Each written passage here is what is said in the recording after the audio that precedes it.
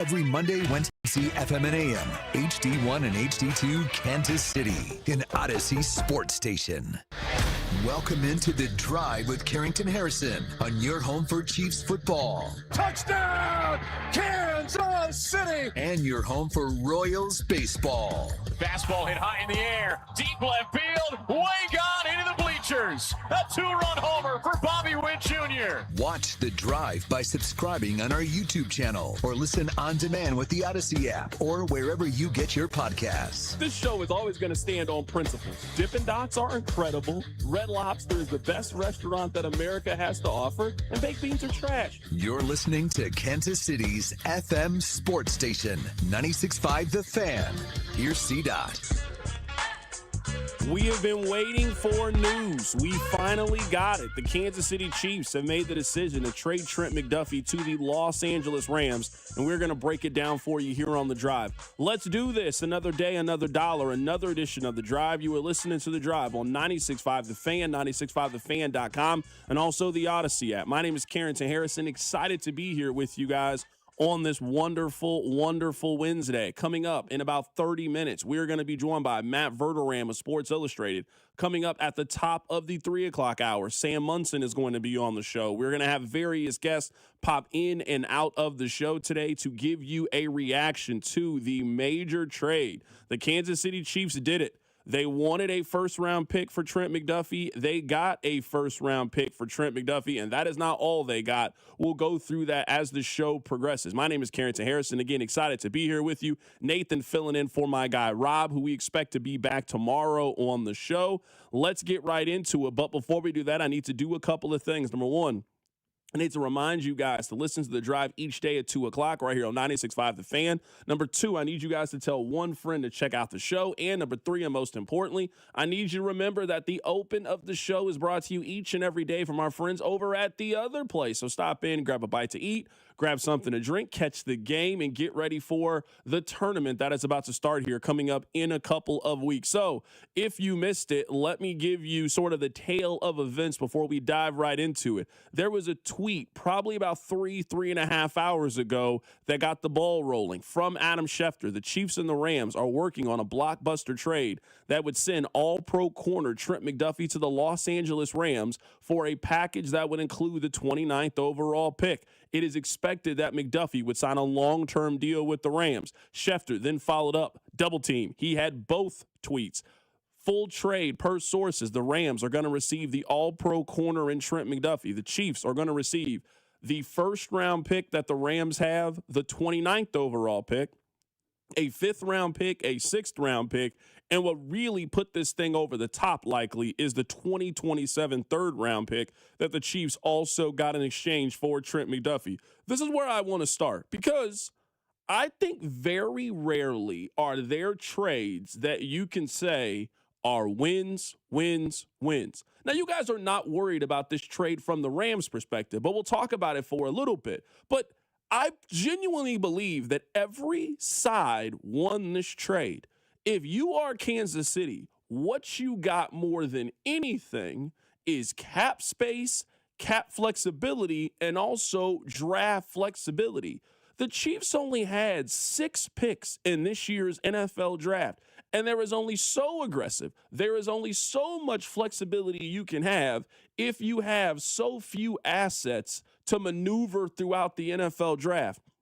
They only had one significant draft piece that they were willing to move on from that could get them the kind of flexibility that I think they desired and also get them the cap flexibility that they desired. We've been talking about it for weeks. That player was Trent McDuffie. Now, we mentioned this yesterday on the show. If the Chiefs were going to do this and they were going to be able to take advantage of the salary cap and they were going to make a move before all of the pieces started to move around, you were going to need to do this at some point before the start of the league year. Eventually, teams start handing out contracts. Teams start allocating their draft space, their cap space, and start to maneuver around the board. You needed to also position yourself so you know going into March 11th exactly what you have, what your resources are, and how you can maneuver throughout free agency. So there was an urgency to get this done as well. This is what the deadline and this is what the combine is for. The combine is for these conversations. You're at the combine having these conversations about Jawan Taylor if somebody's going to take him. You're having these conversations at the combine about what Trent McDuffie's value is worth. So you go through the combine, you have these conversations. The Rams are one of the teams that just made sense. If the Chiefs were going to get a first-round pick, it was either going to be with the Dallas Cowboys or it was going to be with the Los Angeles Rams. You needed a team that had flexibility. You needed a team that felt like they were close enough that this move could potentially get them over the hump. You needed a team with the cap space that was also going to sign a deal if you wanted a first-round pick. And the Rams have shown us time and time again, they don't value first-round picks the way that the rest of the NFL does. So from the Chiefs' perspective, you got cap flexibility, you got draft pick flexibility. That is exactly what I think the Chiefs wanted out of this. So that is a win for the Kansas City Chiefs. If you are the Los Angeles Rams, and again, the Rams don't value draft picks in the same way that everybody else does. They have made one first-round selection in the last 10 years, and it was Jared Verse. They do not use first-round picks on rookie players. They use first-round picks for guys like Trent McDuffie, established veteran players that they are happy to give second contracts to. That's how they choose to use those assets. So you go out there and you get a guy who is arguably the best interior corner in the National Football League and is probably one of the top 10 outside corners in the National Football League. You also get a guy who is homegrown. You also get a guy who his former secondary coach is on the staff right now with the Los Angeles Rams. So this is a move that for them fits like a hand in a glove. This makes all the sense in the world for the Los Angeles Rams. I see why they are willing to, I wouldn't say overpay for Trent McDuffie, but they were willing to pony up for Trent McDuffie. If you add up all of the draft picks and you add up the 29th, the 5th, and the 6th and what they got for the 2027 draft, this is equivalent to the Chiefs getting the 20th overall pick for Trent McDuffie. You cannot come on the text line today, 913-586-7965, and make any argument that they should have got more for Trent McDuffie than what they got. They got 100% of the value of Trent McDuffie, and that is exactly what you want. So from the Chiefs' perspective, I would give this an A. From the Rams' perspective, I would also give this an A. This is a team that has a 37-year-old quarterback and a team that was one stop away from likely winning the Super Bowl. Whatever team that won the NFC Championship game was going to smoke the New England Patriots in the Super Bowl. And if you had the ability to get one stop, one deflection, one tackle for loss, one interception, one big play from your defense, the Rams probably win the Super Bowl last year. You feel like Trent McDuffie could possibly be that player to get you over the hump and could be one of those foundational pieces. And if you're Trent McDuffie, things worked out. You got drafted by a great organization. You were a great player for that organization. You were great in the community, well respected in the locker room. You were an all-pro player. You won a couple of championships. You were vital in winning a couple of championships. The business side of football happened, and they could have traded you to a cold-weather team that doesn't win. You got traded to the Rams. You got traded to go back home. You got traded 30 minutes from where you grew up for an organization that is going to continue what your expectations are, and that's to play in big games, compete for championships, and have a chance to continue to be an all-pro caliber player. This is just one of those moves that just end up working for all sides. This is the true definition of a win-win-win trade. We're going to break this trade down all day. We're going to have various guests. We are going to open up the phone lines and take you guys' phone calls, 913-586-7965. We'll read your text also as the show progresses. But just as an early 10,000-foot view, this is a very fair trade on all sides, and a trade that I very much understand for Kansas City. The Chiefs have shown an incredible ability at this part of team building. They are exceptional, maybe the best in the league this side of the Philadelphia Eagles at developing cornerback prospects. And they have done this now for 3 straight draft cycles. They did this with L'Jarius Sneed. They did this with Charvarius Ward. They have now done this with Trent McDuffie. You get a guy, you play out his rookie contract, you get everything you can out of his rookie contract. You then let that player move on and you get some compensation back for that player and you start the circle of life over again. This is a move that shows their belief in Noel Williams. This is also a move that shows their confidence in Christian Fulton as well, who still has 1 year left on his contract, and we will see what this means for a couple of their free agents. We'll talk about this more coming up on the other side, but this is also a move that really shows you Brett Veach's incredible gamble on himself and also the scouting staff that he has built around him. We got some time to take your phone calls before we start to have some guests join us on the show. 913-586-7965. I'm sure by now you have seen the news or heard the news. The Chiefs have traded Trent McDuffie to the Los Angeles Rams. The Chiefs received the 29th overall pick, a 5th-round pick, a 6th-round pick, and a 2027 third-round pick in exchange for Trent McDuffie. Coming up on the other side, we will tell you the other team that was jockeying for position to try to make the trade for Trent McDuffie. That's coming up next. Keep it right here. It's The Drive. The Drive with Carrington Harrison on your home for K-State Athletics. 96.5, The Fan. What if you could have the most reliable fiber-powered Wi-Fi? And get this, what if you could keep it at the same price for 5 years? That's the Xfinity 5-year price guarantee. 5 years of Wi-Fi that boosts speeds to the devices that need them most, that finds and fixes problems before you even notice them. Like super intelligent Wi-Fi with a 6th sense. And that keeps you gaming in the fast lane, even when the whole family is banking on bandwidth. All your devices working in perfect harmony for 5 whole years. And here's the best part. No annual contracts, no hidden fees, and our best equipment included. Plus, get online in no time with same-day Wi-Fi. Hey, let's face it, a lot can change in 5 years. Kids grow taller, dreams grow bigger, but your Wi-Fi, it would stay reliable and the price would stay put. The Xfinity 5-year price guarantee. Lock in your price and unlock the possibilities. Xfinity, imagine that. Select plans only. Restrictions apply. Most reliable Wi-Fi based on Open Signal Awards USA Fixed Broadband Experience Report, May 2025. Actual speeds vary. Xfinity Internet powered by fiber and connected to the premises by coaxial cable. And Doug. There's nowhere I wouldn't go to help someone customize and save on car insurance with Liberty Mutual, even if it means sitting front row at a comedy show. Hey everyone, check out this guy and his bird. What is this, your first date? Oh, no. We help people customize and save on car insurance with Liberty Mutual together. We're married.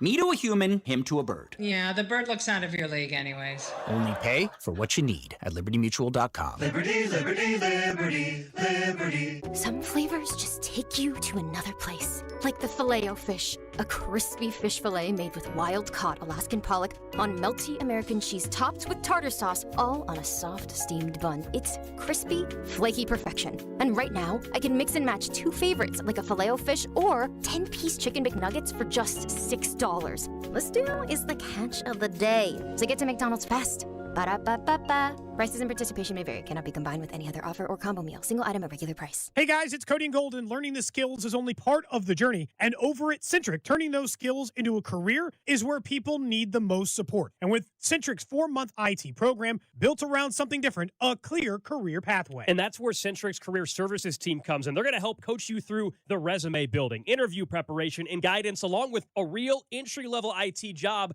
with local employers. And if you're serious about making that career move, you got to just talk to our friend Russ Mondry and schedule that career pathway call. Go to Centric.com for more. Are you a little bit down that football is over and you're looking for something that gives you that excitement, that thrill, mixed in with a little patriotism? Well, I'm here to tell you about the Winter Games, and you want to know why betting the Winter Games on FanDuel, America's #1 sportsbook app, makes sense?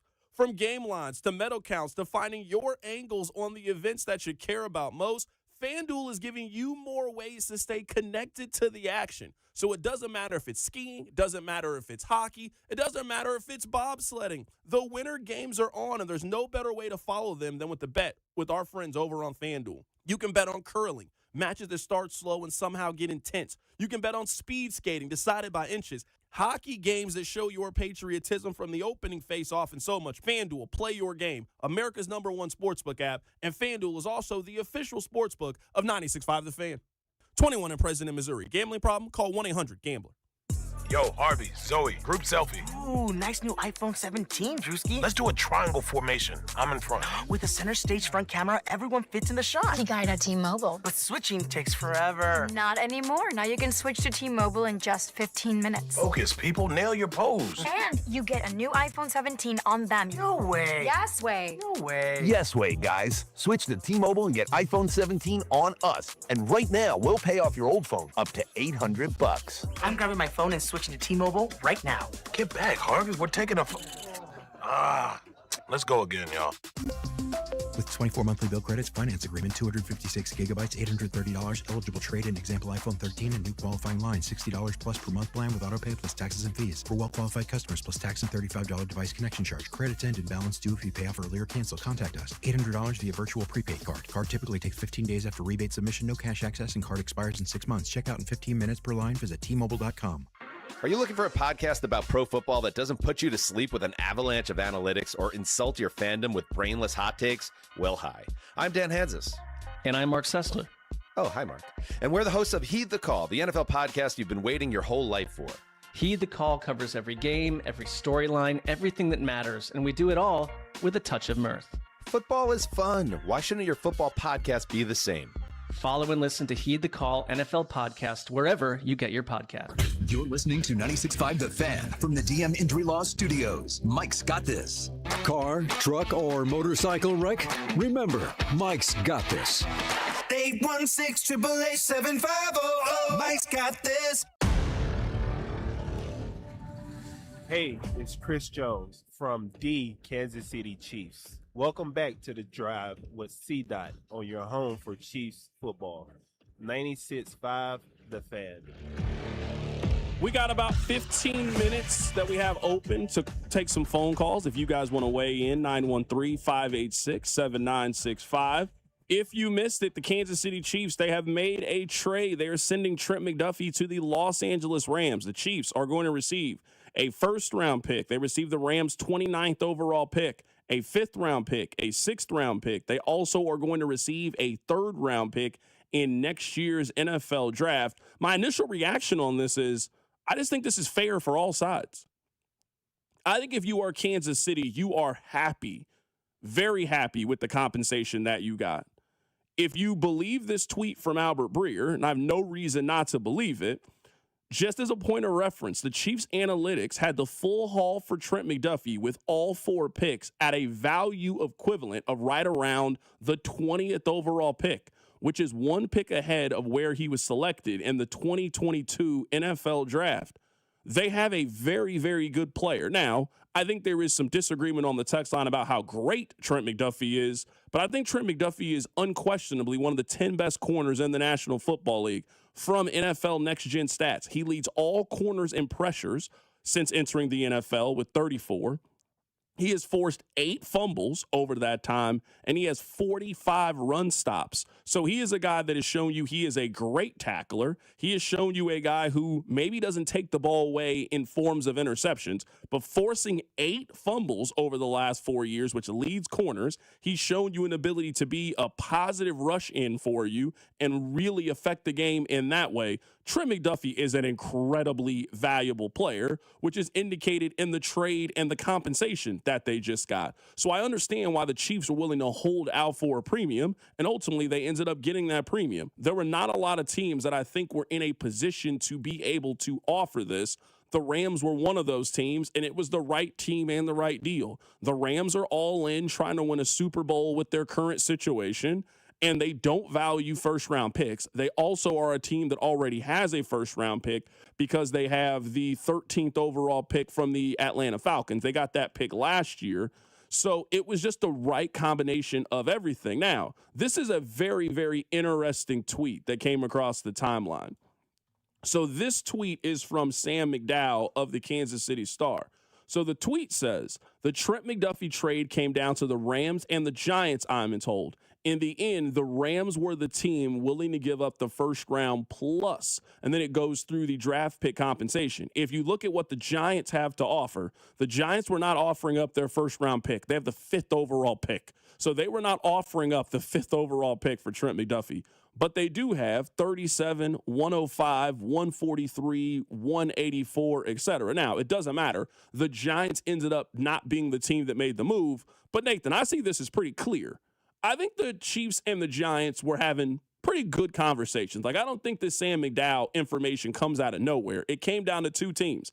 I think the Giants were obviously willing to offer the 37th overall pick. the Chiefs just continue to shop them around and shopping around, and eventually they got a team to bite with what they were willing to. There were not a lot of teams that I thought had the draft capital or positioning to make a first-round move for Trent McDuffie. The Rams are one of the few teams that did. They eventually got the Rams to bite, and they got the Rams to bite, I would say, with pretty fair compensation. To get 3 picks this year and 2 picks in that 5th and that 6th-round pick that you can either use as selections or very easily use that to move up and get what you want. Maybe you trade 40 and that 5th-round pick and you can move up to go get a player that you really like.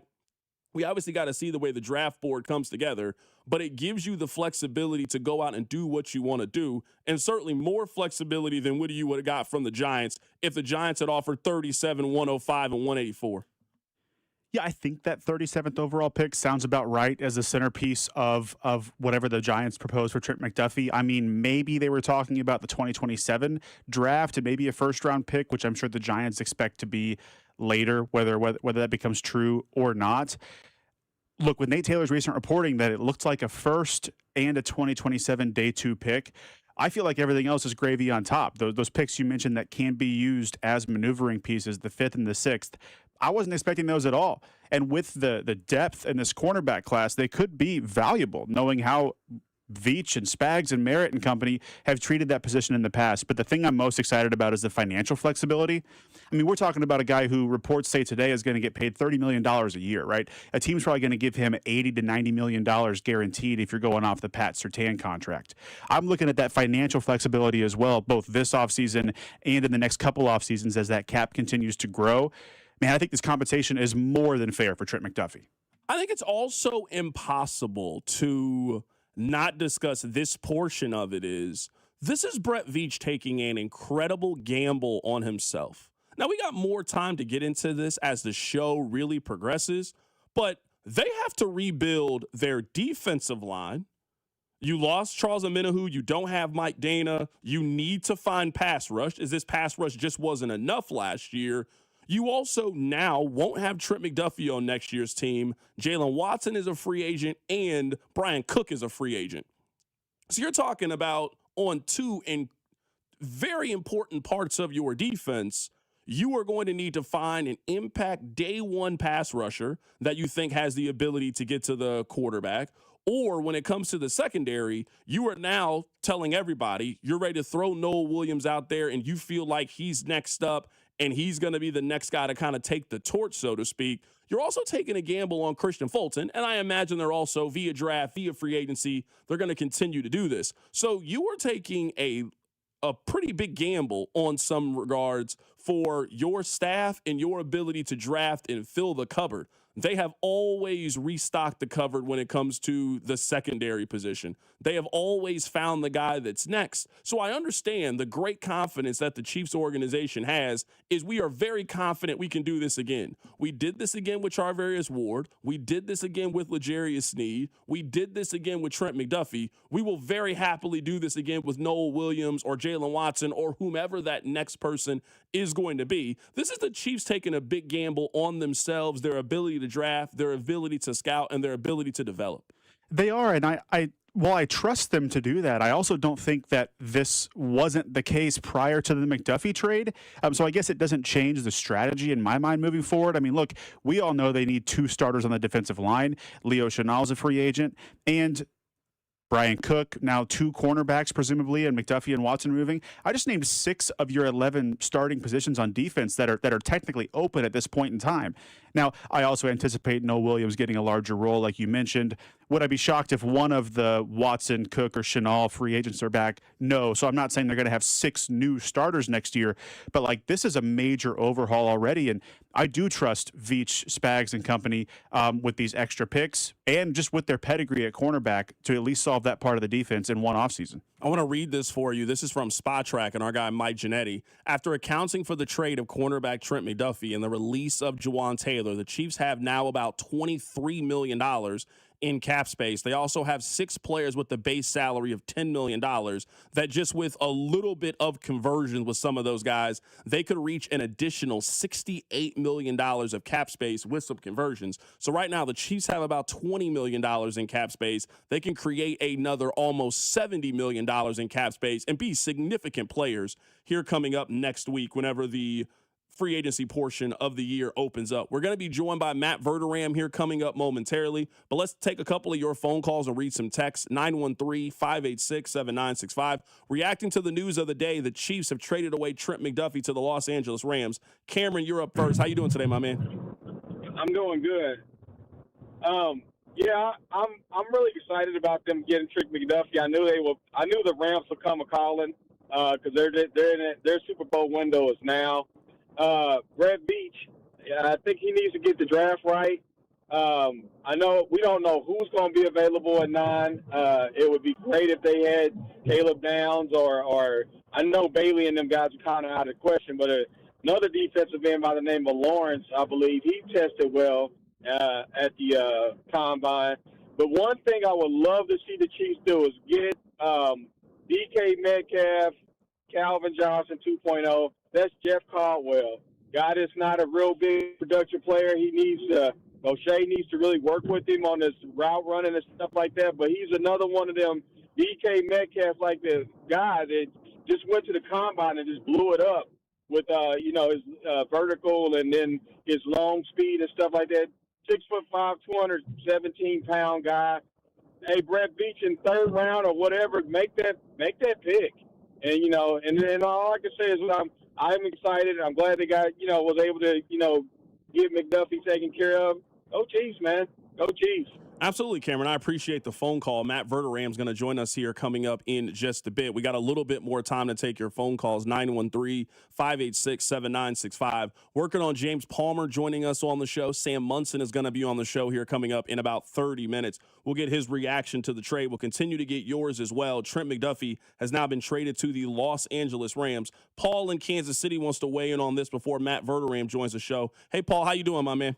Hey, guys, great show. Look, I'm just excited. Riverboat Beach, what a trade. The reason Seattle had such a good defense, they were all young and they were dogs. So we get some guys that coming out with this capital we got. We get some dogs out of this college because college players coming out now on the defensive side are already polished with the offenses being run in college.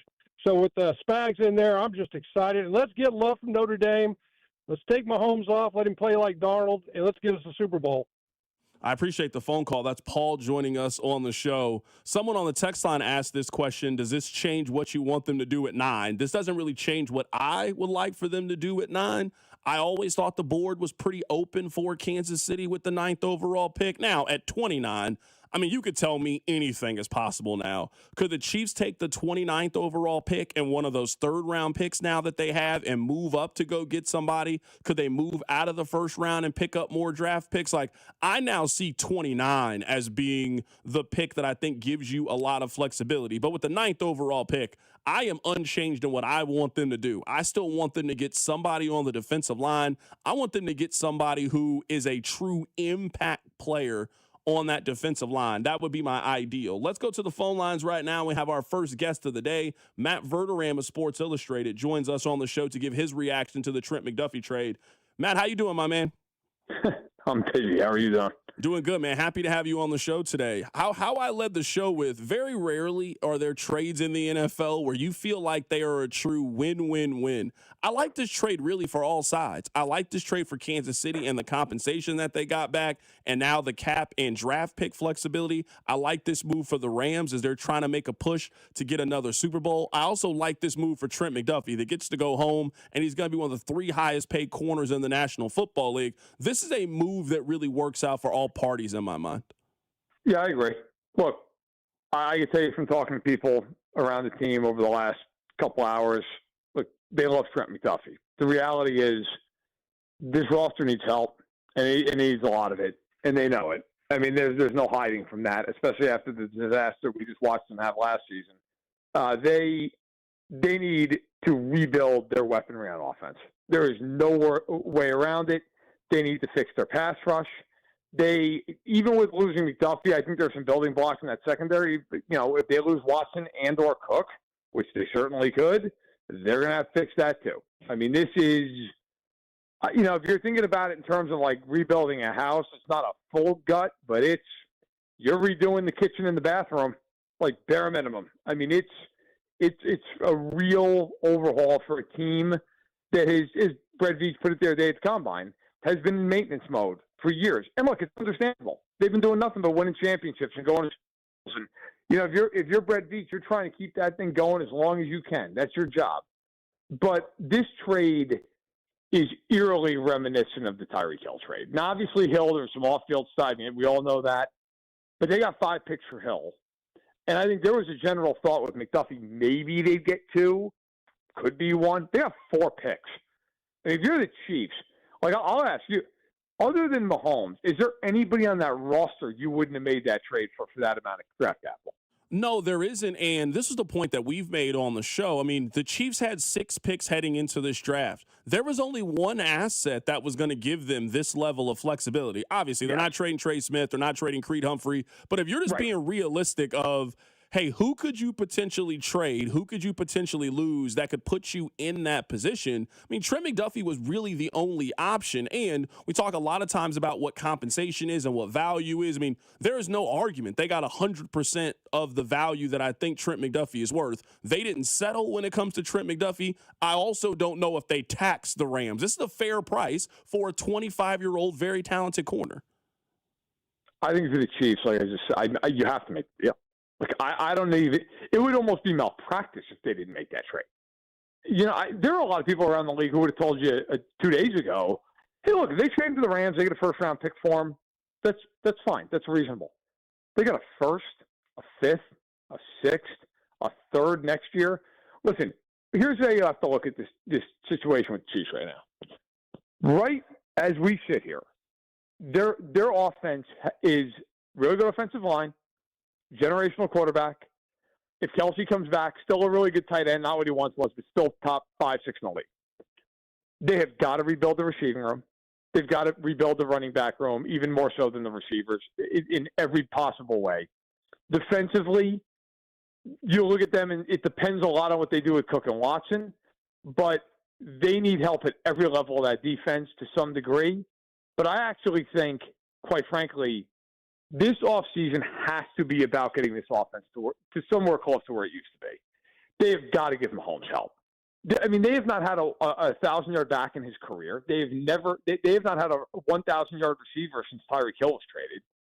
Like, at some point here, you've got to give this guy some real talent. And now you're sitting here with a good amount of cap space. I expect them to even have more by the time we get to actual free agency on Monday.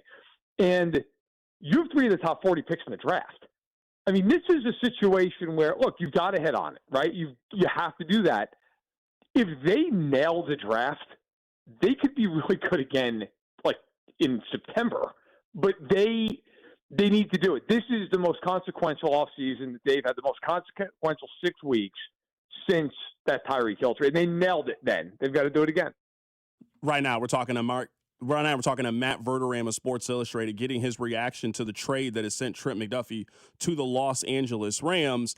I think in a lot of ways, we should have seen this coming a while ago. From the Rams' perspective, I mean, they clearly have been setting up a position of where they were going to make a trade for a player of this caliber. When they moved out of the first round last year and picked up the Falcons' first-round pick and now had 2 first-round picks, they were never going to make 2 selections. I mean, they've only drafted 1 first-round player in the last 10 years. They were never going to draft 2 in this year's draft class, not with the 37-year-old quarterback. So in some ways, they've kind of been setting up to make this move. And last offseason, when all of those corners were coming off the board with the big-time deals and the Chiefs didn't want to give that contract to Trent McDuffie, that should have told us that last year was his final season. And if you weren't willing to pay him at the end of 2025, why would you now be willing to pay him heading into 2026? Well, I've been on the record the last 2 months. I would have traded him because I just think, as great as he is, it's $30 million a year. I mean, how many guys are realistically, and I'm not, look, there's nothing against Trent McDuffie. He is a spectacular player. How many guys are realistically worth $30 million a year that aren't quarterbacks? I mean, we're talking a handful. in the league. And maybe he's one of those guys. Maybe you look at him and say, hey, you know what? He's worth that to you. Okay, that's fair. Like that is, he's reasonably in that conversation. But I just think if you're Kansas City right now, you've got to look at this roster and just say, look, it's almost irresponsible. Like, we cannot pay $30 million to a corner who's awesome, but also, look, he wants to play outside. They want him to play inside. Like, of course, look, it's Spagnuolo. They're going to move him around, but like Trent McDuffie, and not in an adversarial way, but like prefers to be outside. It's a little less on the body. It's a little easier in terms of just physically having to deal with that all year long. You're not a force player against the run. You're not blitzing as much. And so totally understandable. But he is the best slot corner in football. He's a very good outside corner. He's a great slot corner. Well, if you're the Chiefs, you can't pay a slot corner $30 million for that. You just can't. Like, they can realistically take that money and spend it on 4 to 5 real guys. I mean, yeah, we're talking, my understanding is the guaranteed money was going to be close to $90 million, like if they had signed him. You're talking 5 guys who you could bring in who are real players, like real players, or 3 star players, 3 guys who are going to get top-tier money. You could bring it. I mean, so look, McDuffie's earned that money. I think it's fantastic for him. It's great. He gets to go home. He gets to play in a contender again. And if you're the Chiefs, again, this is now, like, the trade's great, but now comes the part, you've got to nail these signings that are undoubtedly coming here in the next week or so. And you've got to, at minimum, those 3 in the top 40, you got to nail 2 of them. Like, you've got to walk out of that saying, we got 2 guys who are legit impact players at a minimum, if not all 3 of them. So the Chiefs could possibly have a secondary that doesn't have Trent McDuffie. He's been traded. Jalen Watson is a free agent, and Brian Cook is a free agent. Let's focus in on the secondary. How would you go about solidifying talent in there? Are you going through the draft? Are you rolling the dice in free agency? Are you trusting what you have with Noel Williams and Christian Fulton? How are you handling the secondary if you're Brett Veach? I would, at this point, I'd prioritize re-signing Watson. Because if you can bring him back, okay, let's say it's 4 and 70, and you give him, speaking of $45 million guaranteed. Okay, that's not nothing. That's a good chunk of change. Maybe it's $40 million guaranteed, whatever. But look, now you at least have him and Noel Williams on the outside with Fulton as your third corner. If you can bring back Cook, great. If you can't, look, Tamari Connor can't play in the slot. He's not a bad safety. And the big question is, like, do they think Hicks can play at all? Because that's been the thing with them. Where, Spagnuolo openly talked about the fact he makes too many mistakes and they don't trust him. Well, is that still the case going to year 3? If it is, then they've got to do something. I would sign Watson and then take my chances on Cook with the market because there are a lot of safeties. A lot of safeties out there. Cook's out there. Daquan Brisker, Cam Curl, Nick Cross, Kobe Bryant. Plus, you've got a lot of good guys in the draft. Like, that might be a situation where maybe you're willing to play that out a little bit more. So I would sign Watson if possible, get him back in the fold, and at least feel like, okay, my corner situation is solid, if not great. It's solid. And then you figure out the safeties. Maybe you wait for the market to drop out on one of those guys I mentioned, and you make a play for him. Last thing here, I know it's not Trent McDuffie related, but it's off-season related. I feel like the information right now about the Chiefs at running back is just everywhere.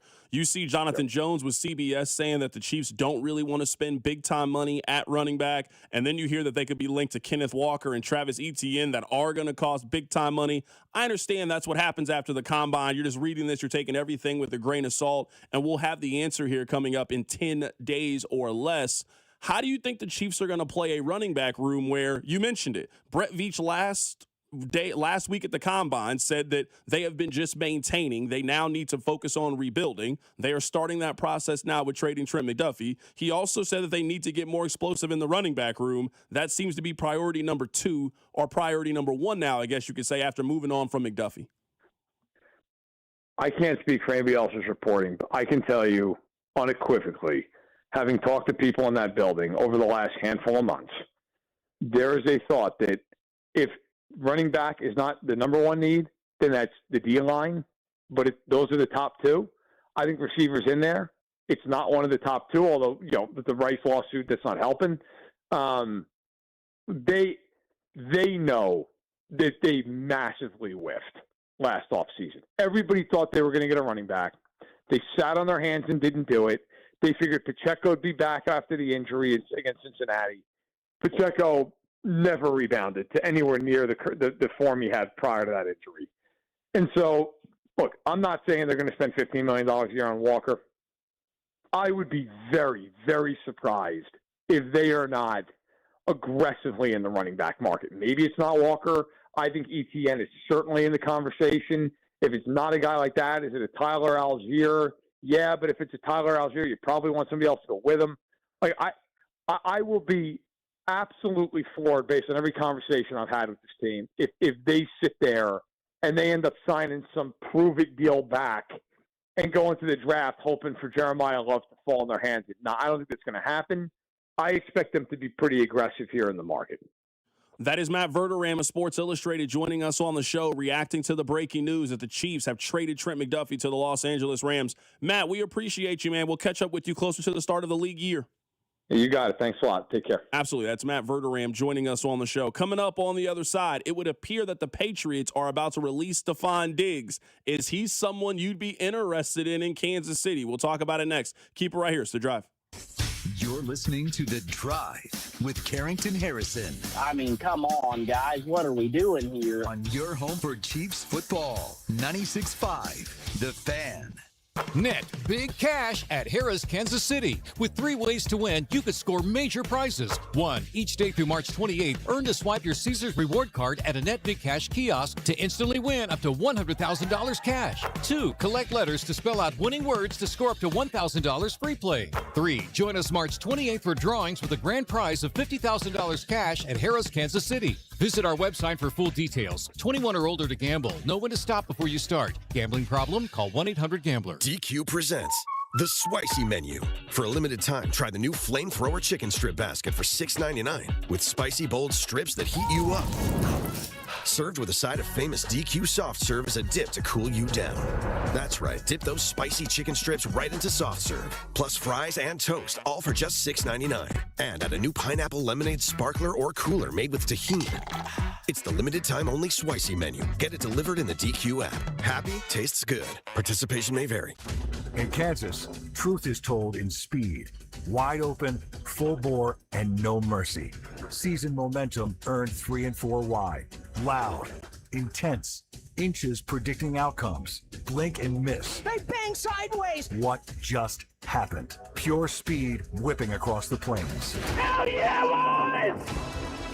NASCAR weekend at Kansas Speedway, April 18th and 19th. Get your tickets now at kansasspeedway.com. Missouri, get ready. Circus Sports is giving you the chance to win owner Derek Stevens' wallet. From February 3rd to March 15th, you can take home your share of $250,000 in cash. Simply wager $100 and earn 1 share, wager $1,000 to earn 2 shares, wager $5,000 for a 3rd share. Bet on anything from pro sports to college, straight bets to futures. Don't miss your chance to cash in and take home your share of Derek's wallet. Visit circusports.com for details. Must be 21 and older and in Missouri. Gambling problem? Call 1-800-BETS-OFF. Over time, your home's exterior takes a beating. You might notice faded colors or peeling paint. You need to call my friends at CertaPro Painters, whether you're thinking about the inside or outside of your home. Their free estimates are detailed and easy to understand, and you'll get a quote right away. Ask about their spring sales event for 10% off qualifying projects through May 15th. And remember, each CertaPro Painters business is independently owned and operated right here in KC. Schedule your free estimate at CertaPro.com. That's Certa with a C. This is the story of the one. As a procurement manager for a hospital system, she keeps every facility in her network stocked and ready. That's why she counts on Grainger to be her single source for thousands of products, from disinfectants to lighting, air filters, and more. And with fast, dependable delivery, Grainger helps her keep every facility stocked, safe, and running smoothly. Call 1-800-GRAINGER, click Grainger.com, or just stop by. Grainger, for the ones who get it done. Hey, Joy. Oh, you are glowing. Oh, hey. More like Mira joyed that Miralax helped me go. I was so backed up. Tried mega coffees, prune juice, everything. Then Miralax. And hello, gentle relief without the harsh side effects. Ooh, how does it work? It works naturally with the water in your body for constipation relief. Find Miralax today at your local retailer. Use as directed for occasional constipation. Attention, have you racked up $10,000 or more in credit card debt? Are you barely getting by making minimum payments? With credit card debt reaching all-time highs, National Debt Relief is notifying consumers about significant debt relief options currently being made available to help those with overwhelming credit card debt. These options may reduce a large portion of credit card debt for those who qualify. You don't need to declare bankruptcy or take out a consolidation loan, and you may only have to pay back a fraction of what you owe, even if you have bad credit. National Debt Relief has already reduced the credit card debt for more than 550,000 consumers, so don't wait. If you owe $10,000, $20,000, or even $100,000 in credit card debt, you can now take advantage of this financial debt relief as the cost of living continues to skyrocket. To check what debt reduction you may qualify for, call 800-358-6868. That's 800-358-6868. Again, 800-358-6868. This afternoon, expect light rain with a chance of slight thunderstorms and a high of 53. Weather brought to you by Staples. From posters and presentations to labels and loyalty cards, Staples has all the print to boost your brand. Shop now in-store and online. Staples. That was easy. When severe weather hits, tune in to 98.1 KMBZ for Operation Stormwatch. Brought to you by Century Roofing. Proudly voted the #1 roofing company in all of Kansas City. CenturyRoofingKC.com. This is your home for Kansas City sports. 96.5 The Fan. The New England Patriots, they have released Stephon Diggs. Now, Diggs had a very good season last year. 85 catches, a little bit over 1,000 yards, 4 touchdowns last year. He's 32 years old. He has been a consistent 1,000-yard receiver in the National Football League. He has had at least 1,000 yards in every season but one since 2018. So he has been a very, very good player. I threw the question out there, 913-586-7965. Is this a player that you'd be interested in the Chiefs taking a swing on? We'll get back to Trent McDuffie here coming up in a bit.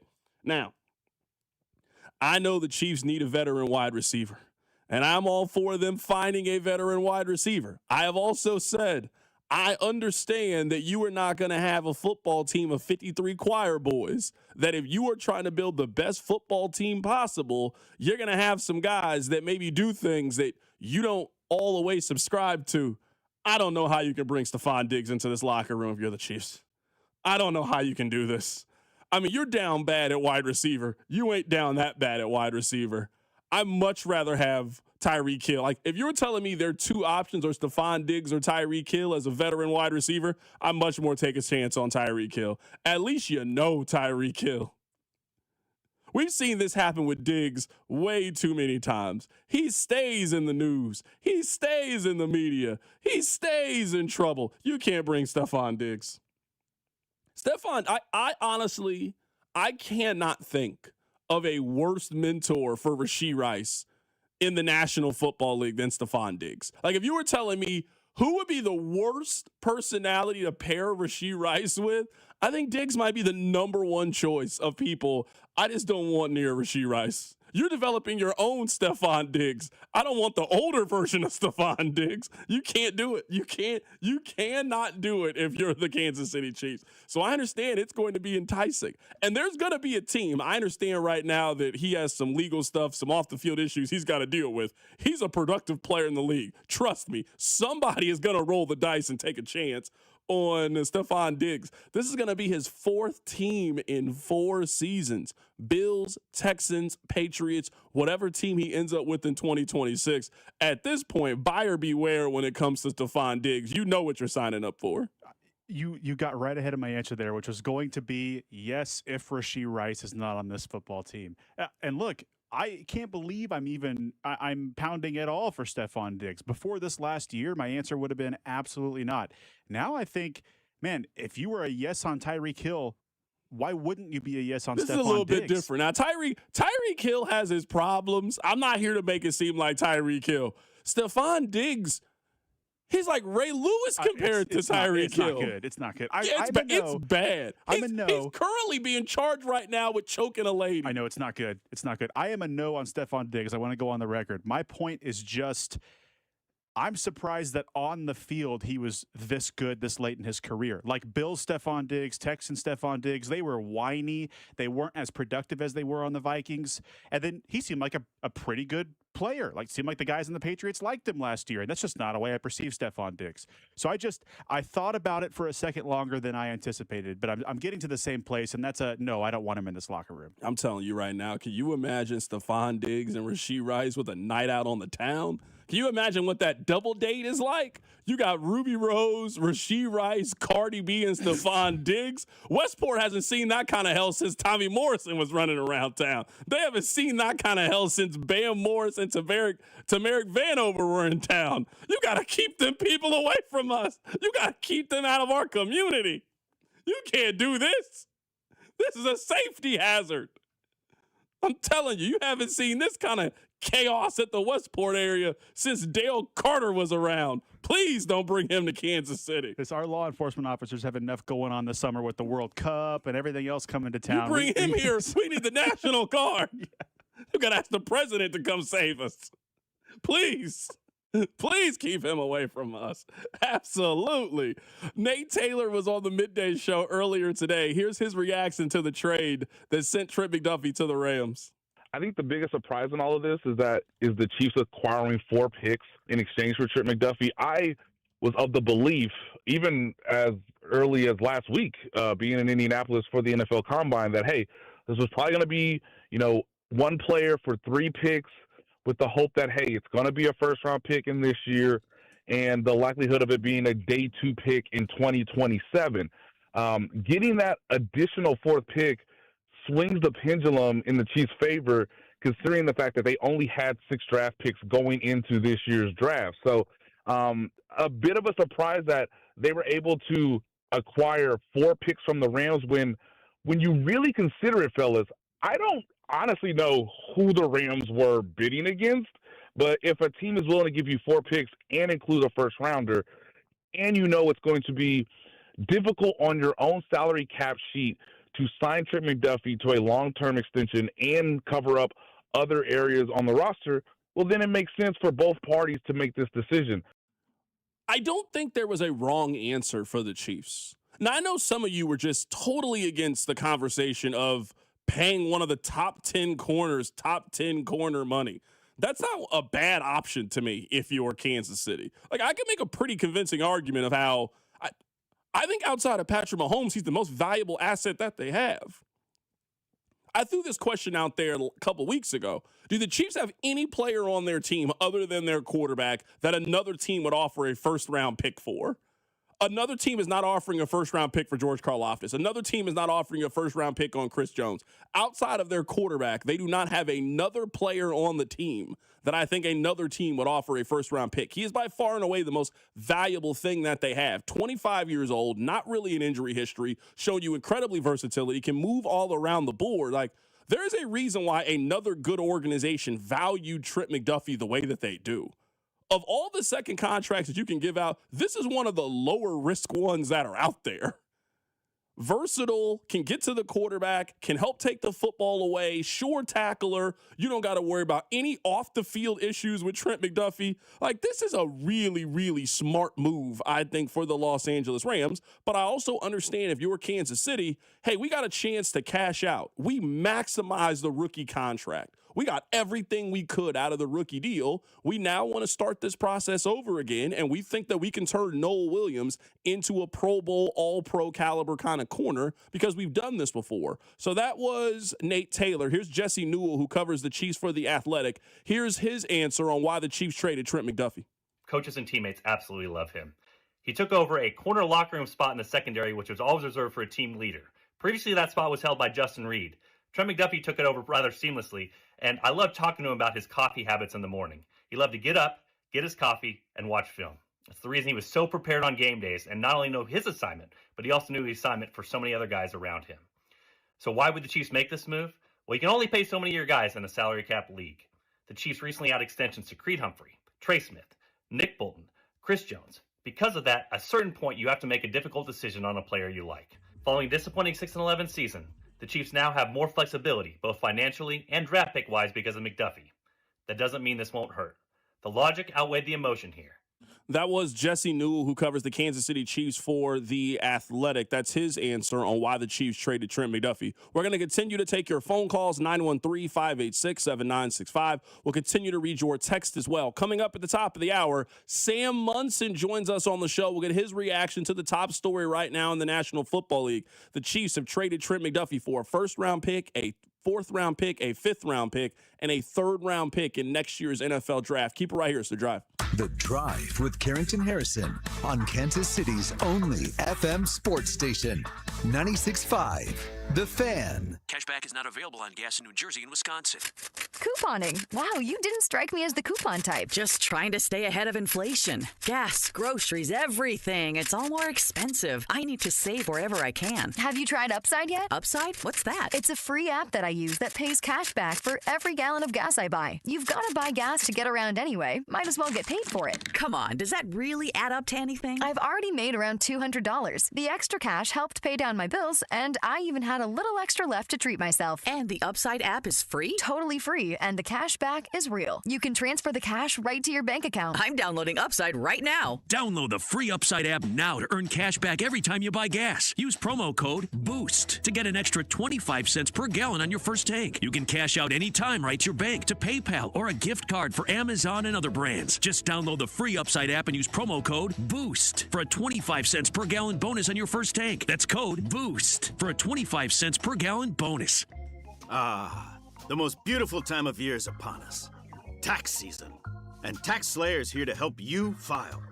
We guarantee 100% accuracy and your maximum refund. Those are some good numbers. And you can trust me, because I'm a talking calculator.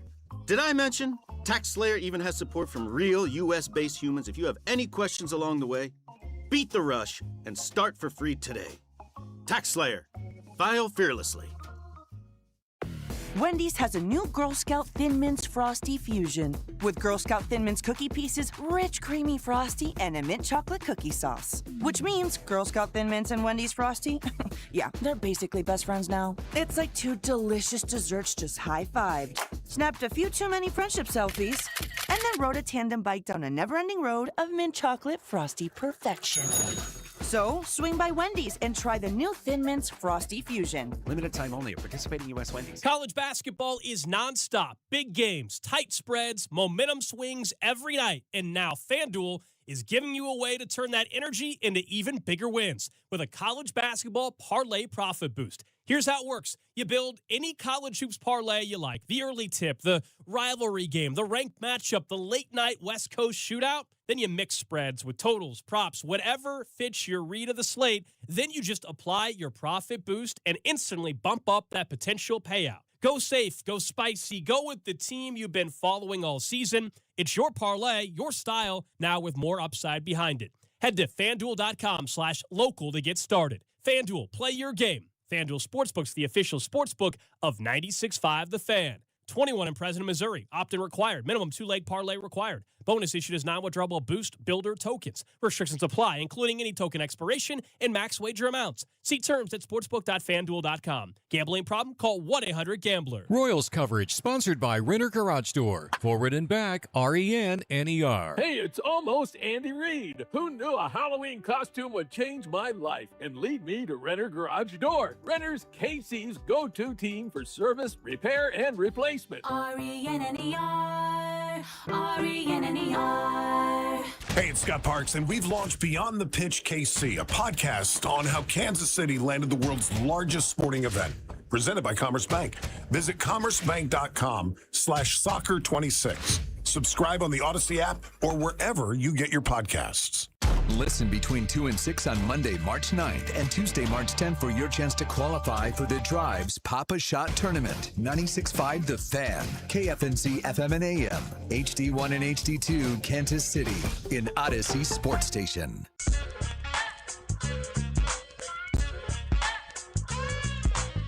We are trying to get a hold of Sam Munson. He's going to join us here coming up in just a little bit. My name is Carrington Harrison. Very happy to be here with you on this wonderful, wonderful Wednesday. We are talking about the top story. If you missed the top story, the Kansas City Chiefs, I would say, make the first major move of the offseason in trading Trent McDuffie. They cashed out, in my opinion. The Chiefs have sent Trent McDuffie to the Los Angeles Rams. The Chiefs received the 29th overall pick, a 5th-round pick this year, a 6th-round pick this year, and they also receive a 2027 3rd-round pick from the Los Angeles Rams. They absolutely cashed out in that regards. Matt Miller was on the midday show earlier today, and he asked if this trade changes the Chiefs' strategy on how they want to handle the NFL draft. I don't think the strategy changes a whole lot, to be honest. I think that, the Chiefs are in an interesting spot where this is not a team that just has like one or two holes. This is a roster that is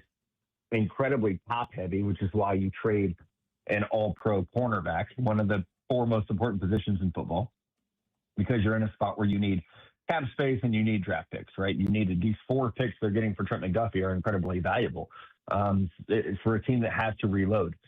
So I look at this and see this is a team that understands over the next 2 years they're going to really have to reload this roster. And there are some building blocks, obviously. Patrick Mahomes is the building block. Josh Simmons, Creed Humphrey, Trey Smith. But defensively, this is a team that is very, very soon going to have a completely new look. Brian Cook's a free agent. We don't know how much longer Chris Jones is going to be here. There's been some big-time misses in the draft on the defensive line. So I see this as Brett Veach saying, okay, we got to go back to the drawing board a little bit. They only had 6 selections in the draft before this. Now they're loaded up with 8 of them, depending on what happens with comp picks. So this is always hurts to lose an all-pro, but when you only have so many assets that you can shop to get draft capital, this is what you have to do. We're going to take phone calls here in a bit, 913-586-7965. We also have time to read your text messages as well. We'll talk about the offseason challenge that I think the Chiefs are going to face. But let's head to the phone lines right now to be joined by friend of the show, Sam Munson. Let's get his thoughts and reaction to this trade. Sammy, how's it going, my man? How's it going? Doing fantastic, man. Happy to have you on the show today. So let's just start with this. What did you make? What was your reaction when you saw this trade come through your timeline? Yeah, I think it's a slam dunk from the Rams' point of view. This is a team that's been really, really close the last 2 years to a Super Bowl. They gave the Eagles the best game of anybody on the run through to their win. And then they were arguably the best team in the NFL for most of last season. And really it was a knife edge whether them or Seattle was going to win from the NFC. Whichever one of them got to the Super Bowl, I think would have won it. So they've been right on the cusp. And then they addressed their biggest weakness by a distance, I think, with this trade, and are able to add a really high-end player. And because of the deal they did a year ago, they still got the 13th overall pick in the draft as well to come. So I think from their point of view, even factoring in the money that they're going to have to pay Trent McDuffie to extend him and give him a top-of-the-market money, it's a great move from their point of view. From the Chiefs' perspective, I'm a little more reluctant to give it too much credit. I want to see, where they redirect that money. They obviously have decided they didn't want to pay the kind of money that Trent McDuffie wants. They're going to use that elsewhere. They're going to redirect the funds. They're going to redirect the resources. So I think we need to see where they end up investing before we can decide if it was the right move or not. Right now, we're talking to Sam Munson. We're getting his reaction on the Trent McDuffie trade. I led the show with this. I think this is a true win-win-win all across the board. If you were Kansas City, they get cap flexibility. They get draft pick flexibility. If you were the Rams, you get one of the 10 best corners in the National Football League. If you're Trent McDuffie, you're going to get paid like a top corner in the league, which you have earned in your rookie contract. You also get a chance to go home and go to a top organization. I don't really see many negatives across the board, really on any side when it comes to this move. Yeah, I think it's definitely a great move for the Rams. I think it's definitely a great move for McDuffie because, like I said, he's going to get paid. Kansas City gets a few things that are positive, but they also create a giant hole in the roster by shipping away, their best defensive back. So that's going to need to be filled. It's going to need to be filled probably with some of the draft capital that they just acquired by trading away Trent McDuffie or, a lot of the financial flexibility that they acquired by getting rid of him. So it's not. I definitely think that there's a way that this can go well for them. It's kind of like a year ago. It was much easier to see the direct line between. They basically took the money from Joe Thuney and they're giving that to Trey Smith, right? And they're kind of cashing in with a draft pick. Like, it was just much easier straight line between they're taking this money and they're moving it over here. They're getting younger and they're cashing in with a draft pick. This one, I think, is going to take a little bit longer to kind of flesh out and see exactly what they're going to do with this flexibility. But you're right, they do. I mean, they've created a lot of cap flexibility, financial flexibility, and acquired some draft picks, but it wasn't without a cost. How would you rate, or how do you rate Trent McDuffie as an interior corner, more that nickel corner? How do you rate him on the outside? Because a complaint that I've seen from a lot of fans is it's not good money to pay a corner that doesn't necessarily take the ball away and a guy that doesn't get big interceptions and you don't see as a corner that can really cover ones on the outside. But the Rams obviously disagree. Like, they value him very much. They traded basically the 20th overall pick for him, and they're happy to pay him what the market says that he's worth. How do you view McDuffie as a player, as a prospect? Do you think he's worth the contract he's about to sign? Yeah, I mean, I think the flexibility that he gives you is huge. I think he can play inside and outside. Maybe, I like him better inside than as a true outside corner, but he's done both, and he's done both at a pretty high level. And, his scouting report coming out, people raved about his intelligence. From day one, I think from memory, he got injured early in his rookie season. It took him a couple of weeks before he saw the field. But basically, the second he was out there, Kansas City was leaving him, one-on-one on the outside against top number one wide receivers. Like, they were giving him a veteran, high-end role from the get-go. They trusted him immediately within that defense. So in today's NFL, you're seeing the value of having these guys that can move around, that can be interior guys, that can be perimeter guys, that, give you the flexibility that if somebody goes down in the secondary, you can move them around and still end up in a really good spot. I think that's a big part of why they're going to be paying him market money. I think there's a debate about how valuable turnovers are relative to just being a high-end corner, and that's something that I think is not necessarily a correct answer to that right now. I think there are NFL buildings that absolutely covet the turnovers more than anything else. There are NFL buildings that just want the high-end coverage player. And if he doesn't get a ton of turnovers, so be it. Obviously, the best of both worlds, you have both. But those guys are very hard to find. When it comes to the Chiefs' plan of trying to rebuild the secondary room, let's talk about the possible free agents, and then I want to get your thoughts on Noel Williams right now. We're joined by Sam Munson. Would you pay Brian Cook to come back? Would you pay Jalen Watson to come back? Well, Jalen Watson will be the interesting one. Obviously, we're not yet at free agency. Teams can still potentially get deals done before the start of free agency. Oftentimes, if you can get it done before the start of free agency, you can get a bit of a discount relative to what the market is about to be. And when we've seen that before, it doesn't seem to make sense from the player's point of view, but it does tend to happen this way. So I do wonder if they take some of that financial flexibility, some of the saving, by not having to pay McDuffie and redirect it straight into Jalen Watson and try and prevent that becoming a significant hole in the roster. I really like Noel Williams from what he did last year. I liked him as a prospect coming out. If they were able to keep Jalen Watson, have Noel Williams there as well, and then maybe just add somebody lower down in the draft as, a depth piece, then I think you're in pretty good shape. Right now, we're talking to Sam Munson, joining us on the show today to get his thoughts on the trade that sent Trent McDuffie to the Los Angeles Rams. We didn't see a lot of Noel Williams last year in Kansas City, but there certainly is a lot of optimism around him. In the very few snaps that you got to evaluate with him, do you think he's next up in the Chiefs' line of corners? I mean, they did this with Snead, they did this with Ward, they did this with McDuffie. Like, they have a history of being able to do this. Do you think they can do this with Noel Williams? Yeah, I think he definitely could be. Like I said, I really liked him as a prospect. I had him, sometimes you're watching tape for draft guys and you see somebody on tape that's just somewhere connected to the guy you're actually watching. Maybe he's being covered by the guy you're watching, or he's, going up against the guy somehow, and you just write his name down for the following year because he's in the next draft. Noel Williams is a guy that I had written on a whiteboard for like 2 years before he finally came out. I think he's got really nice click and close ability, great kind of scheme flexibility. I think he can play man or zone coverage at a high level. And then, like you said, it was a pretty small sample size, but I thought he played really well, particularly, right out of the gate. Again, the second he got on the field, we saw some really high-level play for him. He's got, I think, tools. Yeah, I think he could be the next guy that the Chiefs have sort of uncovered in the mid-rounds and turned into a really good player. There's been a lot of conversation about what the Chiefs' biggest needs are now. We're going to talk about this in the next segment. I mean, the Chiefs sort of need to redo 4 separate rooms. They need to redo their running back room. I think you could argue they need to redo their wide receiver room. They need to redo the defensive line. They also need to redo their secondary. What do you see as the Chiefs' biggest need now as they head into free agency in this part of team building? Yeah, I think you're right. I think all of those are significant issues. I would attack the wide receiver room and get that in a good place for the first time in a while. Like Rashee Rice, I think is a really good player, but at this point with the off-field issues he's dealt with, I don't know that you can count on him long term.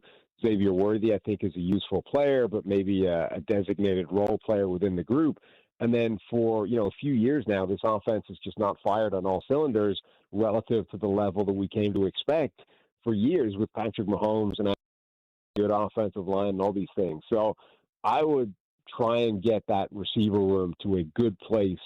And even if it's at cost of, the defense looking a little bit weaker than it's been in the past, we saw last year with San Francisco, if your offense is in a very good place, the defense doesn't have to be good. Like this team can carry itself if Patrick Mahomes has an offense that is firing on all cylinders and that he's comfortable within. We know that they're capable of playing at that kind of crazy level, and maybe they're going to have to live through a season where the defense isn't great. That is Sam Munson joining us on the show today, getting his reaction to the trade that has sent Trent McDuffie to the Los Angeles Rams. Sam, great stuff, man. We'll catch up with you down the line. Anytime. Take it easy. Absolutely. That is Sam Munson joining us on the show today. Happy to get his thoughts on the trade that has sent Trent McDuffie to the NFC and sent him to the Los Angeles Rams. We got time to take your phone calls coming up on the other side, 913-586-7965. If you want to call in, we got some time to do that as well. We'll also reset things. We'll go through the trade. We'll go through what the draft pick compensation is for the Kansas City Chiefs. And this is Brett Veach taking a massive gamble. We'll get to all of that next. Keep it right here. It's The Drive. The Drive with Carrington Harrison on your home for Kansas City sports. 96.5 The Fan. Men, it's the new year, and for many of us, it's a time of deciding to make positive changes in our lives. This is Jeff for Heartland Men's Health, and if you're suffering with erectile dysfunction and are tired of the frustration and embarrassment ED causes, you should call Heartland Men's Health today, because there probably isn't a better resolution you can make than to be done with ED. You see, ED doesn't just affect you, it can also affect your partner, even if they don't talk about it. But here's some great news. If you're like most guys, the treatments at Heartland Men's Health will give you back your sex life, because our protocols have success rates that work in well over 90% of cases. Seriously, you might even find you're performing like you haven't in years. So, make an appointment and get ED out of your life. Your initial visit is only $99 and includes blood work, a medical consult, and if medically advised, a test dose. And if that test dose doesn't work in the office, your visit is free. Call 844-447-6600 or go to heartlandmenshealth.com. That's heartlandmenshealth.com. We have 3 offices: Overland Park, Independence, and North Kansas City. DQ presents the Spicy Menu. For a limited time, try the new Flamethrower Chicken Strip Basket for $6.99 with spicy, bold strips that heat you up. Served with a side of famous DQ soft serve as a dip to cool you down. That's right, dip those spicy chicken strips right into soft serve. Plus fries and toast, all for just $6.99. And add a new pineapple lemonade sparkler or cooler made with tahini. It's the limited time only Spicy Menu. Get it delivered in the DQ app. Happy, tastes good. Participation may vary. College basketball is nonstop. Big games, tight spreads, momentum swings every night. And now FanDuel is giving you a way to turn that energy into even bigger wins with a college basketball parlay profit boost. Here's how it works. You build any college hoops parlay you like, the early tip, the rivalry game, the ranked matchup, the late night West Coast shootout. Then you mix spreads with totals, props, whatever fits your read of the slate. Then you just apply your profit boost and instantly bump up that potential payout. Go safe, go spicy, go with the team you've been following all season. It's your parlay, your style, now with more upside behind it. Head to FanDuel.com/local to get started. FanDuel, play your game. FanDuel Sportsbook's the official sportsbook of 96.5 The Fan. 21 and present in Missouri. Opt-in required. Minimum 2-leg parlay required. Bonus issued as non-withdrawable Boost Builder tokens. Restrictions apply, including any token expiration and max wager amounts. See terms at sportsbook.fanduel.com. Gambling problem? Call 1-800-GAMBLER. A KFC tale in the pursuit of flavor. The greatest insult the Colonel ever suffered was being served a wrap that was just a snack by a friend. So he took 2 crispy tenders, lettuce, tomatoes, and pepper mayo, and wrapped them in a soft tortilla. It wasn't a snack, it was a meal. He called it a twister, and never called that friend again. The Colonel lived, so we could chicken. The Twister, now back at KFC, classic or with bacon. Also try it spicy. It's finger-licking good. Prices and participation may vary. Okay, class, let's begin. Psst, love your boots. I just sold a pair like that on eBay. Oh, really? Yeah, it took like 2 seconds to list, and they sold almost immediately. I've been selling everything lately. Some chunky boots, a faux fur coat I never wore, and a vintage chair that was more of an expensive clothing rack. You know, I actually bought these on eBay. Wait, are you Kitty Sell Stuff from Brooklyn? Okay, quiet, please. Find what you love. Sell what you don't. eBay. Things people love. Drew Brees here.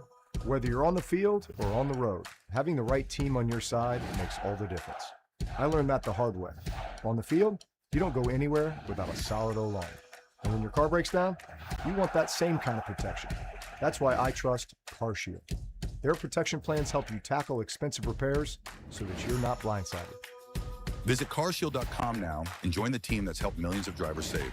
Coverage varies by plan. View contracts and exclusions at carshield.com.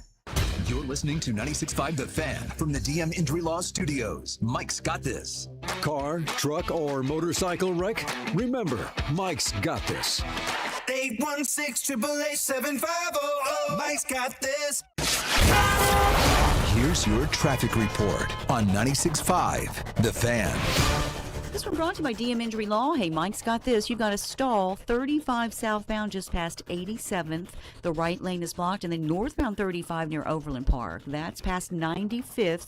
That is a wreck. Left shoulder. 35 northbound past 95th. I'm Val with traffic on 96.5 The Fan. This is 96.5 The Fan, your home for Chiefs football. Welcome back into the show, 913-586-7965. We got time to take your phone calls. We got time to read your text and get your reaction to the trade. Let's start with this. This is a really, really important offseason for the Kansas City Chiefs. And Veach has found himself, I would say, at this crossroad a couple of times. He found himself at this crossroad after the first AFC Championship loss. The Chiefs clearly identified they had their quarterback, and they needed to significantly upgrade the defense. They did that. The Chiefs also found themselves at this place after losing their first Super Bowl to Tampa Bay. Their offensive line had zero depth. It needed to be completely rebuilt from scratch. They did that. They've had a couple of these big off seasons. They traded Tyreek Hill and had to completely maximize having a Hall of Fame Hall of Fame caliber wide receiver traded to the Miami Dolphins. They did that. This feels like another one of those big fork in the road, we have to hit home runs this offseason. They have to rebuild 4 separate rooms. They have to rebuild their running back room. I know Rob isn't here, but they have one running back under contract right now, and that's Brashard Smith. So the question is, how much are they willing to spend on rebuilding the room? But they're going to have to make moves when it comes to running back, and I feel very confident that they are when it comes to that. I would say in some ways, they really need to maybe not completely rebuild the wide receiver room, but they need to start preparing for the possibility, whether it is in 2026 or 2027, that they are not going to have Rashee Rice on their team, and they also don't have a single veteran in the room. So they need to make some wide receiver calls as well. Now move to the defensive side.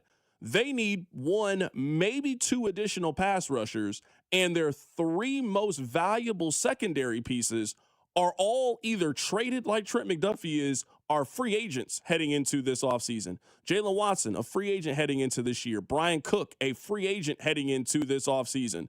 They got a lot of things that they need to do between now and the start of the NFL season. Now, they are equipped with cap space to be able to do that. This move gives you that flexibility. Restructuring contracts also gives you that flexibility to be able to do that.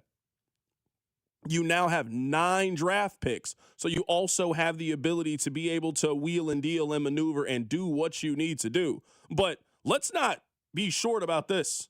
This offseason is about 2 things. This offseason is about the health of Patrick Mahomes, and now as you are heading into Mahomes 2.0, as he is now 30 years old, coming off the most significant injury that he has had in his career, what does he look like? How quickly can he get back? This offseason is about that, and this offseason is also about they got to start building the foundation for the next dynasty. They accomplished all of these things with Travis Kelce and Chris Jones and all of these, Trent McDuffie, all of these pieces. Man, those guys are either old or not on the team anymore. You got to start that process all over again. So Veach has to hit in positions in which he hasn't hit yet.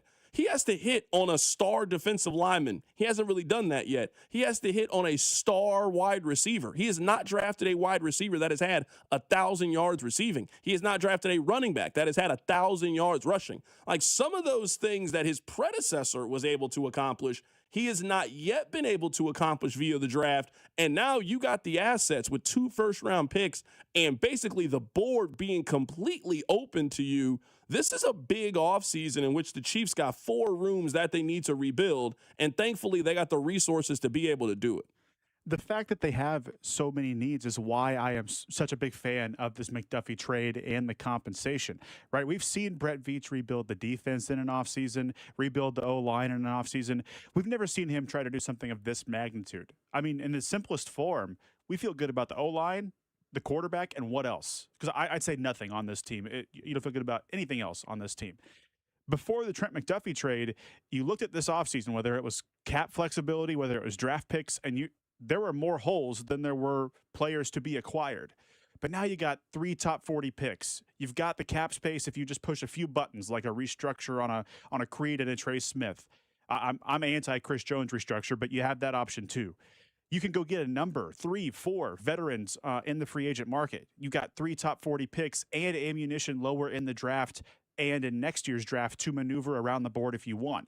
You can trade for a player. You can use one of these assets before the draft and pay that player if you're super sure about that. So where I thought Brett Veach had to work miracles before today, now I think he can just sit back and go into get good players mode, which, as you mentioned, would build the foundation for the next part of this dynasty. Yeah, and the get good players, I also think that's obviously part of it. And it's impact players. Like they need game-changing kind of players. I like Creed Humphrey. He is not a game-changer. Your center is not a game-changing player. Your right guard is not a game-changing kind of player. You need whoever the 9th overall pick is. If he's not a right tackle, if he's Caleb Downs, if he's Jeremiah Love, if it's Mekhi Lemon or Carnell Tate, you need those to be game-changing kinds of guys. Like, we don't need to have the conversation with Mahomes. Well, you know, Mahomes loves to spread the ball around. Not if you draft a wide receiver at number 9. There is no spreading the ball. You think this guy can be an all-pro. You think this guy can be in the conversation to be one of the 10 best wide receivers in the National Football League. That's what's selecting him at number 9 and putting him in this offense with Patrick Mahomes and Andy Reid. That's what it means. If you were telling me that you were going to spend 9 on a running back, he can't just be a good running back. He needs to be a great running back. He needs to be in the conversation of one of the best running backs in the league. Caleb Downs. We need to look at Caleb Downs as being a true all-pro game-changing. He's the best safety in the National Football League. So I'm with you. I think it is what we are talking about. If you're talking about 9, that needs to be a great foundational player. Now, 29 is a little bit different. The Chiefs are pretty accustomed to selecting at the bottom half of the first round. I think anything is open with the 29th overall pick. If you told me the Chiefs took 29 and a 3rd round pick and moved up to 22 to go get a player that they like, it obviously wouldn't shock me. If you were telling me that a team really wants Ty Simpson, for example, and Ty Simpson is still available, so the Chiefs trade out of 29 because the team wants to have the 5th-year option on Ty Simpson and they pick up more additional assets, that would also make sense to me. I think more than anything, what this gives you is now flexibility. You got flexibility with the draft picks that you can't be flexible with 6 picks. Maybe the Chiefs really wanted David Montgomery last week. You can't go get David Montgomery. You don't have enough picks to go get David Montgomery. Now, if there's a player that you want to go get, you can go get. That pass rusher from Minnesota that might end up being released. You can now realistically trade for him with one of these draft picks and turn that into an established veteran player who can come in and play for day one. Trading Trent McDuffie was always your best chance to get options across the board and be able to maneuver and do what you need to do. So you had to do it. But make no bones about it. If you are subscribed to the In Veach We Trust, this move today is him telling you that is still the right decision. You do not trade, in my opinion, your second most valuable asset and basically tell the rest of the league, I made Trent McDuffie, I can make another Trent McDuffie, and I can turn Noah Williams into him, and I know that we have all of these holes, but now you guys are giving me the draft picks. I'm going to figure all of this out. This is the epitome of In Veach We Trust. And if you trusted him to fix the defense after 2018, he did that. If you trusted him to fix the offensive line after losing to Tampa Bay, they did that. If you trusted him to nail the Tyreek Hill trade, he did that. This is another instance of, if you think that he's the best general manager in the league or in that conversation, with all the assets and all the draft picks that they have, there's no reason why the Chiefs can't be a contending team next season. Yeah, you're right. I mean, it also builds the pressure on him, but I was super concerned prior to this trade about the Chiefs getting into a spot where it's like, hey, we now have to take edge with 9, or we missed out on Etienne and Kenneth Walker, so now we're worried Veach is going to draft Jeremiah Love at 9 at all costs. Now it's like they can sit back and he could sort of play for value. He's got a lot of tools at his disposal, both in picks and money. So you want to trade for Grenard from Minnesota, use a pick to get him, and give him a contract? Great. As long as it works, Brett Veach, I'm sold. You want to sign Jalen Phillips from the Dolphins? Great. You want to move up 2 spots in the draft with your extra capital and make sure you get Ruben Bain? Great. He's got a lot more flexibility and can go get his guys and sort of play for value. I didn't think he had that option prior to this McDuffie trade today. I'm going to tell you this right now from reading the text line, and maybe you're seeing what I'm seeing, 913-586-7965.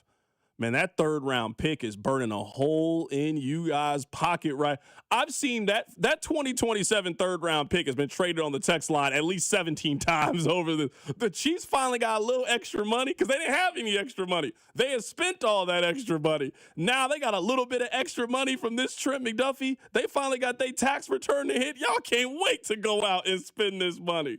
No. Remember when everyone was buying a hoverboard right a few years ago? That's what the Chiefs fans are doing. They're buying hoverboards right now. It's like A.J. Brown, Breece Hall, all these guys that are going to be nothing here in a couple years. Let's just get rid of them all. We have all these draft picks. Let's just go get everybody. Let's just go trade for everybody. Relax. Yeah, all I'm saying, I'm not saying they don't need to trade picks. And I would guess out of these 4 selections that they got for Trent McDuffie, they probably don't select in all 4 of those spots. Either you trade up or you take 29 and a 5th-round pick and you move up to go get something that you want.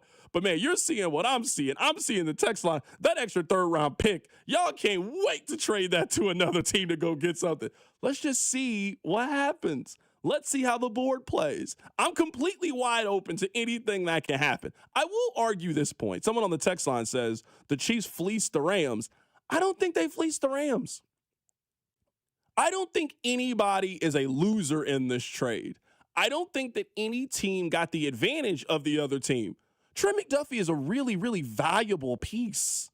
I feel like some ways in this, because Trent McDuffie isn't a guy that gets 5-6 interceptions every year, in some ways, people have kind of made it seem like he's not as good as what he is.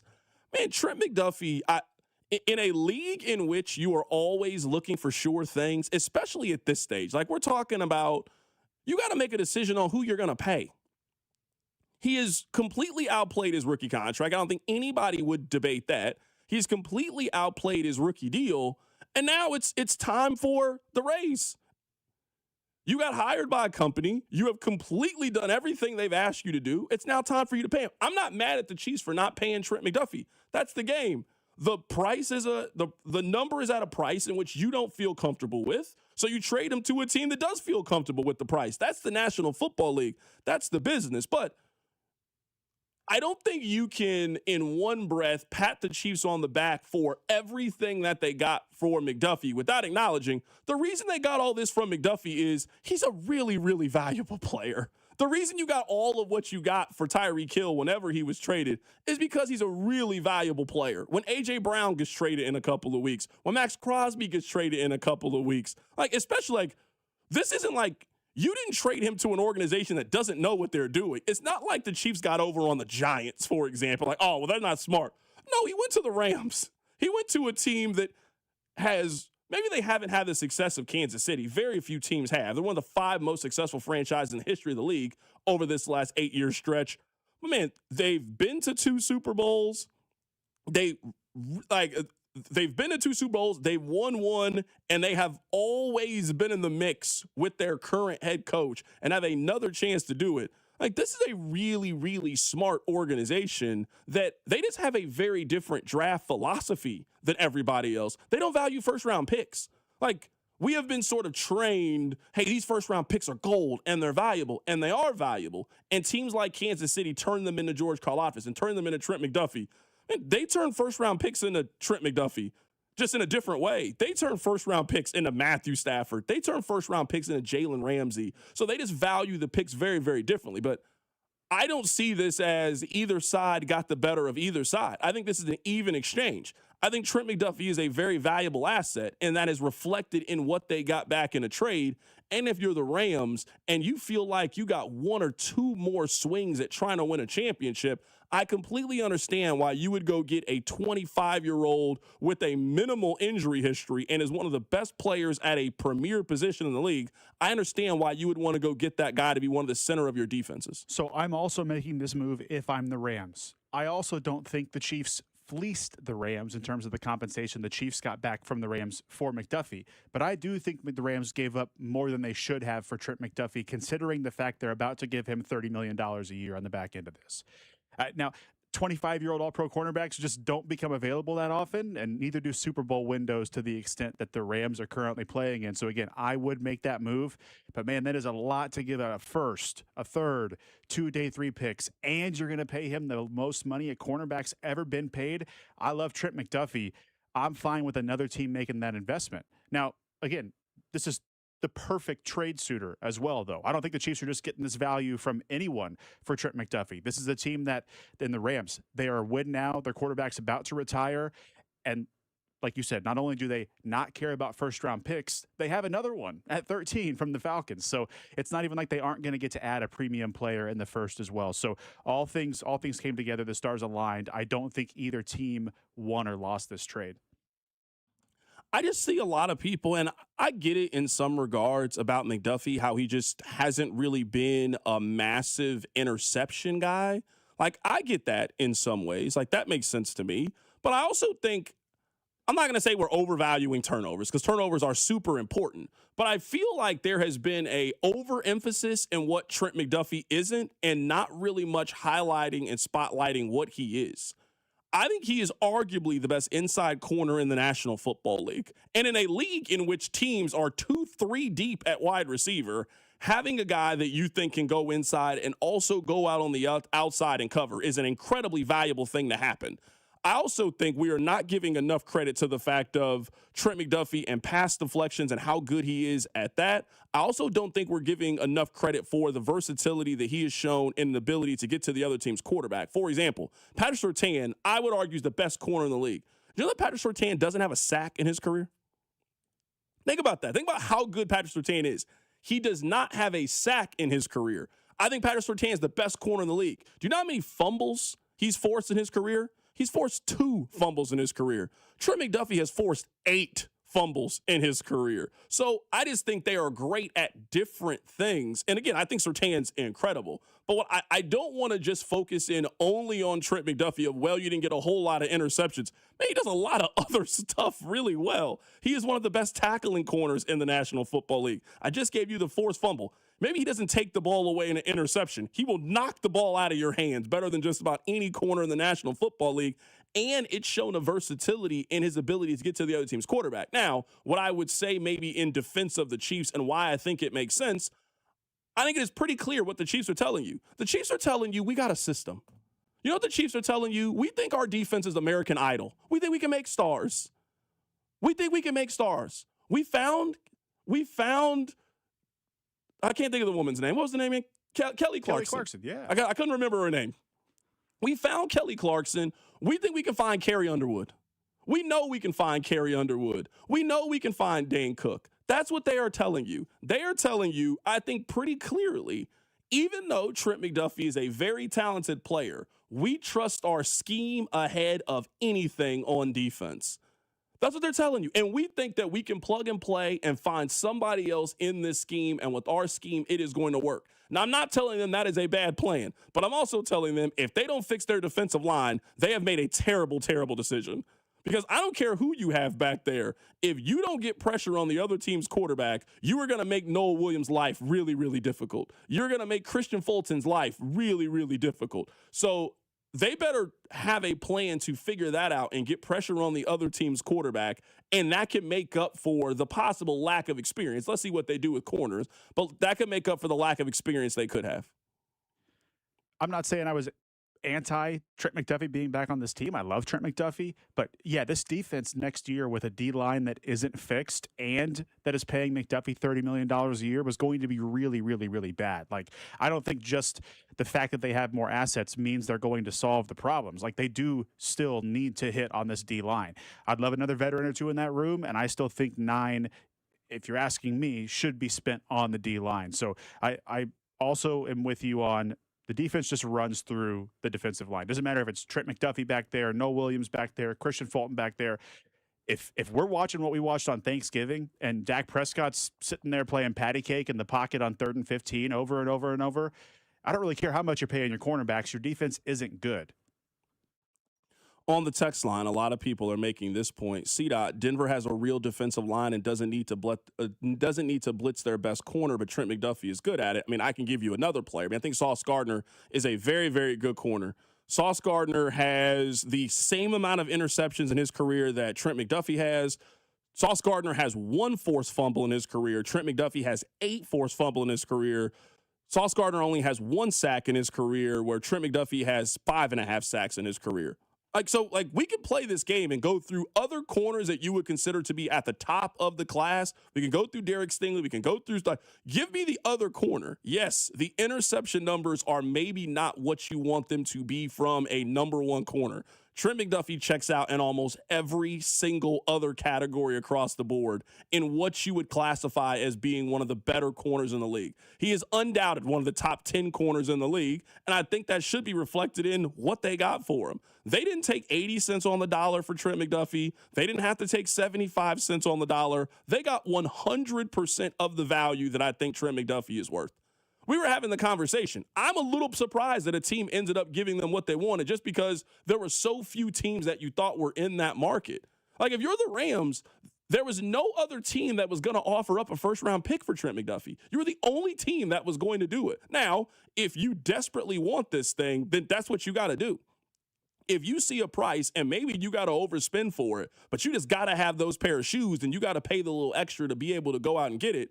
But you cannot knock the compensation that they got for Trent McDuffie in any capacity. If you add up the draft compensation that they got equivalent to the 20th overall pick for Trent McDuffie. They spent the 21st overall pick to go acquire him. So you spent the 21st overall pick on him. He was an all-pro corner for 2 years while he was here. He helped win a championship. And then at the end of the contract, you then get the 20th overall pick, at least value for the 20th overall pick, and don't have to pay him a second contract. Like, if we go up cash that was paid to Trent McDuffie, I think you'd be really, really hard-pressed.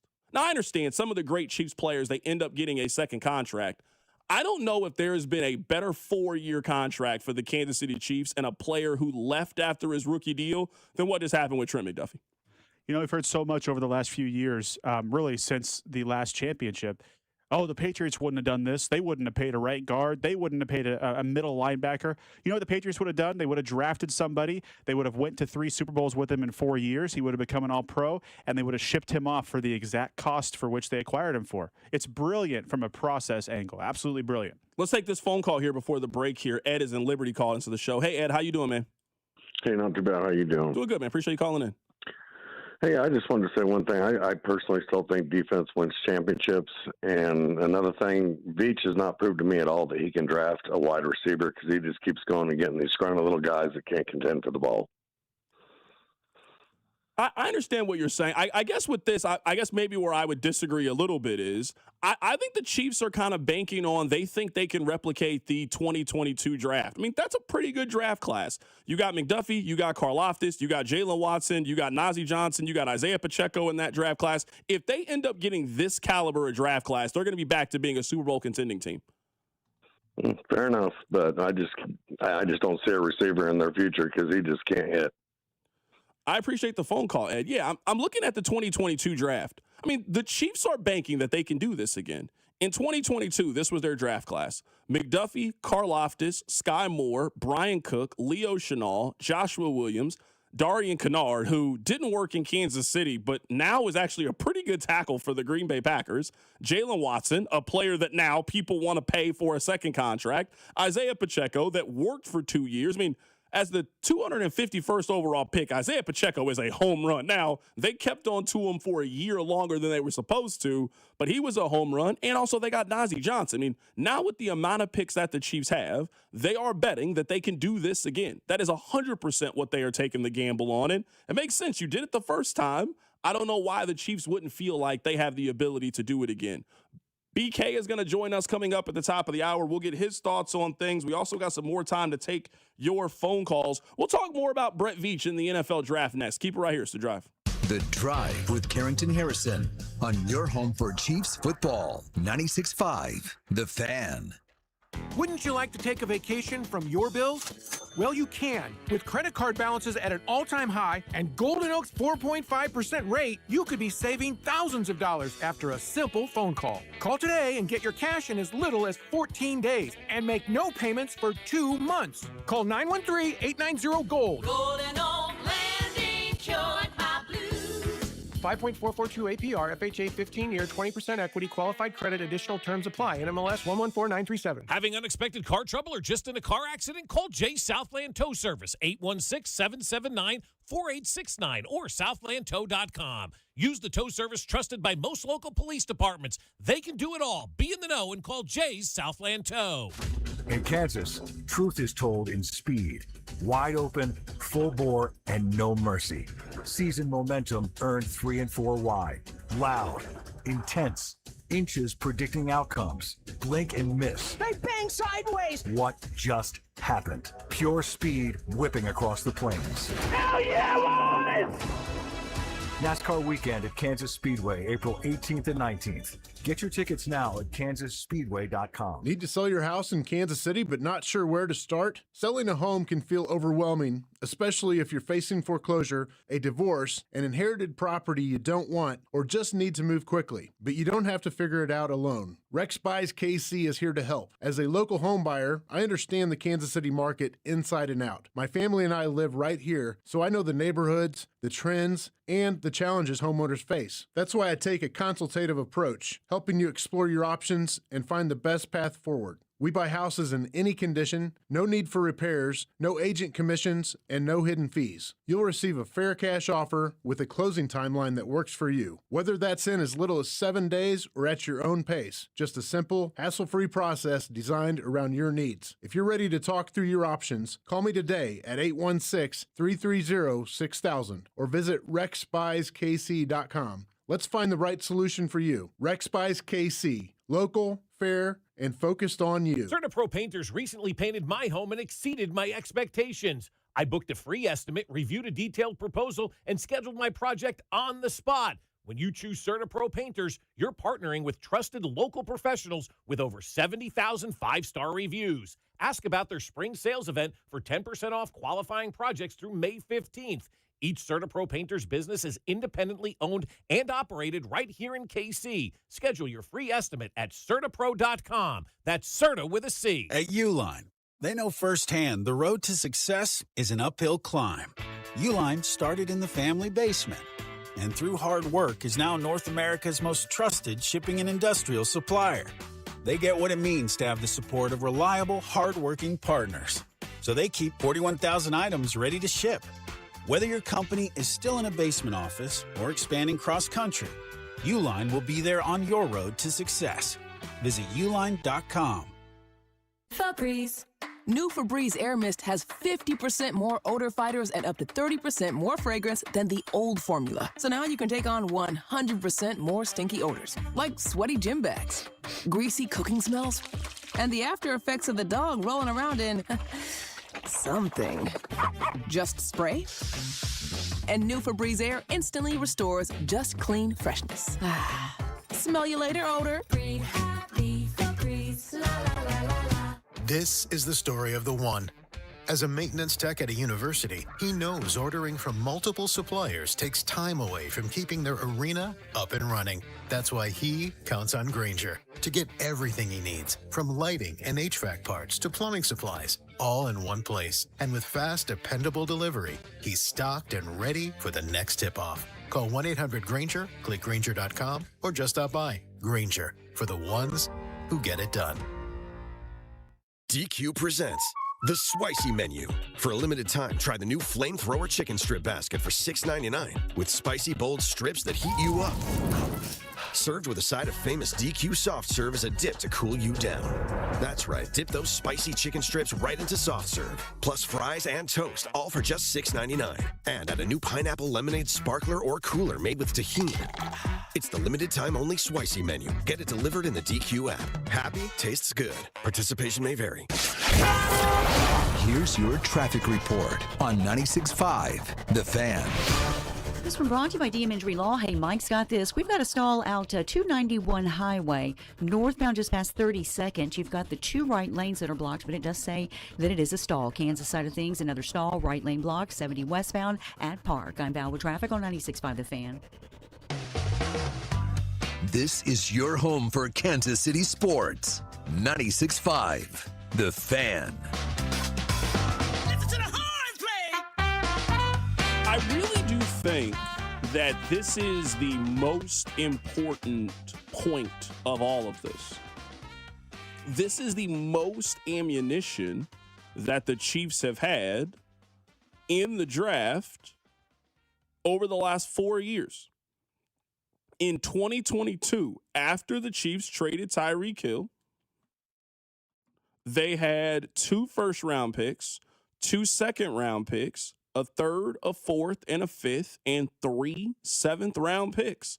The Chiefs were real movers and shakers in that draft class. They drafted Karlaftis where they would normally select. They moved up to go get Trent McDuffie. If you remember, Buffalo really wanted Trent McDuffie. They went ahead of Buffalo to go get him. Buffalo got Kaiir Elam. The Chiefs got Trent McDuffie. Pretty clear who got the smart end of that move.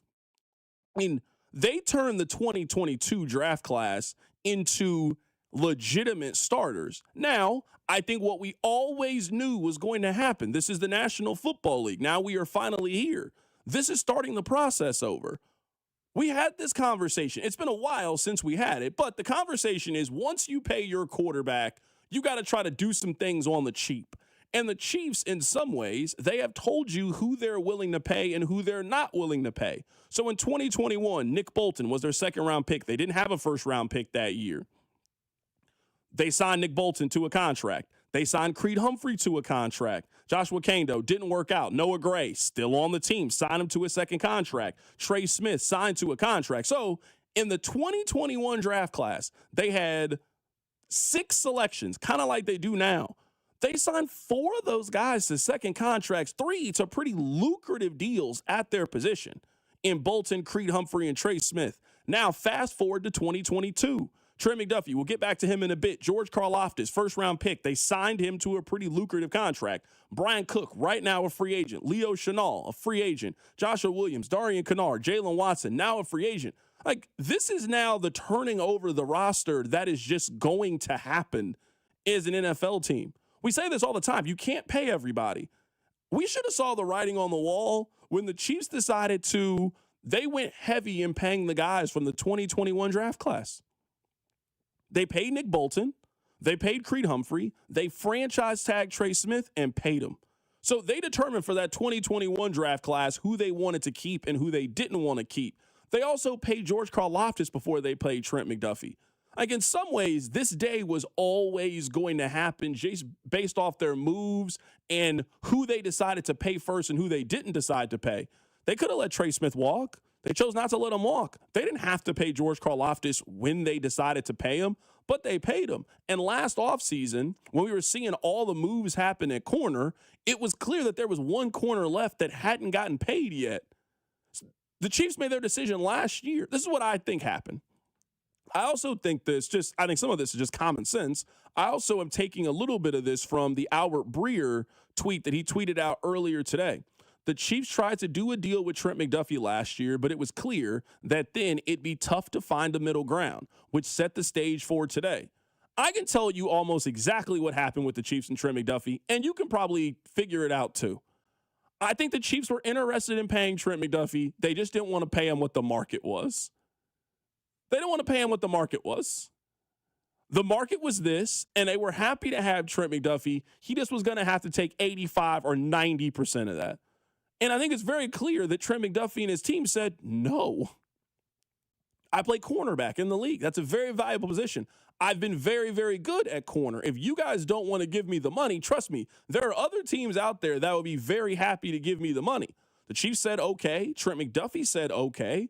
The two sides played one more year out, and now the Chiefs had to make a decision. If the Chiefs didn't trade Trent McDuffie this offseason, they were just going to take the compensatory pick from him. So why would I just roll the dice on what I could potentially get in 2027, or I can just take what I can get right now, and what you could get right now is pretty substantial. You got the 29th overall pick, a 5th-round pick, a 6th-round pick, and a 3rd-round pick. We are not rolling the dice on a compensatory pick or a tag and trade, which will make things more complicated. We're just going to do the deal now. But looking at it, I 100% believe this happened. Last year, when all of the cornerback deals were getting paid, Surtain got paid, J.C. Horn got paid, Derek Stingley got paid. When the market was set at corner, if you're the Chiefs and you've got a corner that's in this conversation, why would you not go to him and talk about a deal? The Chiefs tried to get him to take a little bit of a discount to come back. McDuffie didn't want to do the discount. And then at that point, they made the decision to move on from Trent McDuffie. They got the last year that you theoretically could get out of the rookie contract. And then they made the trade to go ahead and move on from him. I'm happy with the process. I'm really happy with the compensation. I'm over the moon. They didn't pay Trent McDuffie $30 million. I just don't think he carries that value, especially if he's playing outside as much as he wants to. I'm also with you on this day always coming after the 2022 draft class. It's been the reason the dynasty was prolonged the last few years. But boy, they could have mitigated what today looks like in those 2 drafts following 2022, because out of those 2 drafts, I think there's one guy you could say was a hit. It's Kingsley, and he hit at guard, not even at the position you drafted him at. The only other maybe possible hits that could turn into something from the 2023 or 2024 drafts were Rice and Worthy. And boy, do you have extreme questions about both of those guys. Big right question now. marks. So, yes, there was always going to be a reset happening right now. Also with Kelsey and Jones getting older, we saw this coming. But yeah, I think the front office did put themselves in a little bit of a worse spot than even they could have predicted with those couple of drafts. Yeah, I'm with you. I think sort of how we got here. Now, it's a little bit different now with the transfer portal. But, 20 years ago, I could tell you how a team was going to do in college based off, you go on Rivals and look at their recruiting class, I could tell you how it was going to go. I think we should have maybe known that the Chiefs were going to have a little bit of a talent deficit by how they drafted in 23 and 24. Now, let's see what happens with 25. You like your left tackle. Omar Norman-Lott got injured and didn't play this season. Ashton Gelati started to figure things out the second half of the season. Noah Williams just didn't really get much of an opportunity on the field. There's a lot of question marks for these guys in 2025. But it's one draft class. I'm not here to call anybody a bust. Nobody's a hit. Let's just continue to see. The same way that you can kind of look at a 2-year gap of 21 and 22 and how much that foundation helped you win a Super Bowl and you made the decision on who you want to pay and who you don't want to pay, they need to have that same thing with the 25 and 26 draft class. Now, just because you have 9 draft picks doesn't mean that you're going to guaranteed have a great draft. But when you got 2 first-round picks and 1 is a top 10 pick, you cannot miss. I'm not here to sound hot take or hyperbolic. If Brett Veach blows this draft, this is the draft that ultimately gets you fired.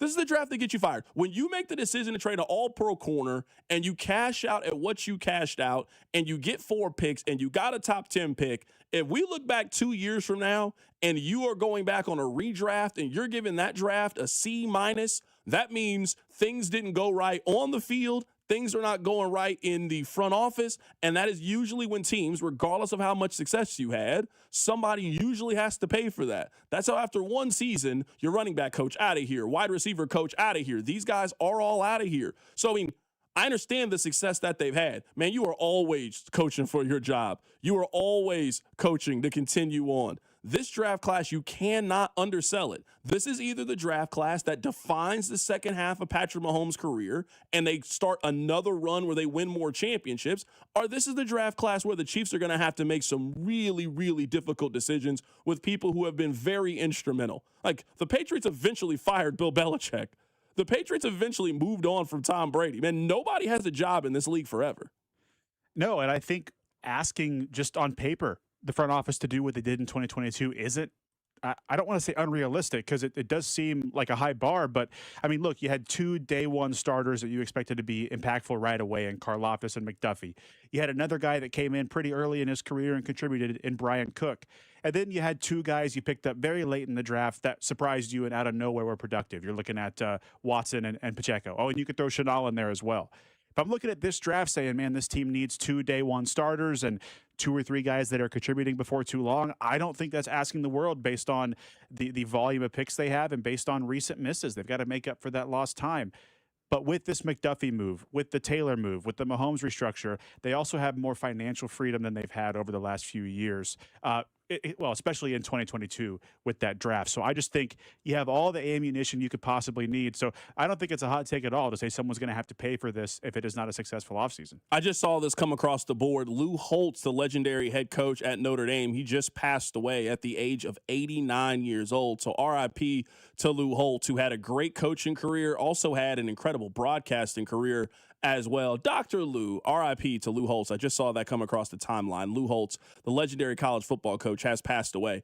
Coming up at the top of the hour, Brandon Kiley is going to join us on the show. We'll get his reaction to the trade that has sent Trent McDuffie out to the West Coast. Keep it right here. It's The Drive. The Drive with Carrington Harrison and Rob Brenton. You losers is what you are. On your home for Kansas City sports. 96.5 The Fan. Here's your traffic report on 96.5 The Fan.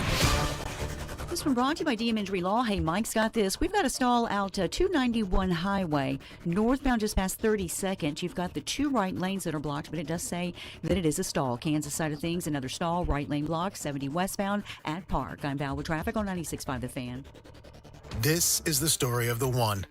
As a maintenance tech at a university, he knows ordering from multiple suppliers takes time away from keeping their arena up and running. That's why he counts on Grainger to get everything he needs, from lighting and HVAC parts to plumbing supplies, all in one place. And with fast, dependable delivery, he's stocked and ready for the next tip-off. Call 1-800-GRAINGER, click Grainger.com, or just stop by. Grainger, for the ones who get it done. Some flavors just take you to another place. Like the Filet-O-Fish, a crispy fish fillet made with wild-caught Alaskan pollock on melty American cheese topped with tartar sauce, all on a soft, steamed bun. It's crispy, flaky perfection. And right now, I can mix and match 2 favorites, like a Filet-O-Fish or 10-piece Chicken McNuggets for just $6. This deal is the catch of the day. So get to McDonald's fast. Ba-da-ba-ba-ba. Prices and participation may vary. Cannot be combined with any other offer or combo meal. Single item at regular price. At Liberty Mutual, we love helping people with things like customizing car insurance, just like how we customize a song for you. Catered country tune. Liberty Mutual, saving you bucks by protecting your truck. 'Cause Birdie told me to only pay for what I need. Thank you, Limu. Always trust in Limu with Liberty, Liberty, Liberty, Liberty.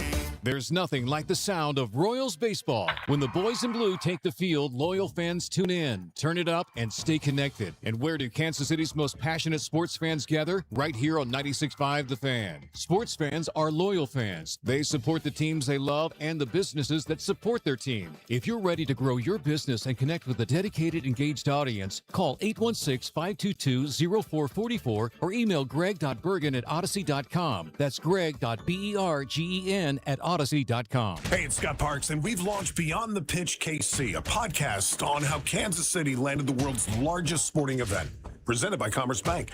Visit commercebank.com/soccer26. Subscribe on the Odyssey app or wherever you get your podcasts. If you're looking for more NFL draft coverage, go subscribe and follow the Character Concerns podcast with Bink and Chris on the Odyssey app or wherever you get your podcasts. This is your home for Chiefs football. 96.5 The Fan, KFNC FM and AM, HD1 and HD2 Kansas City, an Odyssey sports station.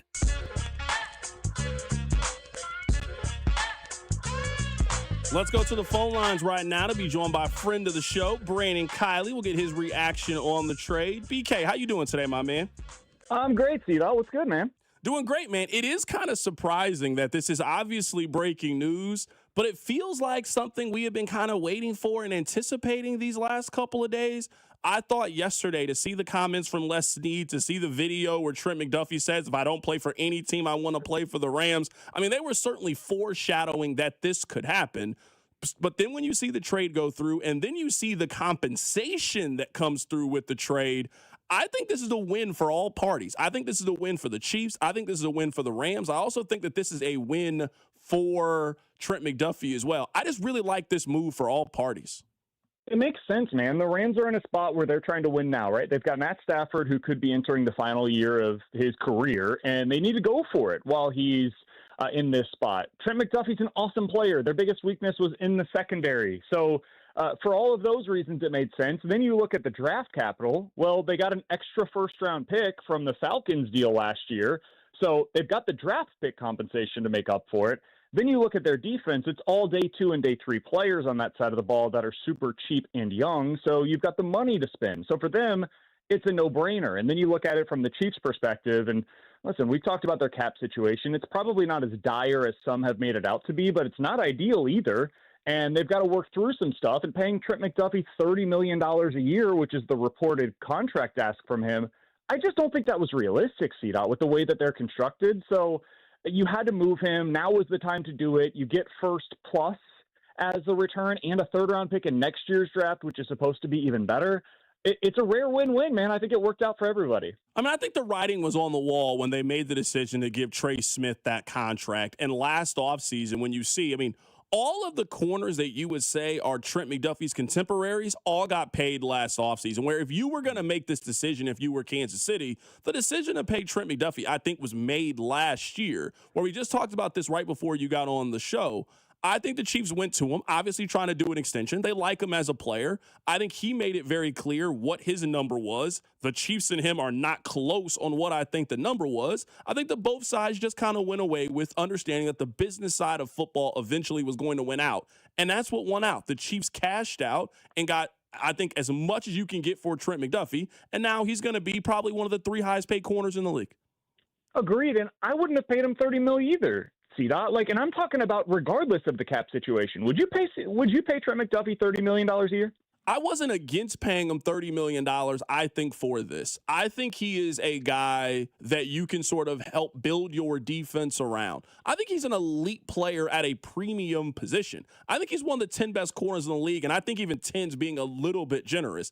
I think that Surtain's clearly the best corner in the league. I would also have Derek Stingley ahead of Trent McDuffie. Mm-hmm. Outside of that, I think you're really struggling on which corners you rather have than him. So a premium player, a healthy player, a versatile player at a lot of different positions. You could have sold me on a long-term extension for him, but I would have been fine with paying that contract. I also wouldn't have paid Trey Smith what the Chiefs paid him.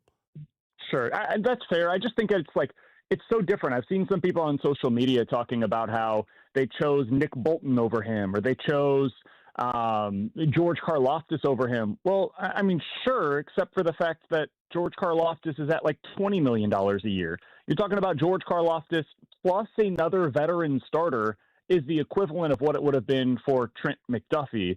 And that's just, man, when you make those kinds of decisions and you look at, okay, what does this mean from a pure player perspective? Take away the money, putting players and names in the spot of that, it becomes really hard to justify. And if you're telling me he's an outside corner long term, I don't think he's a $30 million a year outside corner. If you're telling me he's an inside corner, I don't know how his body holds up over the next 4+ years, which is what you're paying him for now. It's not what he's done, it's what he's going to be.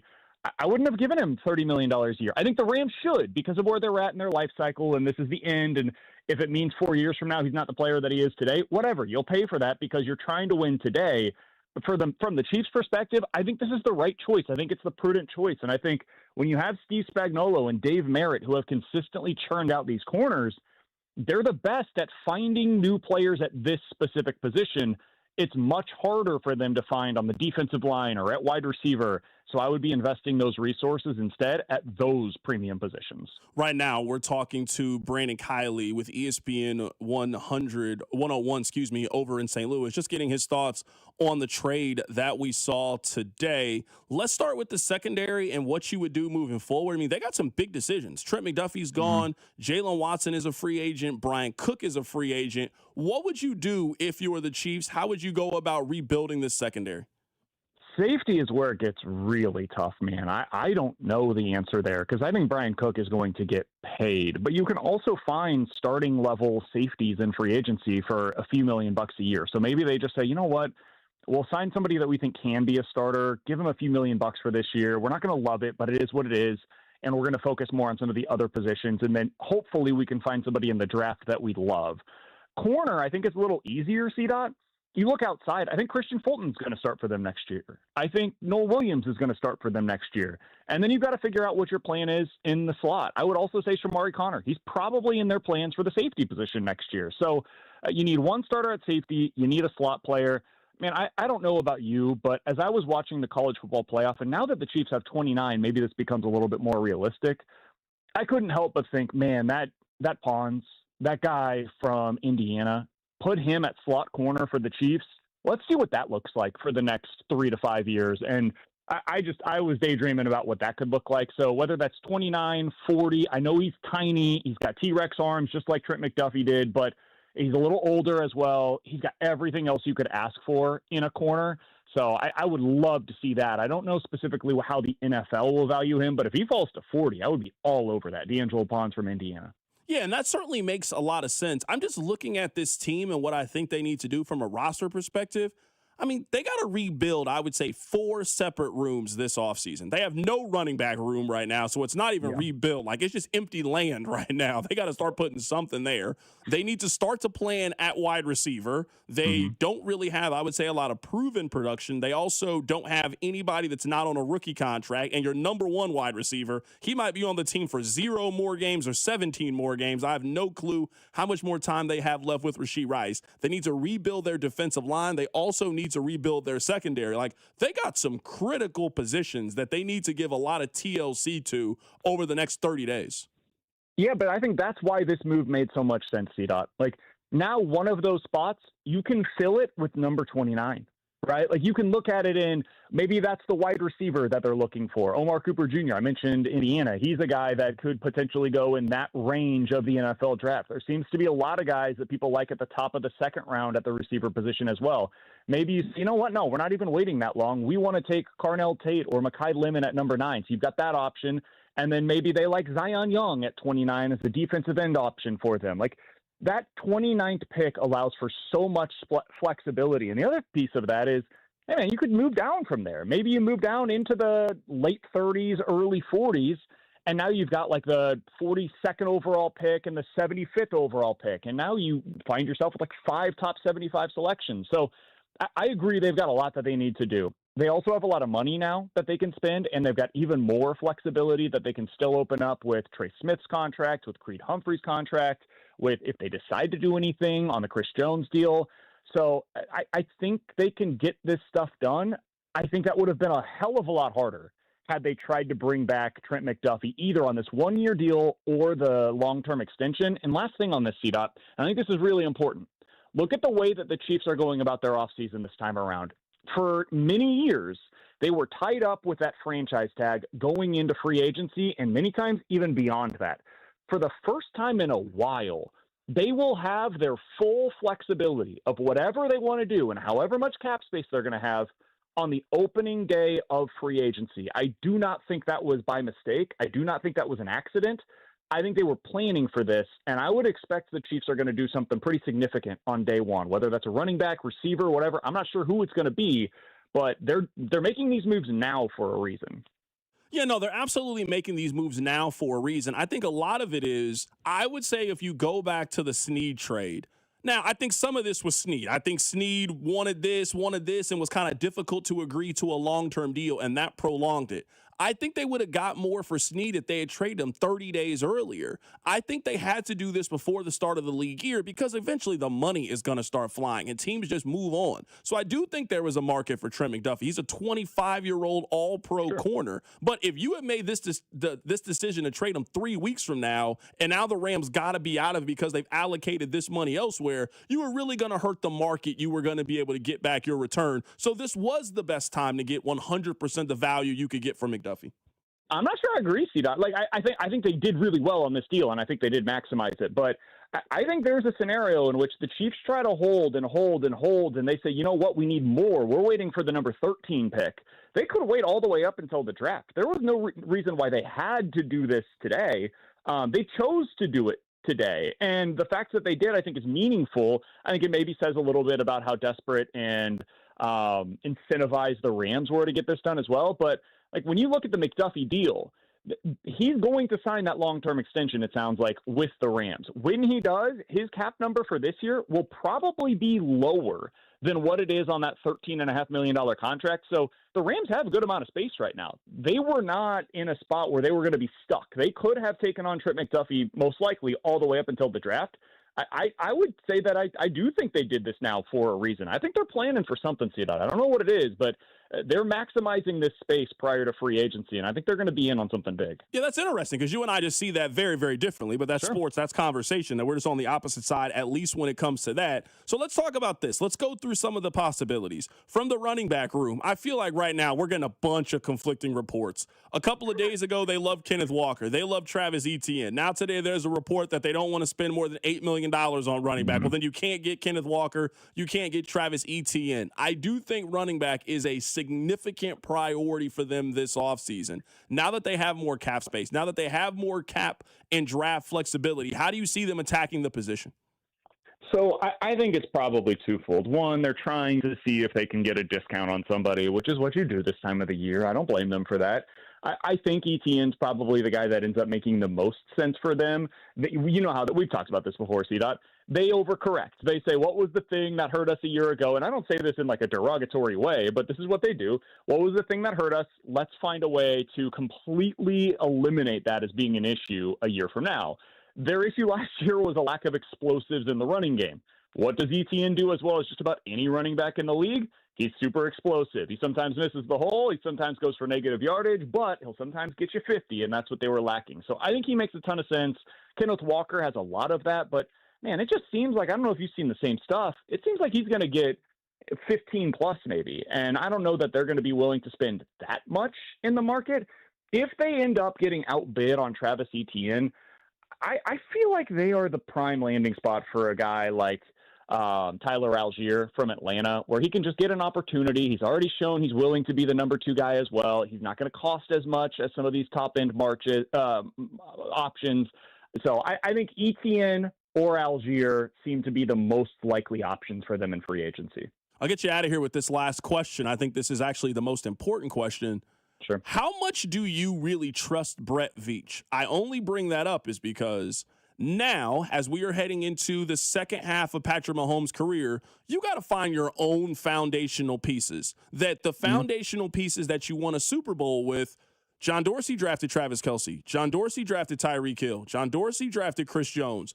Brett Veach has to find his own now that you can carry into Patrick Mahomes' 30s, and you got to win a championship because whomever you get at number 9, that guy turns into a superstar and he's a difference maker. Or the guy you get at 40, or maybe you trade up from 29 and then you find that next difference maker guy that can carry you into the second contract.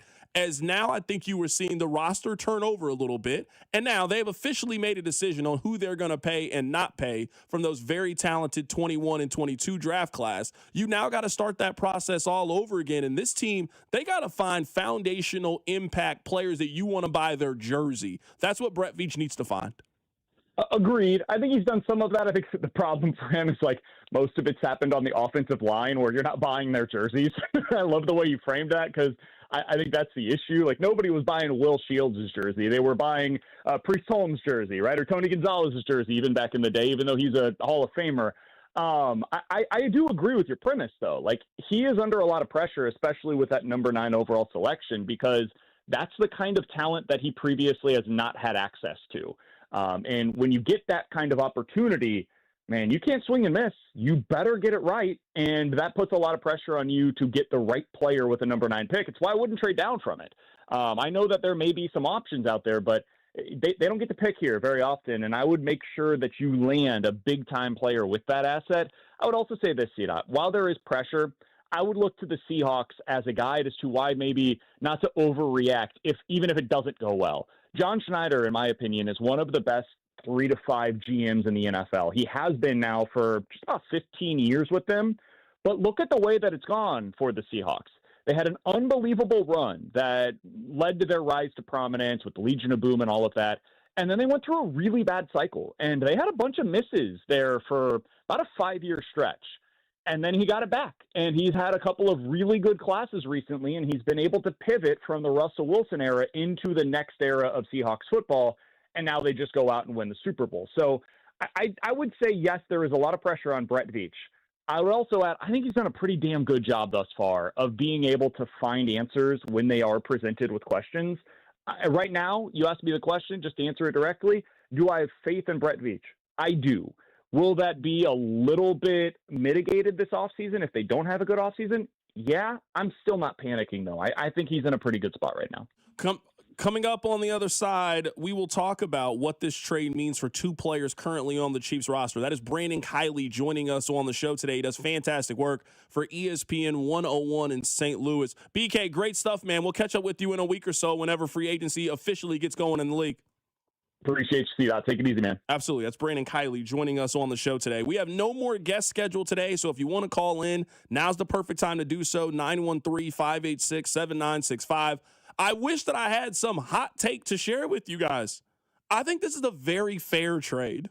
I do. I think it's a fair trade for everybody. I think this is a fair trade for Kansas City. I think this is a fair trade for Los Angeles. I think this is a fair trade for Trent McDuffie. I think everybody is a winner.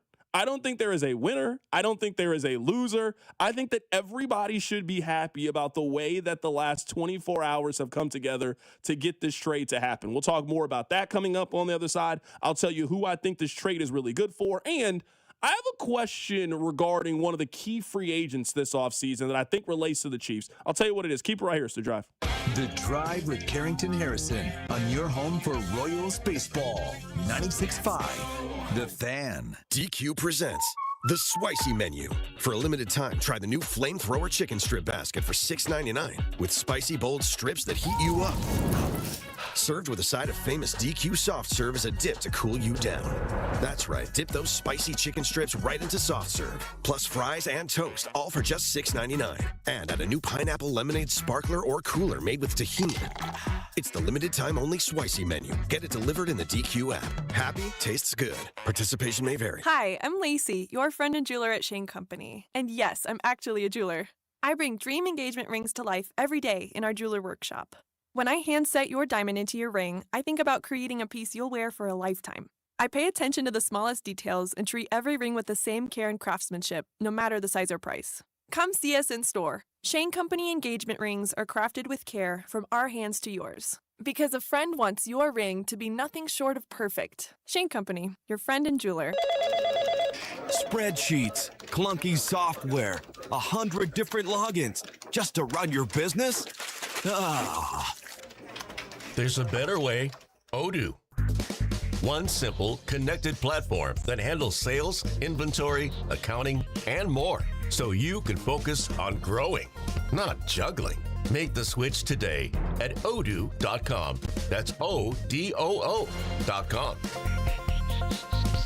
My name is Whitney Allen, and I'm a widow. My husband, Ryan, died. We never thought we'd ever have to use life insurance, but the unexpected happened. With Ethos, signing up was fast and 100% online. You can get a quote in seconds, apply in minutes, and get same-day coverage. No medical exams, and you can get up to $3 million worth of coverage. I'm grateful we were prepared. Get your free quote at ethos.com/radio. That's ethos.com/radio. Paid spokesperson. Time spent on application may vary. Online health questions required. This is the story of the one. As a maintenance tech at a university, he knows ordering from multiple suppliers takes time away from keeping their arena up and running. That's why he counts on Grainger to get everything he needs, from lighting and HVAC parts to plumbing supplies, all in one place. And with fast, dependable delivery, he's stocked and ready for the next tip-off. Call 1-800-GRAINGER, click Grainger.com, or just stop by. Grainger, for the ones who get it done. It all comes down to this, folks. Yep, the entire season is on the line. But my throat has officially thrown in the towel. Sounds like you need Vicks VapoCool drops. They're max strength and vaporize sore throat pain. Whoa! These VapoCool drops hit fast. Speaking of fast, did you just see that play? Yeah, he vaporized that ball. That pun should have come with a penalty. Vaporize sore throat pain with Vicks VapoCool drops. Use as directed. This hour is brought to you by State Water Heater and Reeves Weideman, online at rwco.com. Need a water heater? State Water Heaters has the solution. The Adapt Gas Tankless Water Heater with X3 scale prevention delivers efficient, on-demand hot water with no annual maintenance and may qualify for money-saving utility rebates. Ask your plumber for State at Reeves Weideman. Visit rwco.com or statewaterheaters.com. You're listening to 96.5 The Fan from the DM Injury Law Studios. Mike's got this. Car, truck, or motorcycle wreck? Remember, Mike's got this. 816-888-7500. Mike's got this. Here's your traffic report on 96.5 The Fan. Still working in Independence area, right lane block. That is a stall. Wrecker on the scene, so out of your way here pretty soon. It's 435 northbound at 24 Highway. A 69 northbound as you pass 435. There's a stall off to the left shoulder and a lot of onlooker delay. I'm bound with traffic on 96.5 The Fan. Follow the station on Instagram at TheFan965 for giveaways and behind-the-scenes content. All right, I want to maybe this is a flawed question. You guys can tell me if it's a flawed question. 913-586-7965. I don't know if there's a disagreement on how good Trent McDuffie is. I'm seeing some, but I don't want to overreact to the text line. I don't want to do that. I think that Trent McDuffie is one of the 10 best corners in the league, and I think there's a lot of statistics that support that feeling that he is one of the 10 best corners in the league. He is 25 years old. He does not have a significant injury history. There is no off-the-field risk with Trent McDuffie. He is one of the safest premier players that you could give a second contract to in the league. He is a very good player at a premium position. You are not worried about him and his body breaking down over the next 3-4 years or so. There's a lot of reasons to be excited if you are a Rams fan and you just got Trent McDuffie. But I think there would be a question that I would have is, hey, if this guy is so good, why don't the Chiefs want to pay him what the market says that he's worth? Because I would say, I mean, really outside of corner, the Chiefs have not really moved away from paying guys what they're worth. They paid their center what he was worth. They paid their right guard what he was worth. They paid George Karlaftis what he was worth. They paid Juwan Taylor what the market says that he was worth. Really outside of corner, they have, for the most part, paid guys the market standard. I know we think that guys are taking hometown deals and discounts. I mean, not really for Kansas City. I mean, Chris Jones didn't take a hometown discount. Karlaftis didn't take a hometown discount. Like, guys are getting paid what the market says that they should be worth. So I understand why McDuffie is saying, hey, if you paid everybody else, why do you have such a problem paying me? I'm not really mad at either side. I'm asking the question of, I think it's fair to ask the question, if he's so good, why are the Chiefs willing to trade him to us? The reason I bring that question up, Nathan, couldn't you make that same argument about Kenneth Walker? Like, Seattle is a very smart organization. Seattle also right now doesn't have a number one running back. I think we all thought, let's go back 6 weeks ago, that when Zach Charbonnet tore his ACL, it was a no-brainer that they were going to try to keep Kenneth Walker, at least on a franchise tag. Franchise tag him for 1 year. You maybe overpay for the one season, but you buy yourself a little bit more time and flexibility to move forward. Seattle seems to be perfectly fine to let anybody else have Kenneth Walker. Couldn't other teams ask the same question that the Rams could be asking about Kansas City? Hey, I don't see a lot of negatives with this player. I mean, he's 25 years old. He's forced 8 fumbles over the course of the last couple of seasons. He has more sacks than any cornerback in the National Football League. Very sure tackler, great in the locker room. We're not going to wake up one day and see some TMZ headline about this. Like, there's a lot of things to like about Trent McDuffie. Why did the Chiefs choose to pay their right guard over him? Why did the Chiefs choose to pay their middle linebacker over him? Why did the Chiefs choose George Karlaftis, who's a good player, instead of paying a great player at his position? I think those are all fair questions to ask. Can I now ask on the flip side, hey, if Seattle was telling you that Kenneth Walker isn't worth it, why is he now worth it for Kansas City? Why is he now worth it for possibly Denver or another team that's ultimately going to end up signing Kenneth Walker? Is that a fair question to ask? I mean, I guess so. I think the positional value is where the answer lies there. Like, I think it's more of a rarity that you're going to get a guy at Trent McDuffie's age with his injury, lack of injury history, at the premium position that he plays, with a year under his contract left until he hits the market. I think it's just so much more rare that person becomes available. So I don't think I'm worried about the fact the Chiefs aren't paying him if I'm the Rams. If I'm teams that aren't Seattle, man, I'm signing Kenneth Walker if we have a problem at running back. That's been the case for Denver. It's the case for Kansas City, and we think he's going to one of those two teams if it's not to Seattle. So I just think it's much more positionally acceptable to let that guy move on than it is for a cornerback like McDuffie. Let me ask you this, and we'll get to these phone calls here. Let me ask you this. Who now is the most valuable player on the Chiefs? Is it Joshua Simmons? It's Simmons. Like, obviously, Mahomes is number one. I'm putting Mahomes in a different category. He's an alien. Let's put him to the side. Let's say that right now the Chiefs are willing to trade anybody that's currently on their roster. Who do you think now gets them the most back in return? Because the reason I think you could argue the why they should have kept Trent McDuffie is I think he is their most valuable piece, and I think he is a player that you can build a defense around. I think he's a player that you can build a defense around.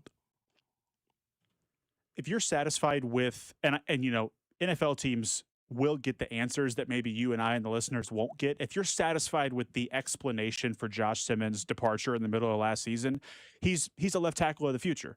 He's going into year 2 of his rookie deal, so you don't have to pay him for the next 3 or 4 years. And what we've seen is he can be a cornerstone left tackle. So I think it's Josh Simmons, and I don't really think it's that close. I think after McDuffie's gone, after Simmons would be gone, I struggle to see. I mean, it might be one of your interior offensive linemen, and just positionally, those guys don't hold a whole lot of value either. I think this also then leads to the question. Text line 913-586-7965 is, that's kind of how they've got themselves in this situation.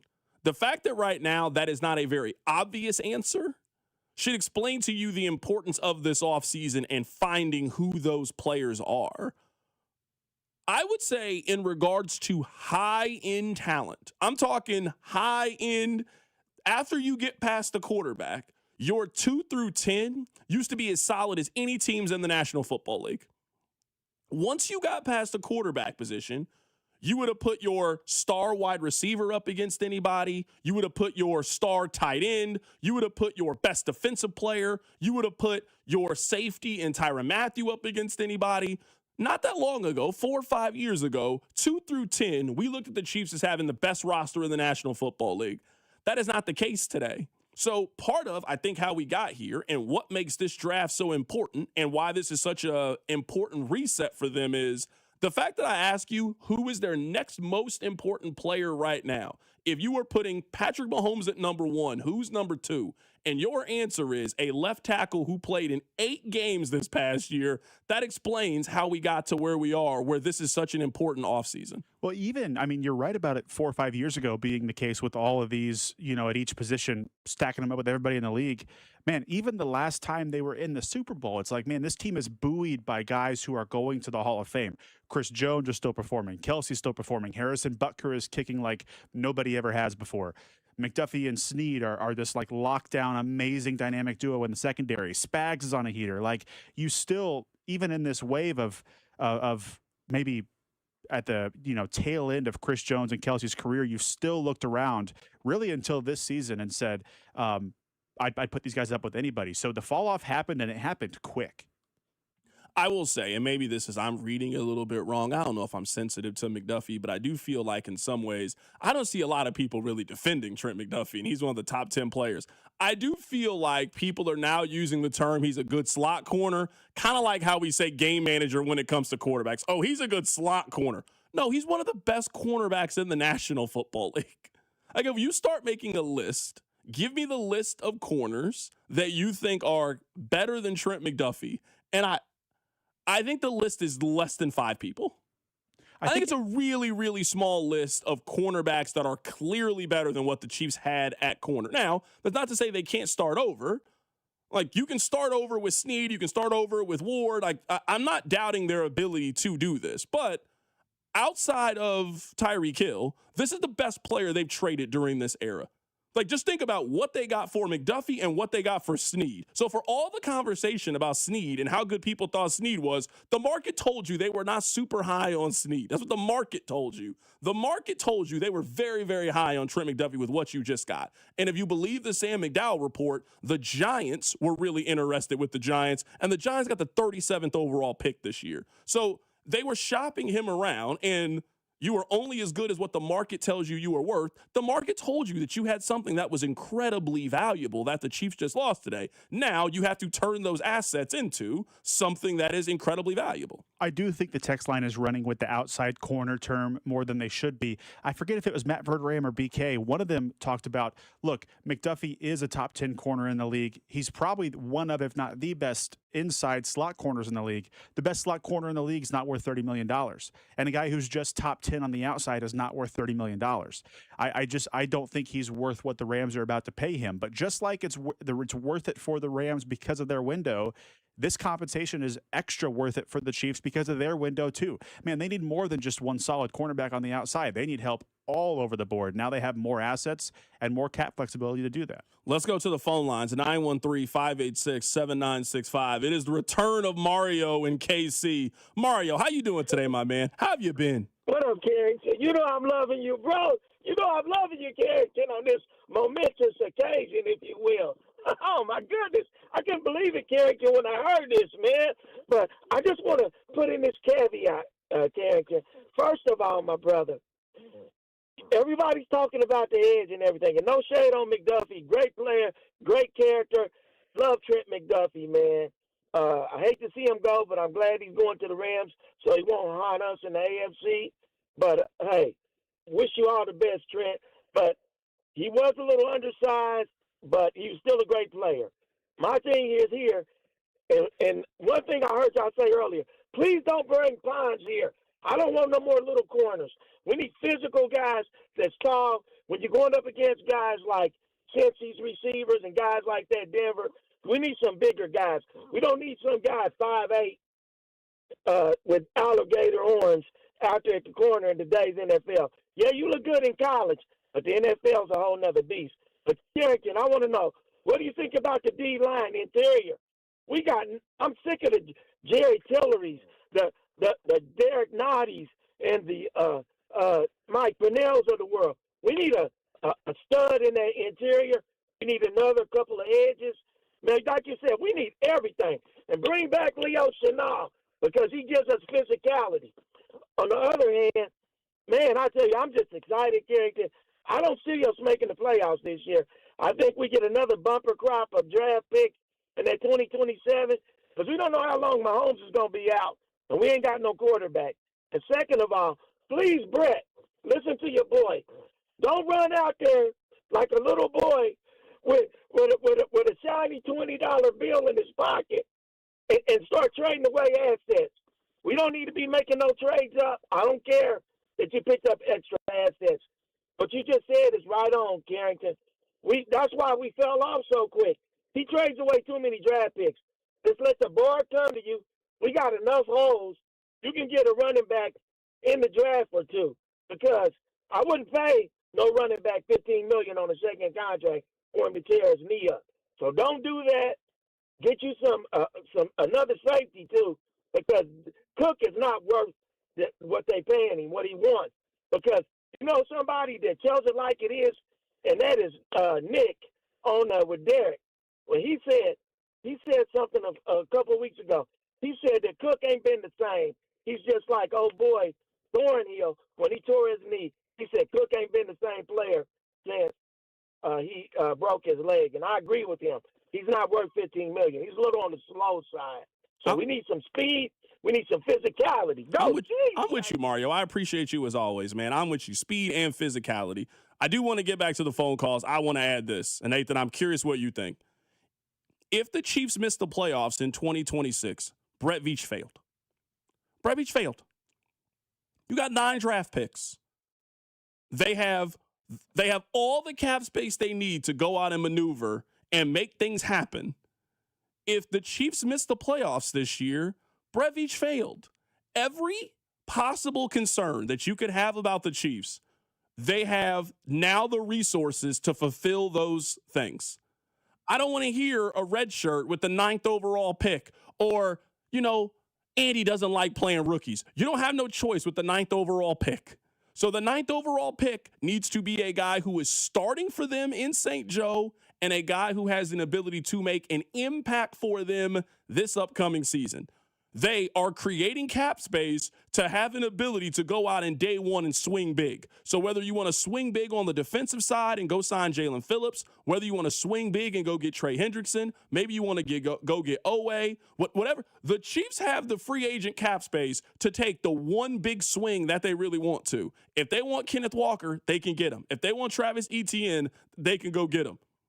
So I am not accepting that you can go from winning Super Bowls and being a dynasty to missing the playoffs in back-to-back seasons if you're telling me you got a top-flight general manager, a top-flight head coach, and a top-flight quarterback who I think is going to play in at least 12 games this upcoming season. Missing the playoffs is unacceptable if you were the Kansas City Chiefs, and now you are creating these resources that you got 9 draft picks, and they have the ability to create $70 million more in cap space. No, missing the playoffs is unacceptable.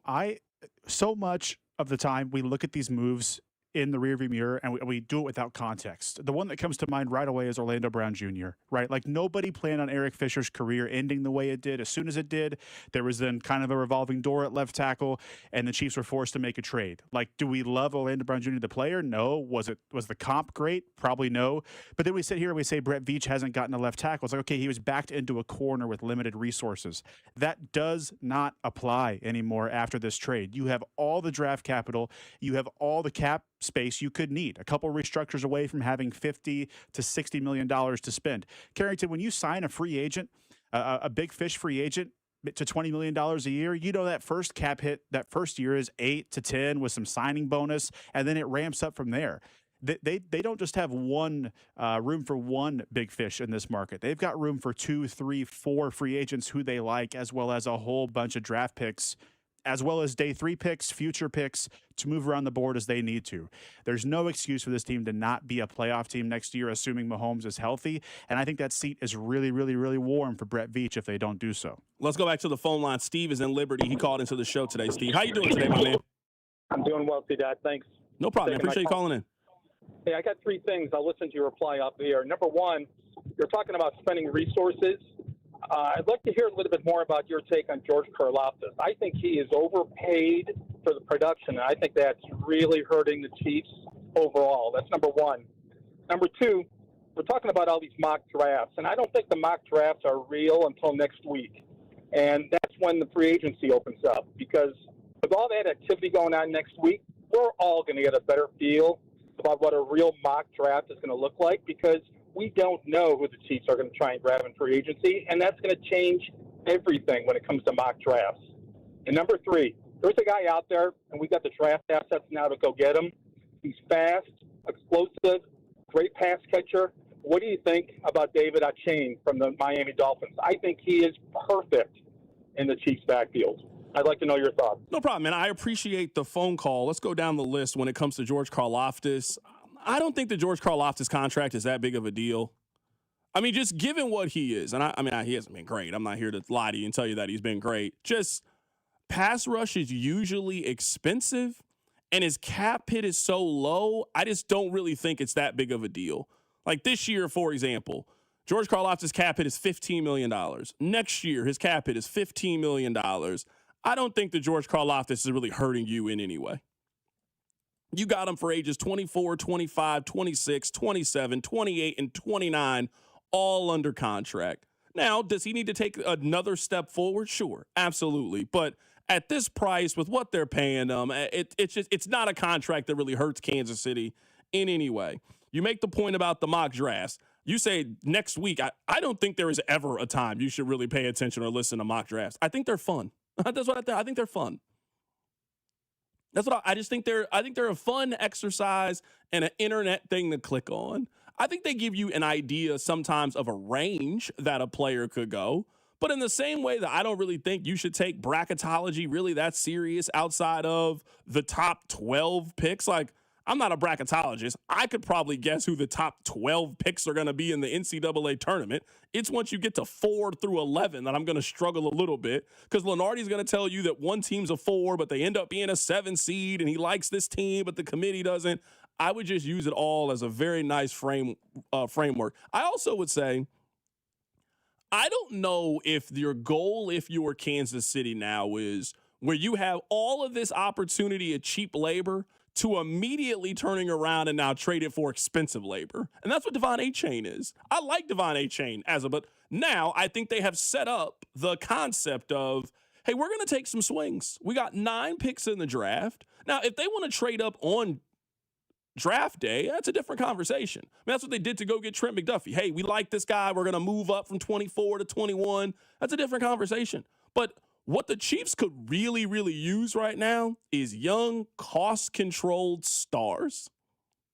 They need to find – Seattle's a perfect example. They need to find their Nick Emmanwori. They need to find their Jackson Smith-Njigba. They need to find their version of Kenneth Walker in the draft, their version of Zach Charbonnet in the draft. The Seahawks did that with a lot of players on rookie contracts, and now they're making a decision about who they want to pay and don't pay. That's how the Chiefs did it the first time.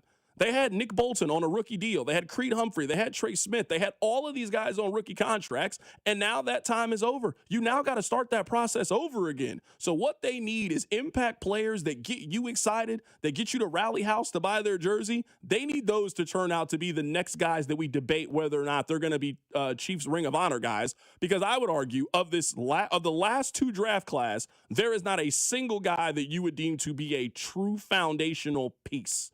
Like, if we're going right now, we can go through this on the other side. If we go through their last 2 draft classes, the most likely guy to get a second contract is probably their left guard in Kingsley Suamataia. You did not do a great job drafting if that is the case. Coming up on the other side, we're going to play for you guys what Nick had to say about the trade. We're also going to play for you what Colin Cowherd had to say about the trade. That's all coming up. Keep it right here. It's The Drive. The Drive with Carrington Harrison on your home for K-State Athletics. 96.5, The Fan. Well, it's Carrington Harrison from The Drive here. Let me ask you a couple of questions. Do you have poor sleep? What about low energy? How about brain fog, a reduced sex drive, weight gain, and workouts that just don't deliver like they used to? Well, the problem could be low testosterone. And the truth is, those testosterone levels can start declining as early as your 30s, 2 or 3% every single year. And before you know it, you just don't feel like the same man you did back in the day. Well, you don't have to accept this as just aging. Heartland Men's Health specializes in customized testosterone therapy and targeted body composition plans. You might think you have low T. Well, pick up the phone and call this number, 844-447-6600, or check out the website and take this simple 10-question quiz. Visit heartlandmenshealth.com. Your initial visit is just $100, includes a medical consultation, a PSA test, and lab results in about 30 minutes, and your treatment can start that day. 3 locations, Overland Park, Independence, North Kansas City. There's no need to wait. Go stop by and see my friends over at Heartland Men's Health. Featured therapies are compounded and have not been evaluated nor approved by the FDA. Provider prescription required. See website for details. Yo, Harvey, Zoe, group selfie. Ooh, nice new iPhone 17, Drewski. Let's do a triangle formation. I'm in front. With a center stage front camera, everyone fits in the shot. You got it at T-Mobile. But switching takes forever. Not anymore. Now you can switch to T-Mobile in just 15 minutes. Focus, people. Nail your pose. And you get a new iPhone 17 on them. No way. Yes way. No way. Yes way, guys. Switch to T-Mobile and get iPhone 17 on us. And right now, we'll pay off your old phone up to $800. I'm grabbing my phone and switching to T-Mobile right now. Get back, Harvey. We're taking a... Let's go again, y'all. With 24 monthly bill credits, finance agreement, 256 gigabytes, $830, eligible trade-in, example iPhone 13 and new qualifying line, $60 plus per month plan with autopay plus taxes and fees. For well-qualified customers, plus tax and $35 device connection charge. Credits end and balance due if you pay off early or cancel. Contact us. $800 via virtual prepaid card. Card typically takes 15 days after rebate submission, no cash access, and card expires in 6 months. Check out in 15 minutes per line. Visit T-Mobile.com. Yo, Harvey, Zoe, group selfie. Ooh, nice new iPhone 17, Drewski. Let's do a triangle formation. I'm in front. With a center stage front camera, everyone fits in the shot. You got it at T-Mobile. But switching takes forever. Not anymore. Now you can switch to T-Mobile in just 15 minutes. Focus, people. Nail your pose. And you get a new iPhone 17 on them. No way. Yes way. No way. Yes way, guys. Switch to T-Mobile and get iPhone 17 on us. And right now, we'll pay off your old phone up to $800. I'm grabbing my phone and switching to T-Mobile right now. Get back, Harvey. We're taking a... Let's go again, y'all. With 24 monthly bill credits, finance agreement, 256 gigabytes, $830, eligible trade-in, example iPhone 13 and new qualifying line, $60 plus per month plan with autopay plus taxes and fees. For well-qualified customers, plus tax and $35 device connection charge. Credits end and balance due if you pay off early or cancel. Contact us. $800 via virtual prepaid card. Card typically takes 15 days after rebate submission, no cash access, and card expires in 6 months. Check out in 15 minutes per line. Visit T-Mobile.com. What if your instincts could pay off? With Robinhood Prediction Markets, you could put your sports IQ to work on the games you know best. It's not you against the house. It's you participating in a live market. Buy or sell your predictions all game long. Trade every play with Robinhood. Visit Robinhood.com/predict. That's Robinhood.com/predict. Futures and cleared swaps trading involves significant risk and is not appropriate for everyone. Event contracts are offered by Robinhood Derivatives LLC, a registered futures commission merchant and swap firm. I'm Boomer Esiason. My mom died from cancer. She was only 37 years old. She didn't have life insurance, and that was devastating for my family. That's why having life insurance is so important to me. Ethos makes it fast and easy. Get a quote in seconds, apply in minutes, and get same-day coverage. You can get up to $3 million in coverage with no medical exam. Get your free quote at ethos.com/play. That's ethos.com/play. Paid spokesperson. Time spent on application may vary. Online health questions required. Royals coverage sponsored by Park & Go, the best deal on airport parking. Spring getaway on the calendar? Start your trip stress-free with Park & Go, open 24/7 with all covered parking, so your car is protected from the elements. Quick shuttle service right to the terminal. Reserve now at bookparkandgo.com. Park & Go, family-owned and operated. Here's your traffic report on 96.5 The Fan. This one brought to you by DM Injury Law. Hey, Mike's got this. Shawnee, that crash still working. 35 northbound. It is southbound just past Shawnee Mission Parkway. It is the right lane blocked. It looks like, maybe 2 right lanes. The left is getting by. That's where you want to be. Independence, that stall, finally up on a record for 35 northbound at 24 Highway. You will tap your brakes. I'm Val with traffic on 96.5 The Fan. Subscribe to 96.5 The Fan on YouTube to watch the show from wherever you are.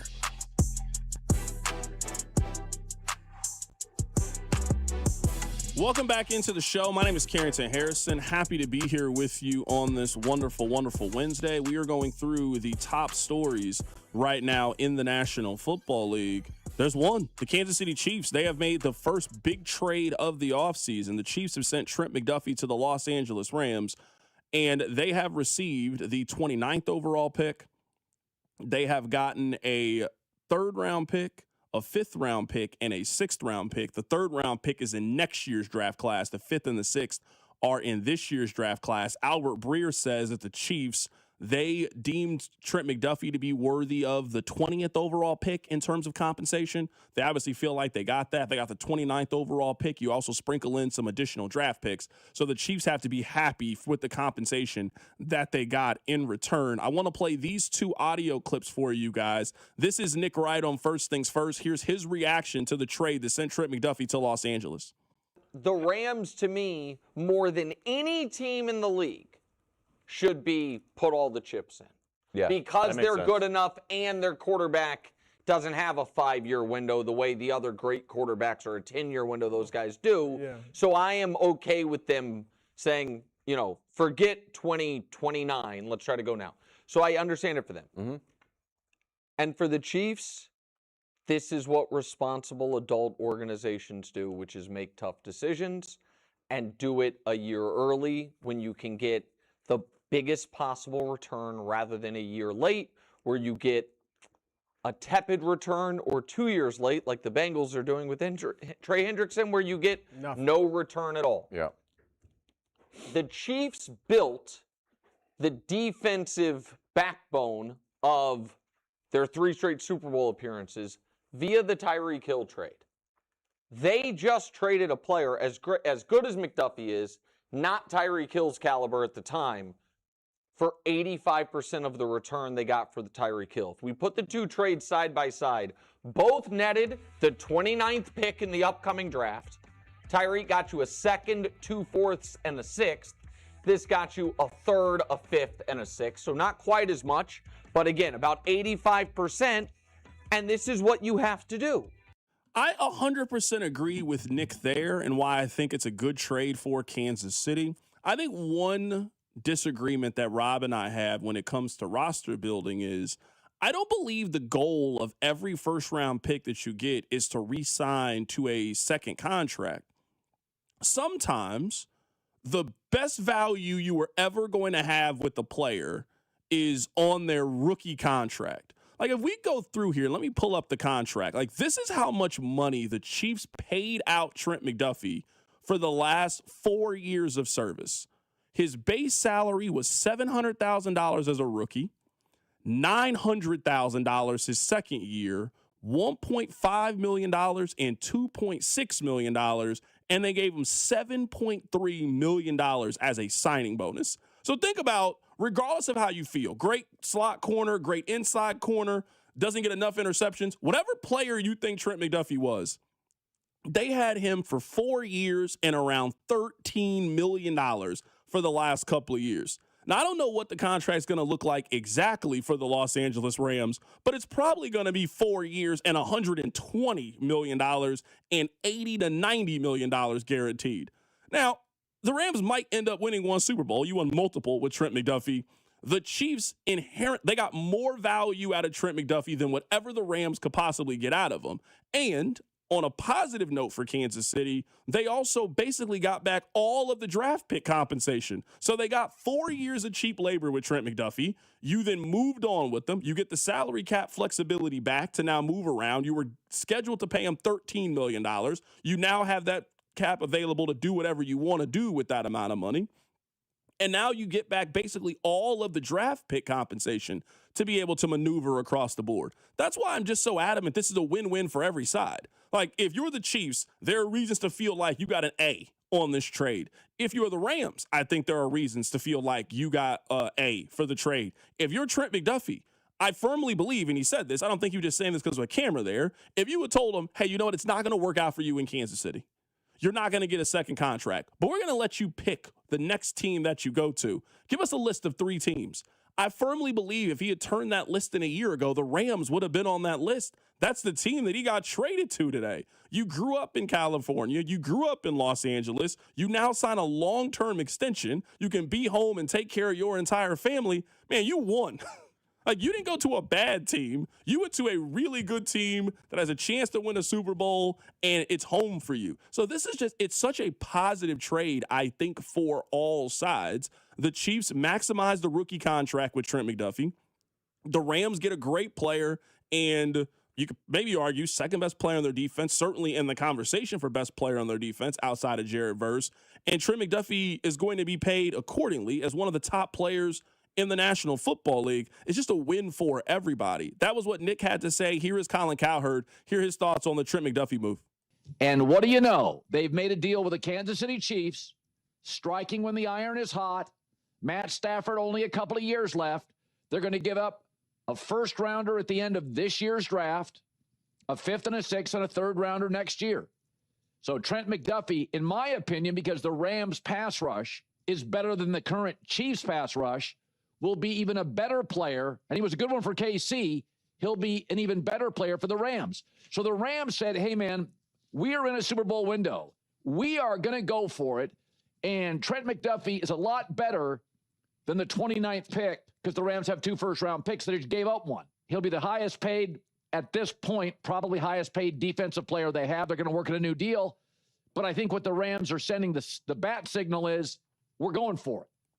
And the Rams should be going for it. I mean, the Rams were the second best team in the NFL last season. The Rams should absolutely, with their quarterback, how old he is, the talent they have around him, the Rams should be looking to make a serious push to try to win a Super Bowl next season. And they just picked up one of the better defensive players in the league. From NFL Next Gen Stats, Trent McDuffie, since entering the NFL, has 34 quarterback pressures. That leads all corners. He also has the highest number of forced fumbles amongst cornerbacks in the NFL. He has 8 forced fumbles. So I asked the text line earlier, I'm like, hey, give me some corners you think are better than Trent McDuffie.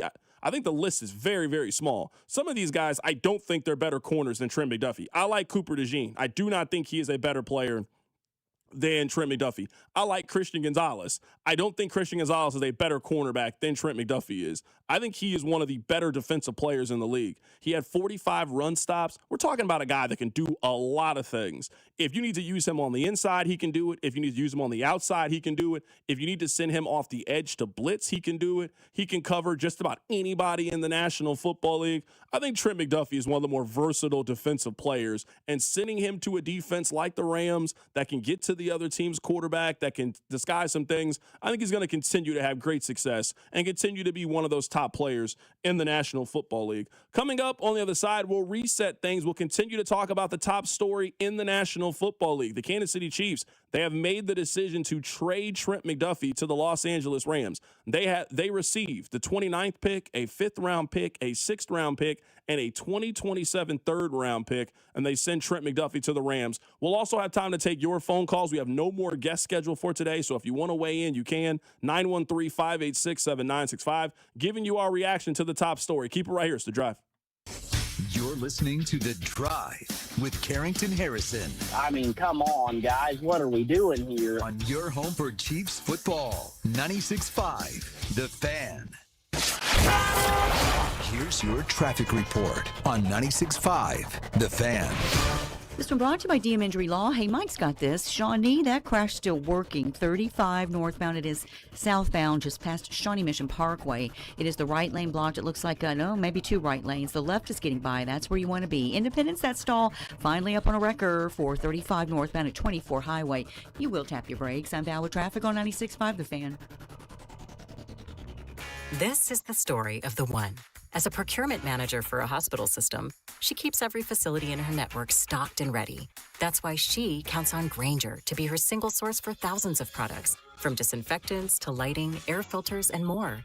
And with fast, dependable delivery, Grainger helps her keep every facility stocked, safe, and running smoothly. Call 1-800-GRAINGER, click Grainger.com, or just stop by. Grainger, for the ones who get it done. Doug. There's nowhere I wouldn't go to help someone customize and save on car insurance with Liberty Mutual, even if it means sitting front row at a comedy show. Hey everyone, check out this guy and his bird. What is this, your first date? Oh, no. We help people customize and save on car insurance with Liberty Mutual together. We're married. Me to a human, him to a bird. Yeah, the bird looks out of your league anyways. Only pay for what you need at LibertyMutual.com. Liberty, liberty, liberty, liberty. Legendary doesn't happen by chance. It happens because it's what BetMGM does. Sign up for BetMGM using bonus code DUSTY and receive up to $1,500 back in bonus bets if you don't win your first bet. Get into hockey, basketball, and more of your favorite sports with same-game parlays. That's what I do. I love it a lot. Live betting and more. Earn BetMGM reward points on every single bet. Take advantage of offers found nowhere else and keep an eye out for your rewards dropping in your account throughout the year. So again, sign up with bonus code DUSTY and receive up to $1,500 back in bonus bets if you don't win your first bet. BetMGM, make it legendary. BetMGM and GameSense remind you to play responsible. Gambling problem? Call 1-800-GAMBLER. See BetMGM.com for terms. 21 and older only. Missouri only. New customer offer. Subject to eligibility requirements. Rewards are non-withdrawable. Bonus bets that expire in 7 days. Please gamble responsibly. Need to sell your house in Kansas City but not sure what the best option is? Selling a home, especially when dealing with foreclosure, divorce, job relocation, or an inherited property, can feel overwhelming. That's why I don't just make offers. I help homeowners understand all their options so they can make the right choice with no pressure and no obligation. I'm Rex, a local homebuyer and resident right here in Kansas City. Whether you're looking for a fast cash sale or just want to explore your choices, I'll walk you through the pros and cons of selling to me or listing with an agent. If selling directly is your best move, I'll offer you a fair cash price and a closing timeline that fits your needs in as little as 7 days or on your schedule. No repairs, no commissions, no hidden fees. Just a transparent, hassle-free process so you know exactly what to expect. Let's talk. Call 816-330-6000 or visit rexbuyskc.com for a free, no-pressure consultation. Rex Buys KC, helping homeowners make informed decisions with confidence. At Kansas City Proton Institute, we're delivering the future of cancer care with state-of-the-art proton therapy right here in KC. If you have breast, head and neck, or brain cancer, proton therapy may be a better treatment than conventional radiation. Don't wait. Get your second opinion at Kansas City Proton Institute. Come see Kansas City's largest, most experienced, and most advanced proton therapy team. Learn more at kcpi.com. Kansas City Proton Institute, where you see the best in KC. There's nothing like the sound of Royals baseball. When the boys in blue take the field, loyal fans tune in, turn it up, and stay connected. And where do Kansas City's most passionate sports fans gather? Right here on 96.5 The Fan. Sports fans are loyal fans. They support the teams they love and the businesses that support their team. If you're ready to grow your business and connect with a dedicated, engaged audience, call 816-522-0444 or email greg.bergen@odyssey.com. That's greg.bergen@odyssey.com. Hey, Royals fans, it's Vern, and the Hot Stove Show is back Thursday night starting at 6 o'clock right here on your home for Royals baseball. 96.5 The Fan. KFNC FM and AM, HD1 and HD2 Kansas City, an Odyssey sports station.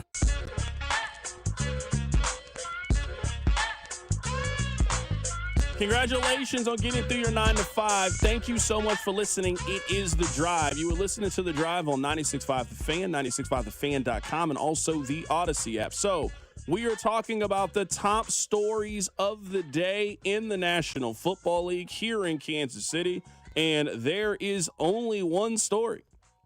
The Kansas City Chiefs have made the decision to trade Trent McDuffie to the Los Angeles Rams. The Chiefs have made a lot of moves over the course of the last couple of weeks. They restructured Patrick Mahomes' contract. That's good for about $43 million in cap space. They released Mike Dana, which is good for around $9 million in cap space. They released Jawan Taylor. That's good for around $20 million in cap space. They now made the decision to trade Trent McDuffie. That is good for $13.6 million in cap space. Let me give you guys the details of the trade. So the Rams get Trent McDuffie. There is no pick swap available here. The Chiefs receive the 29th overall pick, a 5th round selection. Looking at the Rams pick, that is good for the 167th selection in the NFL draft, a 6th round pick. Now the Rams have 2 6th round picks. I don't know exactly which one they traded, but their 6th round picks are 205 or 208, so around the same. They also got a 3rd round pick in 2027. We obviously need to see what next year looks like to give you a better idea of what that pick is going to be. So in this year's draft class, they got a pretty good haul. We talked about this. Now, I will say, I'm a little bit surprised by this. I think there were only 2 teams that even made sense to trade a 1st round pick for Trent McDuffie. One was the Cowboys, who had the 20th overall pick. The other one was the Rams. I don't believe that there was another team that was in the market of trading a first-round pick for him. So in some ways, I would say that the Rams bid against themselves, but they also got a really good player. Now, I think this is important to know before I give you, I guess, more commentary on how I feel about the trade itself. So this is from Sam McDowell of the Kansas City Star. The Trent McDuffie trade came down to the Rams and the Giants, I'm told. And in the end, the Rams were the team willing to give up a first-round plus. So maybe the Chiefs were just prepared to keep Trent McDuffie. And if we don't get a first-round pick, he'll just play out this season. Because the Giants, if they were having conversation with the Giants have one first-round pick. It's the 5th overall pick. Now, I know Trent McDuffie is valuable. He is not valuable where the 5th overall pick would have been in play. So the Giants have 37, 105, 143. It doesn't matter now. The Giants didn't end up making the trade. But that's kind of what I thought they were going to be able to end up getting if the Rams or Cowboys were not interested. Now, they were able to get the Rams to be interested. And this is why I've been saying all day, and I'll repeat it for you guys who are coming in on the 5 o'clock hour. I think this is a trade that is a win for everybody. Like, I wish I had some smoking hot take to share with you guys today. I really don't. I think this is a fair, good trade for all parties. I think this is a very fair trade for Kansas City, who I think had a real hesitancy when it came to paying him.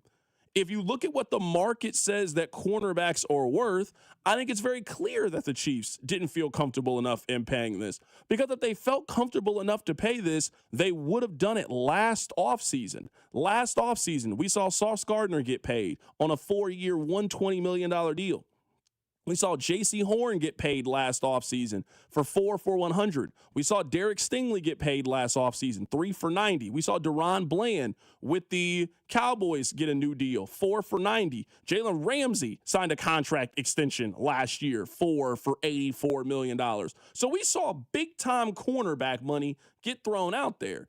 If I'm Trent McDuffie and I'm communicating with my agent, hey, it's time for me to get a deal. I'm severely underplayed. I have performed at a Pro Bowl, all-pro caliber level. I have been one of the most important players on a championship dynasty defense. It is now time for me to cash out and get my second contract. I believe, if you also go back to what Albert Breer had to say, I believe this happened. I believe that the two sides had a conversation at the end of the year. So this is from Albert Breer. The Chiefs tried to do a deal with Trent McDuffie last season, but it was clear that it'd be tough to find a middle ground, which set the stage for today.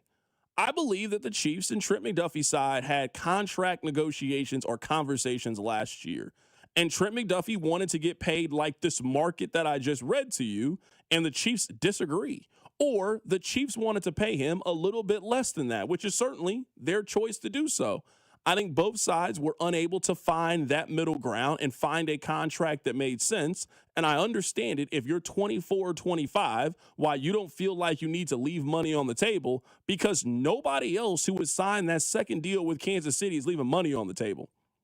George Karlaftis didn't leave money on the table. Chris Jones didn't leave money on the table. Trey Smith didn't. Nick Bolton didn't. A lot of the guys that the Chiefs have made the decision to pay and move forward with, they have paid pretty close to what the market says that they're worth, if not the top of the market for a couple of those guys. Now, you're allowed to use your salary cap space how you want to use it. But from a business perspective, if I feel like I've been comparable to those guys, and this is what the market is telling me that I'm worth, I don't know why I need to take 85% less.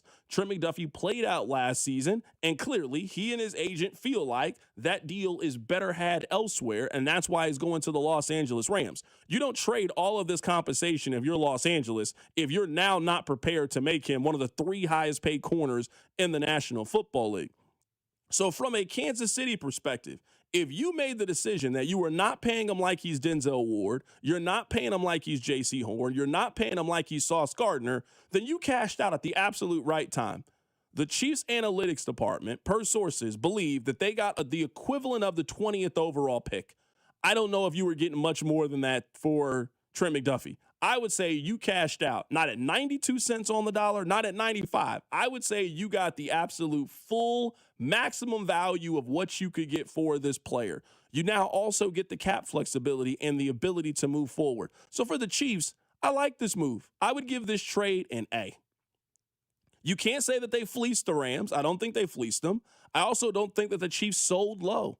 I think the Chiefs realized that they had a very important asset, treated it like such, and cashed out, and didn't really waver in this. I thought they might have to take a second-round pick if they really wanted to get a deal done. They didn't have to take it. They got a first-round pick. Congratulations to Brett Veach and his team for pulling this off. If you're the Rams got one of the better defensive players in the league today. Now, I understand that Trent McDuffie's not going to go out and get you 8 interceptions. I mean, Trent McDuffie has been one of the better defensive players in the league since entering the National Football League. So, courtesy of Next Gen Stats, he leads all corners in the NFL with quarterback pressures. He has the most forced fumble of any corner in the National Football League over the course of the last 4 seasons, and he has 45 run stops over the last 4 seasons. So he has shown you that you can use him in a bunch of different ways. You want to play him on the inside. You want to play him on the outside. You want to come off the edge and make a big sack for you. You need him to force a fumble and potentially help force a turnover. I think Trent McDuffie has shown you all of that versatility. He has been a very healthy player. He's been a very productive player. He's not a guy that you're worried about one day seeing on the Shade Room or TMZ. He's going to play football, mind his own business, and stay out of trouble. There are some guys that you were very hesitant to give this significant amount of money to. Trent McDuffie is just not one of those players that you're worried about. So for the Chiefs, I think they cashed out. If you're the Rams, I think you made a very smart decision as you're one of the better franchises in the league and you're trying to put together a championship roster. And if you're Trent McDuffie, I imagine there's some disappointment. I wanted to be in Kansas City. I love Kansas City. I like these guys. I like being on these teams. And you also get a chance to go back home. And you still get the chance to compete for a championship. So I really think on all sides, this is a win for everybody. I think everybody would grade this an A. I think the Chiefs have to grade this trade an A. I think the Rams should look at it like we got a very good player to add to the mix. We needed secondary help. We had an extra first-round pick. The Rams were never making 2 first-round selections. Maybe that's where I was wrong in kind of giving my opinion about this over the last couple weeks or so. The Rams were never making 2 first-round selections. They've made 1 first-round pick in the last 10 drafts. They've made 1. Jared Verse. Every other draft time, they have traded their first-round pick. So the fact that they had 2, yeah, they're going to keep the 13th overall pick, but that 29th overall pick, they love trading the 29th overall pick. They're used to trading the 29th overall pick. So for them, trading the 29th overall pick and then trading some mid-round draft picks to go get an all-pro corner while they think they're putting together the best roster in the NFC is worth it to them. I understand the trade really on all sides. We'll talk about it more from the Kansas City perspective once we get to the hits.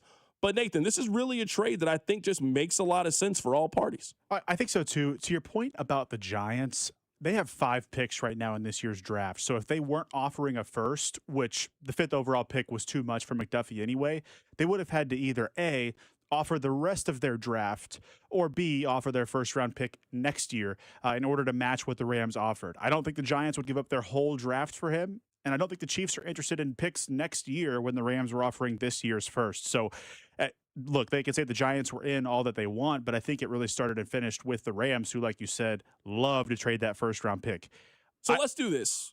Let's play the hits. Let's shout out Baker University, and then let's really focus in on what I think this means for the Chiefs and what is now next for them as they head into the start of the league year, which is on March 11th.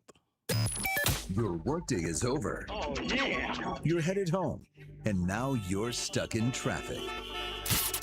Time to get caught up on the biggest stories in Kansas City and around the country with CDOT and Rob.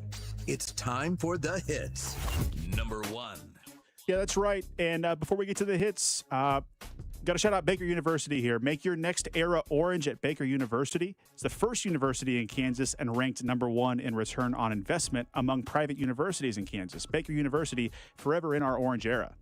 I will say this. I have noticed this, and maybe I'm wrong. Text line 913-586-7965. I am getting a sense that it is not 100% in Veach we trust the way that it usually is. So the top text.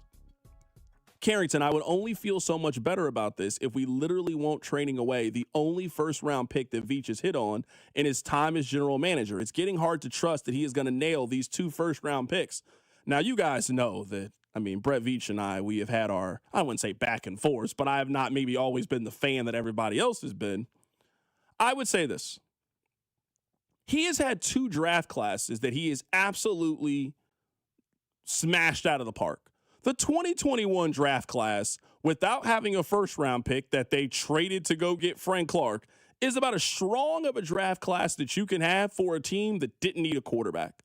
They got Nick Bolton and Creed Humphrey with 2 second-round picks, 2 guys that have signed second contracts and help you win championships.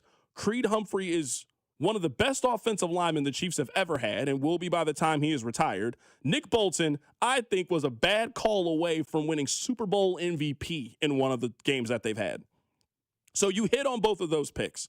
Joshua Kando didn't work out. That's going to happen. Noah Gray, I would say that he's worked out. For a 5th-round pick and the 162nd overall pick, he's fine. He's not great. He's not bad. He's fine, still on the team. Cornell Powell, never seen him before. Don't even know what he looks like. And then you got Trey Smith.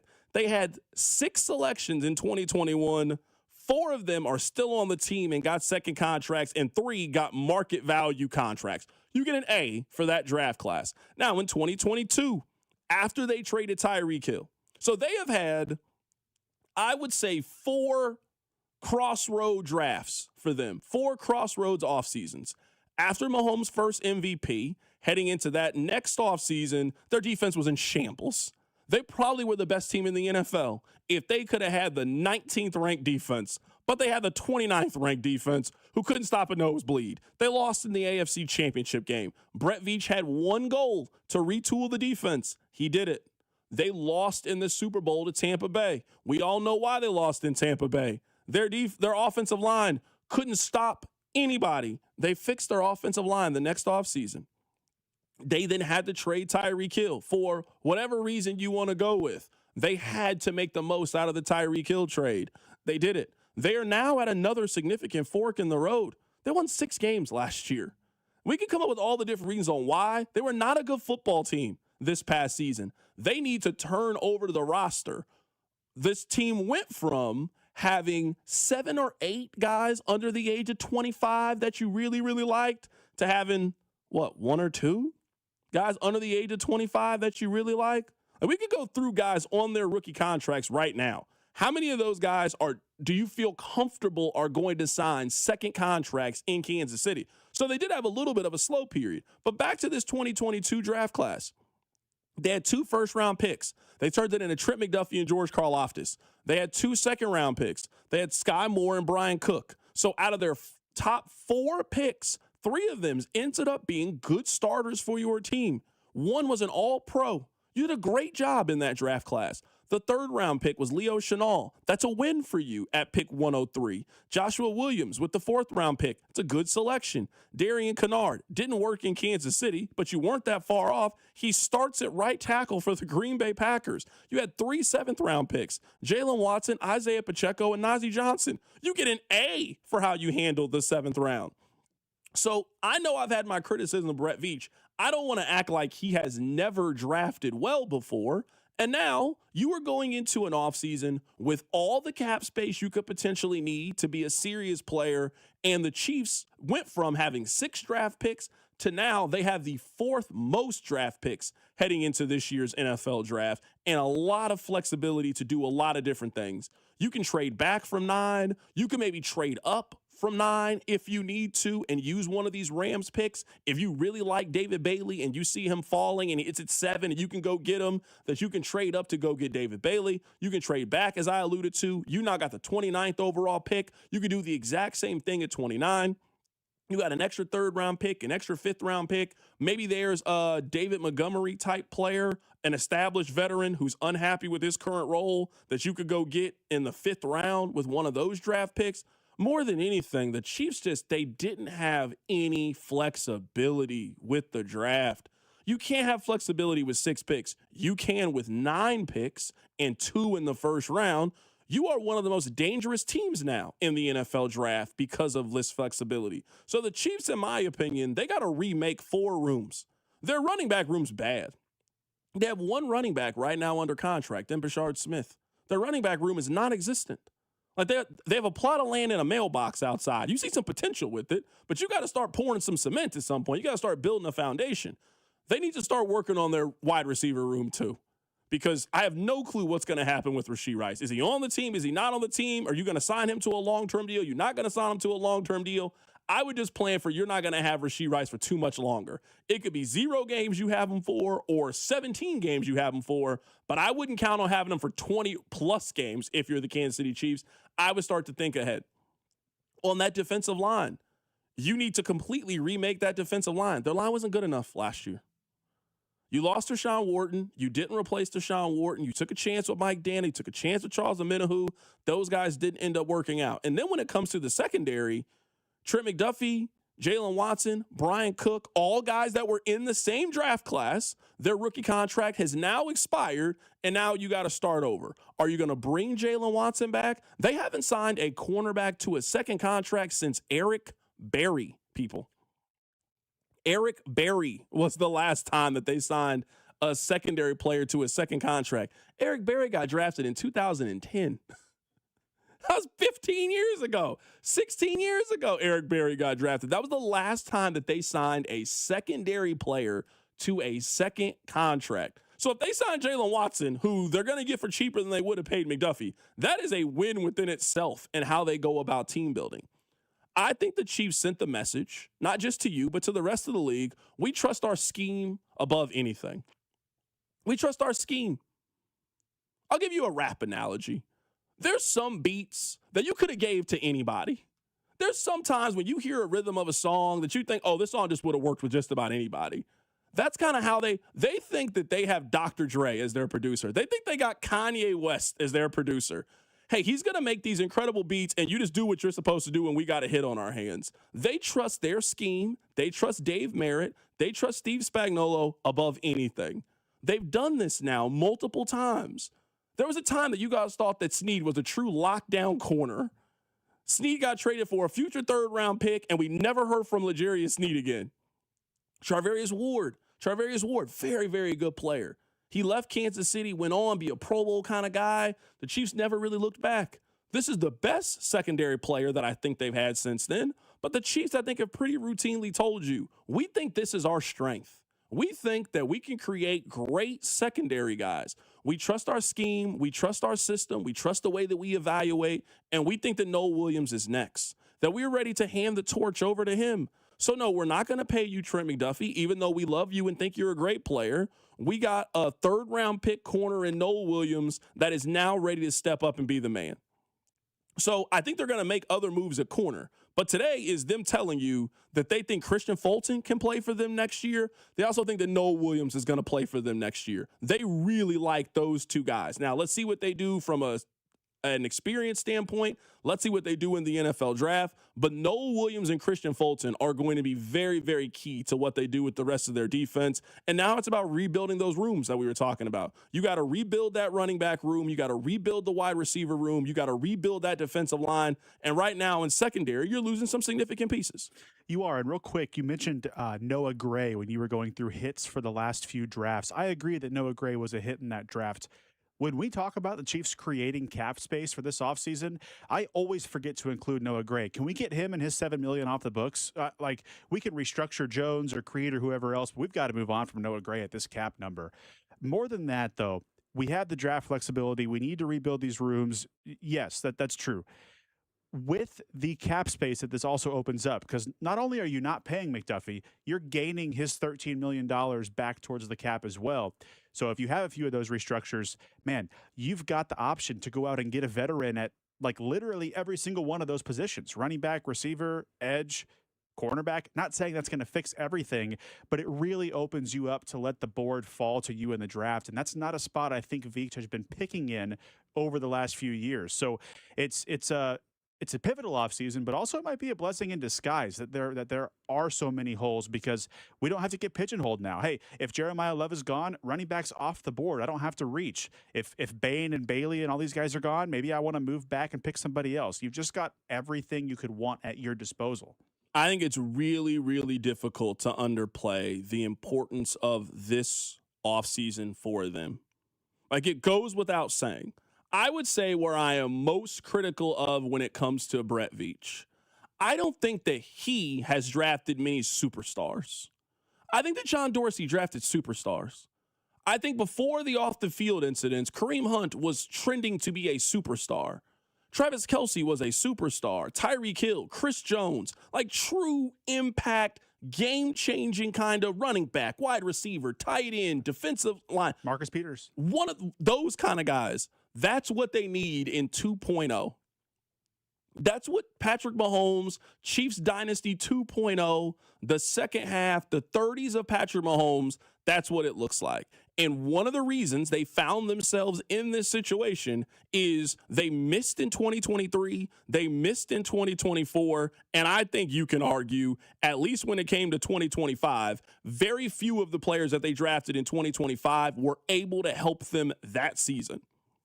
That cannot be the case this year. You got the 9th overall pick. I will not be accepting this is a redshirt year or they're bringing him along slowly for the 9th overall pick. No, he needs to be able to play.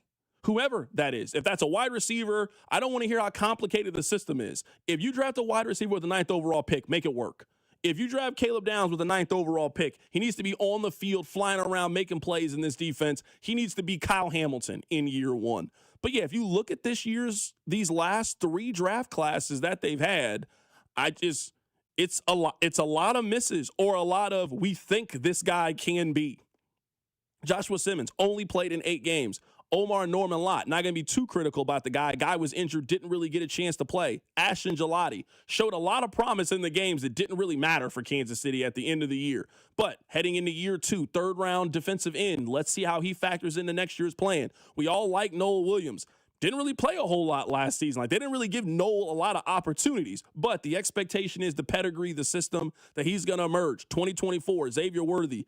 Injuries this year, still waiting for him to take that next step. Look at the 2023 draft class. You liked Rashee Rice. There was a time people were really optimistic about him. His career has been sidetracked by just nonsense and injury over the last couple of years. Like, part of how they put themselves in this situation, because they definitely have spent the capital, I guess, outside of running back to try to fix some of these problems. They've spent resources at wide receiver. They missed in some ways. They've spent resources on their defensive line. They haven't developed yet in those ways. Now, when it comes to secondary, they're going to trust their system. They're going to trust their scheme to start that process all over again. And with having the 4th most picks in this year's NFL draft, you give yourself the opportunity to do that. We got some time to take your phone calls. We'll do that coming up on the other side, 913-586-7965. We'll take your phone calls. We're reacting to the top story. The Chiefs have traded Trent McDuffie to the Rams. Keep it right here. It's The Drive. The Drive with Carrington Harrison on Kansas City's only FM sports station, 96.5, The Fan. Net big cash at Harrah's Kansas City. With 3 ways to win, you could score major prizes. 1, each day through March 28th, earn to swipe your Caesars reward card at a Net Big Cash kiosk to instantly win up to $100,000 cash. 2, collect letters to spell out winning words to score up to $1,000 free play. 3, join us March 28th for drawings with a grand prize of $50,000 cash at Harrah's Kansas City. Visit our website for full details. 21 or older to gamble. Know when to stop before you start. Gambling problem? Call 1-800-GAMBLER. Some flavors just take you to another place. Like the Filet-O-Fish, a crispy fish fillet made with wild-caught Alaskan pollock on melty American cheese topped with tartar sauce, all on a soft, steamed bun. It's crispy, flaky perfection. And right now, I can mix and match 2 favorites, like a Filet-O-Fish or 10-piece Chicken McNuggets for just $6. This deal is the catch of the day. So get to McDonald's fast.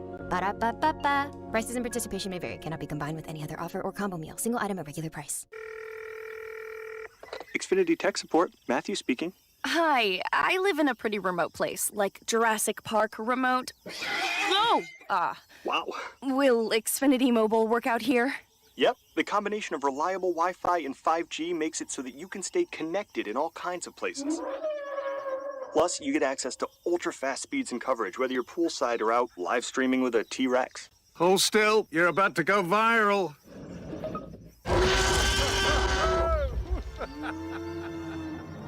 Welcome to a new era of Wi-Fi boosted mobile. Cut your mobile bill in half with 2 lines of unlimited. Discover a new era of Wi-Fi boosted mobile at xfinitymobile.com. Xfinity. Imagine that. Watch Jurassic Park with Xfinity.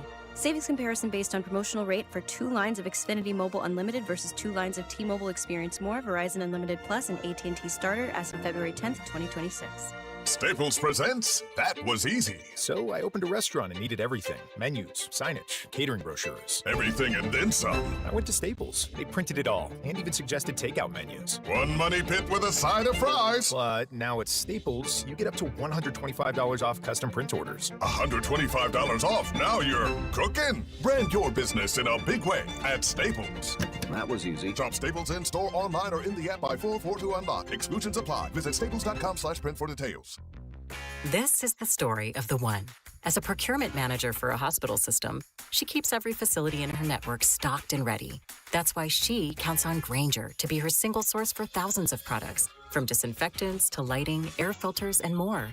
And with fast, dependable delivery, Grainger helps her keep every facility stocked, safe, and running smoothly. Call 1-800-GRAINGER, click Grainger.com, or just stop by. Grainger, for the ones who get it done. If you own a small business, the pressure never lets up. Something's always coming at you. That's why business owners turn to LendSeek for funding. I don't need promises. I need options. LendSeek's AI platform showed me real funding choices. Now I can cover payroll, handle taxes, and go after growth opportunities without the daily stress. Up to $5 million with funding in as fast as 24 hours. No upfront costs. No prepayment penalties. Start ready, stay ready. LendSeek.com. LENDSEEK.com. Here's your traffic report on 96.5 The Fan. This one brought to you by DM Injury Law. Hey, Mike's got this. Shawnee, that crash still working. 35 northbound. It is southbound just past Shawnee Mission Parkway. It is the right lane blocked. It looks like, maybe 2 right lanes. The left is getting by. That's where you want to be. Independence, that stall finally up on a record for 35 northbound at 24 Highway. You will tap your brakes. I'm Val with traffic on 96.5 The Fan. Welcome to your home for Royals baseball. 96.5 The Fan. This is one part of it, and we've talked about this before, that I understand why people are making the argument, but I would say, A, this is not how the Chiefs got Tyreek Hill, Travis Kelce, etc., and there now should be no more room for this. So I was making the point. The Chiefs have all of the resources to turn this thing around this offseason. The Chiefs currently have almost $30 million in cap space. Through restructures, they could create possibly another $70 million in cap space. The Chiefs can be significant players in free agency if they want to be. They also have 9 draft picks, the 4th most of any team in the National Football League. They got 2 first-round picks and a high second-round pick. The Chiefs are significant players this year in the draft class. So we were talking about this, and then someone sent out the text and said, "CDOT, I agree, but when you go to 10 AFC championship games, you don't get the opportunity to draft superstars." The Chiefs didn't use a premium pick to get Tyreek Hill. The Chiefs didn't use a premium pick to go get Travis Kelce. They didn't use a premium pick to go get Chris Jones. No, they drafted, scouted, and developed and turned them into superstars. So I hear you when it comes to Brett Veach. But if we had to make a list of, hey, give me the 5 best players that you think that he's drafted, a couple of them would be on the offensive line, and then they didn't see enough to pay the other guys that they've had. I mean, George Karlaftis is probably one of the 5 best players that Brett Veach has drafted and has not turned into the kind of pass rusher that I think you need him to be. So while you got the 9th overall pick, that guy needs to turn into a significant game changer for Kansas City. You got the 29th overall pick. Now, that guy doesn't have to be a superstar kind of player, but man, that guy has to start. That guy has to be a good player for you. This team, honestly, they've gotten old kind of quick, and they haven't replaced it with cheap young contracts. So one of the things that you would think that these 9 draft picks give you is, man, they need good, young, quality starters on rookie contracts. Because think about it. Like, we can go through their team. At running back right now, they do not have that guy on their team. I know Brashard Smith. I don't know what Brashard Smith is. I don't think anybody can tell you they know what Brashard Smith is. So at running back, they don't have a good player that you love under a rookie contract. I would say right now at wide receiver, pretty big question marks. Their number 1 wide receiver is constantly in legal troubles, and their other wide receiver is coming off a significant injury and had a down year this past year. They don't have a player on a rookie contract to tight end. when it comes to their defensive line, they don't have a promising young guaranteed, oh, this guy's going to get 10 sacks on a rookie deal. They don't really have that at linebacker right now. At corner, they got to turn that over a little bit. Like, they don't have a lot of guys 25 and under that I would say right now you pencil in as a sure thing of being the future. Noah Williams can be the future. Ashton Gelati can be. There's a lot of guys that you would put as a possible either way, but they don't have a lot of guys that you would put into the certainty category when it comes to young players. They got to start turning some of their question marks into exclamation points the way that they did in 21 and 22. I think it's a fair ask for Brett Veach to have another 2022 type draft. I don't agree with the texters who say you can't draft. Look at where he's been drafting. It's why you can't draft superstars. First of all, we've talked about the Rams all day making one pick in 10 years. It was Jared Verse. They picked him at 19, and he won Rookie of the Year. Yeah. like they hit on that pick. But also, how many years have we spent talking about, man, the Chiefs picked McCole Hardman or Sky Moore when they could have had Metcalf and McLaurin and Pickens? Like, you put away, like, Brett Veach has sort of, I guess, lost the margin for error when it comes to picks like those at premium positions. So you couple that with the financial flexibility this team has to where he's not going to go into this draft pigeonholed for certain positions, but also you take away the margin for error after he's missed for a couple of years. I think it's very fair to ask him to have another 2022 type draft. I believe it was Matt Verderame that made this point. They have not drafted a 1,000-yard rusher. They have not drafted a 1,000-yard receiver.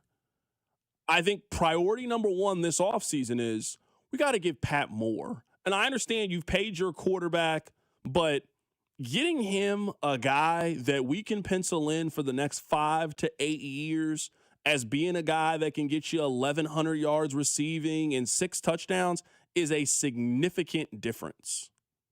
It's a significant difference. Getting you a guy getting you Travis Etienne, that none of us think is a top 10 running back in the league, but finding Travis Etienne in the draft is significant.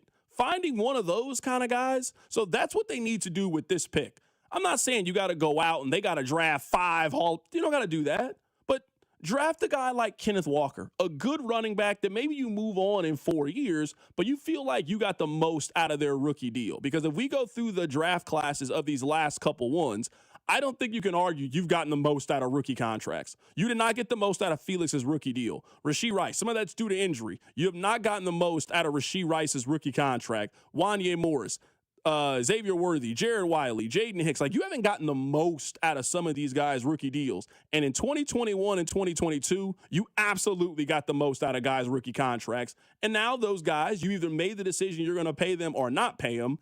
And now you got to start that process all over again to keep this thing moving. Now, in terms of paying a player versus letting him walk, I would usually be with Rob on the sense of, hey, why are you drafting a player if he's not going to be here for a second contract, if that's not your goal with him or you don't think he can get there? That's unless this Trent McDuffie situation exists. I mean, it played out absolutely perfect from a process standpoint. They drafted him with the 21st overall pick. They went to 3 Super Bowls in his 4 years. They had one down year, but he was an all-pro level corner immediately. And then they got out before paying him $30 million, and they got the equivalent of the same draft pick for him in their compensation. So, look, it's way too simple to say do that again, but like that's the mold that this team has to start chasing. It's not guys that need a redshirt year or guys that have medical flags. It's guys that can be immediately productive like Trent McDuffie was. Let's take a couple of phone calls here. 913-586-7965. Andy called into the show today. Hey, Andy, how you doing, man? I appreciate you calling in. Good, C-Dot. How are you? Doing good, man. Man, okay, I'm going to be honest. I don't really see why people are, like, so quick to defend Brett Veach here because, honestly, he hasn't drafted an impact player since, 2022. Our roster has gone downhill since 2022, and as dumb as it is to say, the Super Bowls have really covered it up. And I feel like Mahomes has just had to do way too much. And plus, the defense has played very, very well. I just don't really know. I just don't really see why people are so keen on thinking that Brett Veach, he drafted so late and stuff, and that's why the problems are. We've had chances to sign good free agents. We've had chances to fix positions, and just our talent evaluation has just gone to crap since 2022, I think. I appreciate the phone call. At least for me, this is where I am. I'm willing to go into this offseason with an open mind. I'm willing to go into this offseason with an open mind because of a quote that he said at the Combine. And this quote at the Combine, I think most reasonable people would agree, but I think Brett Veach, kind of like Andy Reid after a disappointing season, with the success that you've had, you've earned the opportunity to be able to roll up your sleeves and get to work. You have earned the opportunity to fix a problem that you have created. This is what Brett Veach said 2 weeks ago now at the Combine. Even the coaching staff, too. Like I said, the last few years, we haven't had a chance to really get with them much before the Combine. And right after that Vegas game, those guys were all in, and it was exciting and energetic in a way, just to get out there. And I think the last few years, we were kind of just like in a maintenance stage, and now we're trying to just rebuild this thing again. And I think for a GM and a personnel staff, that's exciting. I love hearing that. We were in a maintain state. Now we're in a rebuild state. The Chiefs have been in a run it back, continuity, we don't need to shake the apple cart. They have been in that mode for 3 years. And I understand it. You've had tremendous success doing it that way. But as a competitor, and you have to be at this level, man, you should be excited about this opportunity if you're Brett Veach. You should be excited to put your fingerprints all over this team. You have the cap space you need to go out and wheel and deal. You have the draft picks that you need. You have maybe the most respected person in the National Football League at head coach and a once-in-a-generation talent at quarterback. If you can't sell that to free agents, if you can't draft and build around that, then you don't need to have the job that you have. So I like that mentality. Hey, we've been just trying to maintain. We've been trying to do everything we can to be at the top of the mountain. We now got knocked off the mountain. I am excited about the process of trying to climb back up the mountain. Good, because you got your work ahead of you. You got to almost start over at a lot of key places on the team. They got to start over at running back. They got to start over on their defensive line in some ways. They got to start over in the secondary. Good. Those are impact important positions. And you got draft capital and you got cap space to be able to go do it. Let's take one phone call here before the break. Franklin called into the show. Hey, Franklin, how you doing, man? Hey, Carrington. So what I wanted to talk about was really this might be the most important draft of Brett Veach's career. We got 2 first-rounders again. He just traded away the only all-pro player he's ever drafted. Check me on that, but I think that's correct. So he just traded away Trent McDuffie. Our core needs to be rebuilt. Our core meaning Mahomes, Kelsey, Chris Jones. At one point it was Kareem Hunt and guys like that, but all those guys are gone, and all those guys were drafted by Dorsey, not Veach. So he has to hit on his draft with starters. 2 starters in the first round, starter in the second round, needs starters in the third round. And he has to understand, we can't keep drafting these tiny players, number 1 wide receivers that's 180 pounds. We need dudes. We need studs. We need difference makers that other teams have to game plan for every time they see the Chiefs.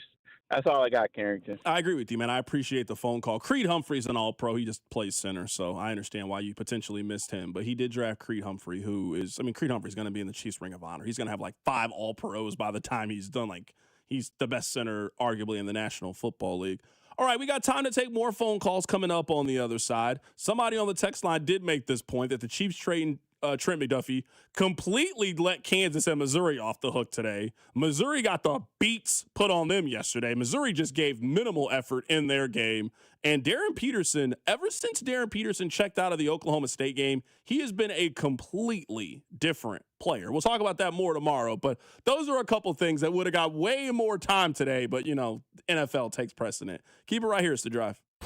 The Drive with Carrington Harrison on your home for Kansas City sports. 96.5 The Fan. Men, the new year is here, and if you're like many of us, you're ready to improve your health. But if you're feeling low energy, not sleeping well, or not seeing results in the gym, keeping that resolution can be tough. This is Jeff for Heartland Men's Health, and if those symptoms sound familiar, we can likely help. They often point to low testosterone, and treating low T is what we do. But this year, we're also helping men go further with 4 targeted body composition plans featuring growth hormone peptides, NAD+, GLP-1s, PDA, and more, designed to boost energy, support metabolism, enhance recovery, and accelerate fat loss. With our low T treatments combined with our body composition programs, most men notice real improvements, more energy, better focus, improved sleep, stronger workouts, and often a renewed sex drive as well. So call us. Your initial visit is just $99 and includes blood work and a medical consult. And if you start on treatment the same day, your visit is free. Call 844-447-6600 or visit heartlandmenshealth.com. Featured therapies are compounded and have not been evaluated nor approved by the FDA. Provider prescription required. See website for details. Hey guys, it's Cody and Golden. Learning the skills is only part of the journey. And over at Centric, turning those skills into a career is where people need the most support. And with Centric's 4-month IT program built around something different, a clear career pathway. And that's where Centric's career services team comes in. They're going to help coach you through the resume building, interview preparation, and guidance, along with a real entry-level IT job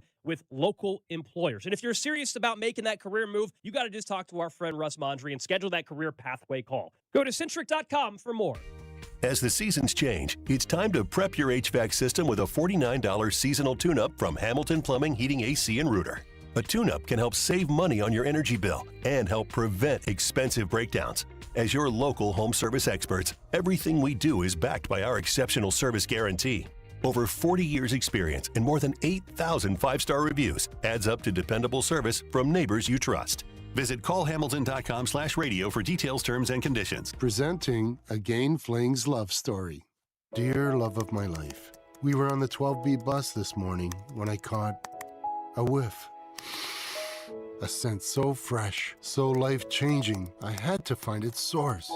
Alas, I didn't know if you were the woman in the pink freshly washed cardigan or the retired mailman next to me, but I knew one of you was my soulmate. Ah, the scent of Gain Flings. Try Gain Flings with OxyBoost and Febreze. Chick-fil-A's new frosted sodas and floats. It's a 10 out of 10.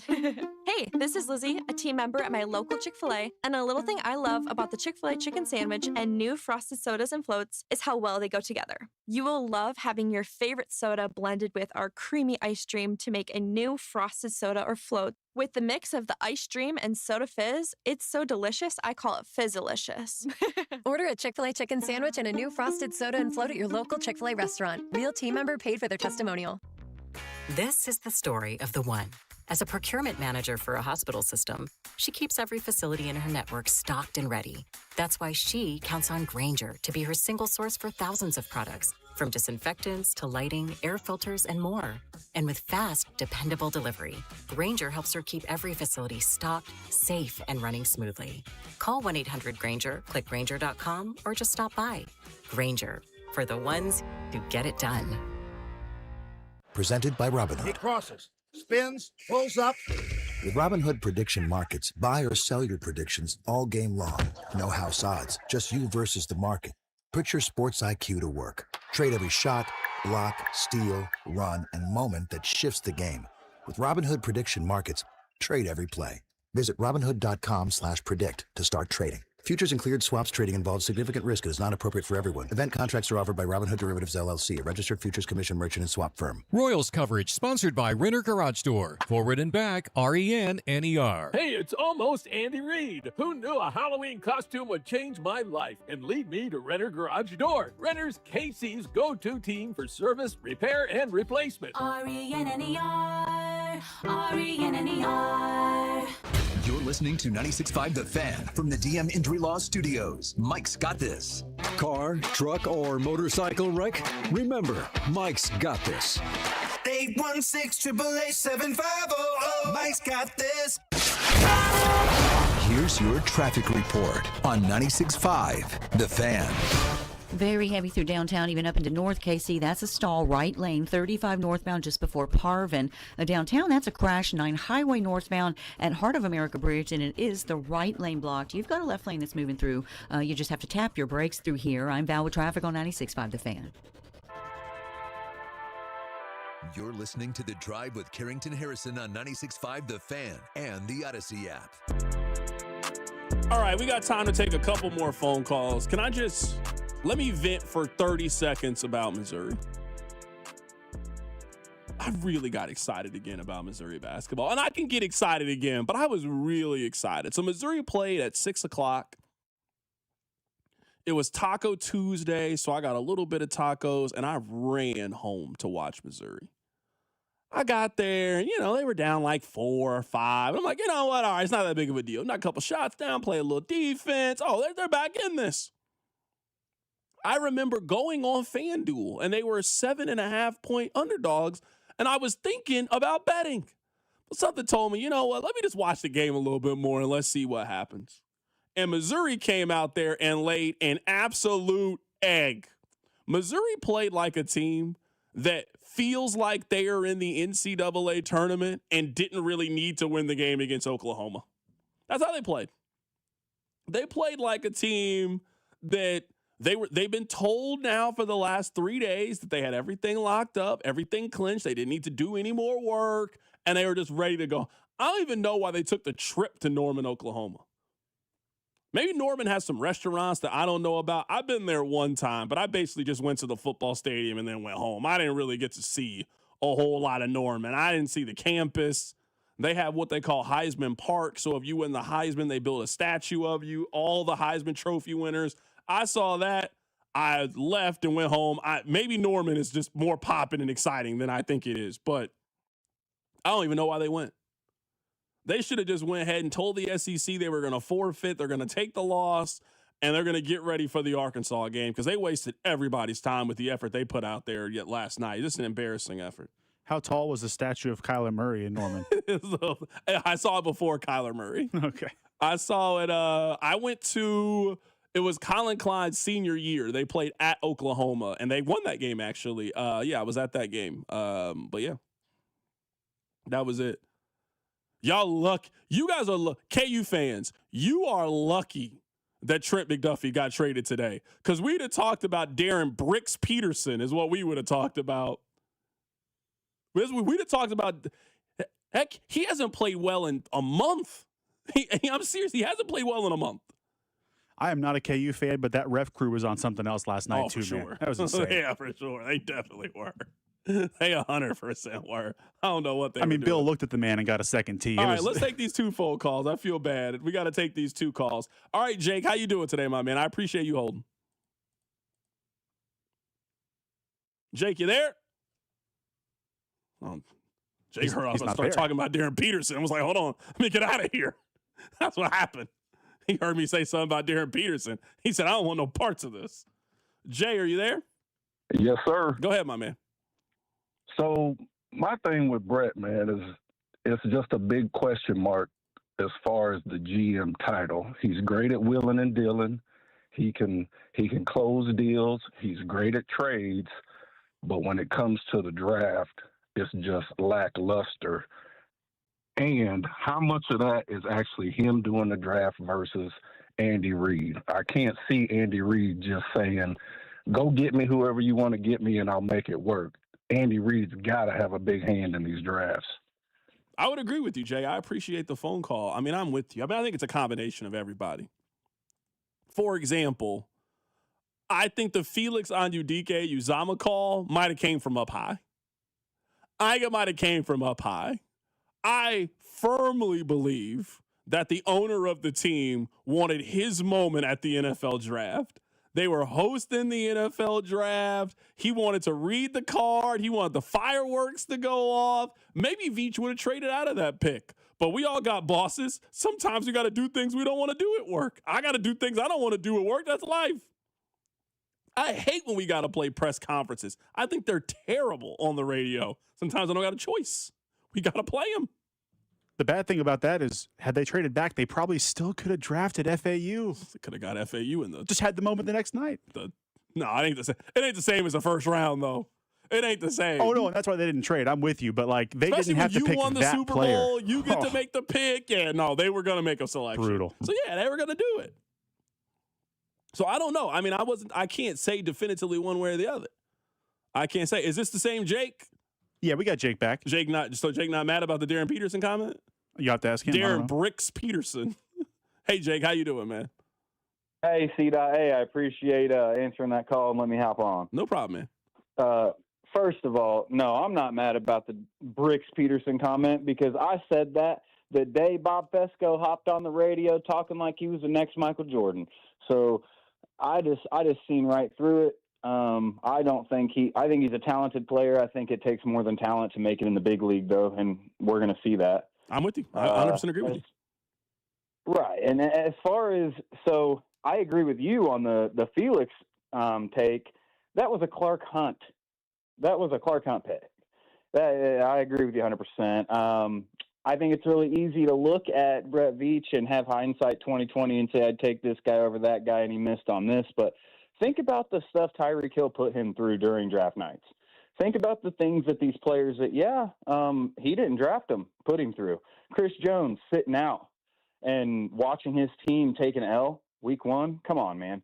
So people can have hindsight 2020 with the whole picture, or they can just zoom in on what they want to see. That at the end of the day, he made the most of Trent McDuffie. I'm a huge Huskies fan, man, Washington Huskies. So I've been watching him for years. Hurts to see him go, but Jake, do you guys have this? I don't have the answer to this. You know, like how Mizzou has like MIZ and how KU has Rock Chalk. What's Washington's? Well, it's not really like a hoorah. Like there isn't no slogan for that. It's Go Dogs. You know what I mean? So Okay. It's Go Dogs. But Okay, I got you. It's for Washington. You know, they've had a lot of good players, and I'll leave with this. One player I would love to get. We can get him probably in the 109th pick. Tacario Davis. He's another corner out of Washington. They know how to breed him up there. They do. Keep that channel going. As for the first round picks, I think we got to trade back again with that 29th pick. He's got to double down on his philosophy if he's going to go for picks. That's it. Don't go Jeremiah Love at 9. Love you. Bye. Hi, man. I appreciate it, man. Thank you. They just told me they love me in a long time. Made me emotional. Hold on. What is this? I saw Popular Chain. Hold on. They closing Freddy's down? What's happening? There's going to be no more Freddy's? Oh, it's just one location. Okay. Oh, you almost scared me. I got kind of scared for a second. I saw Popular fast food chain closes Kansas City location. I was like, oh, man, hold on. What's going on here? There's no more Freddy's? I was worried. I was like, oh, it's just one. I don't go to this one, so I'm not that worried about that one. Hold on. Which one is it that closed? Martin City. Okay, I don't go out there. That's okay. I don't care about that.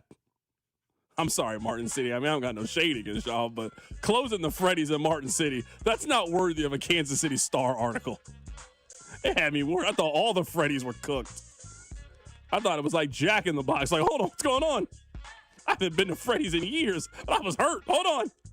We need them back. Okay, they got other ones. There's one on Rowe, North Oak Traffic Way. All right, good. I was a little worried for a second. I've been to that one on North Oak Traffic Way. I've been to that one. That one's cool. I like Freddy's. There's one not that far. There's one right around the corner, isn't there? There's a Freddy's not right far down the from here. street. Yeah. Freddy's is good. Shout out to Freddy's, man. Would you rather have unlimited Freddy's or unlimited Culver's? Freddy's. I'm not on the Culver's hype train. I'm not. Okay. All right. I appreciate you. Be back tomorrow. I don't know if Rob will be here, but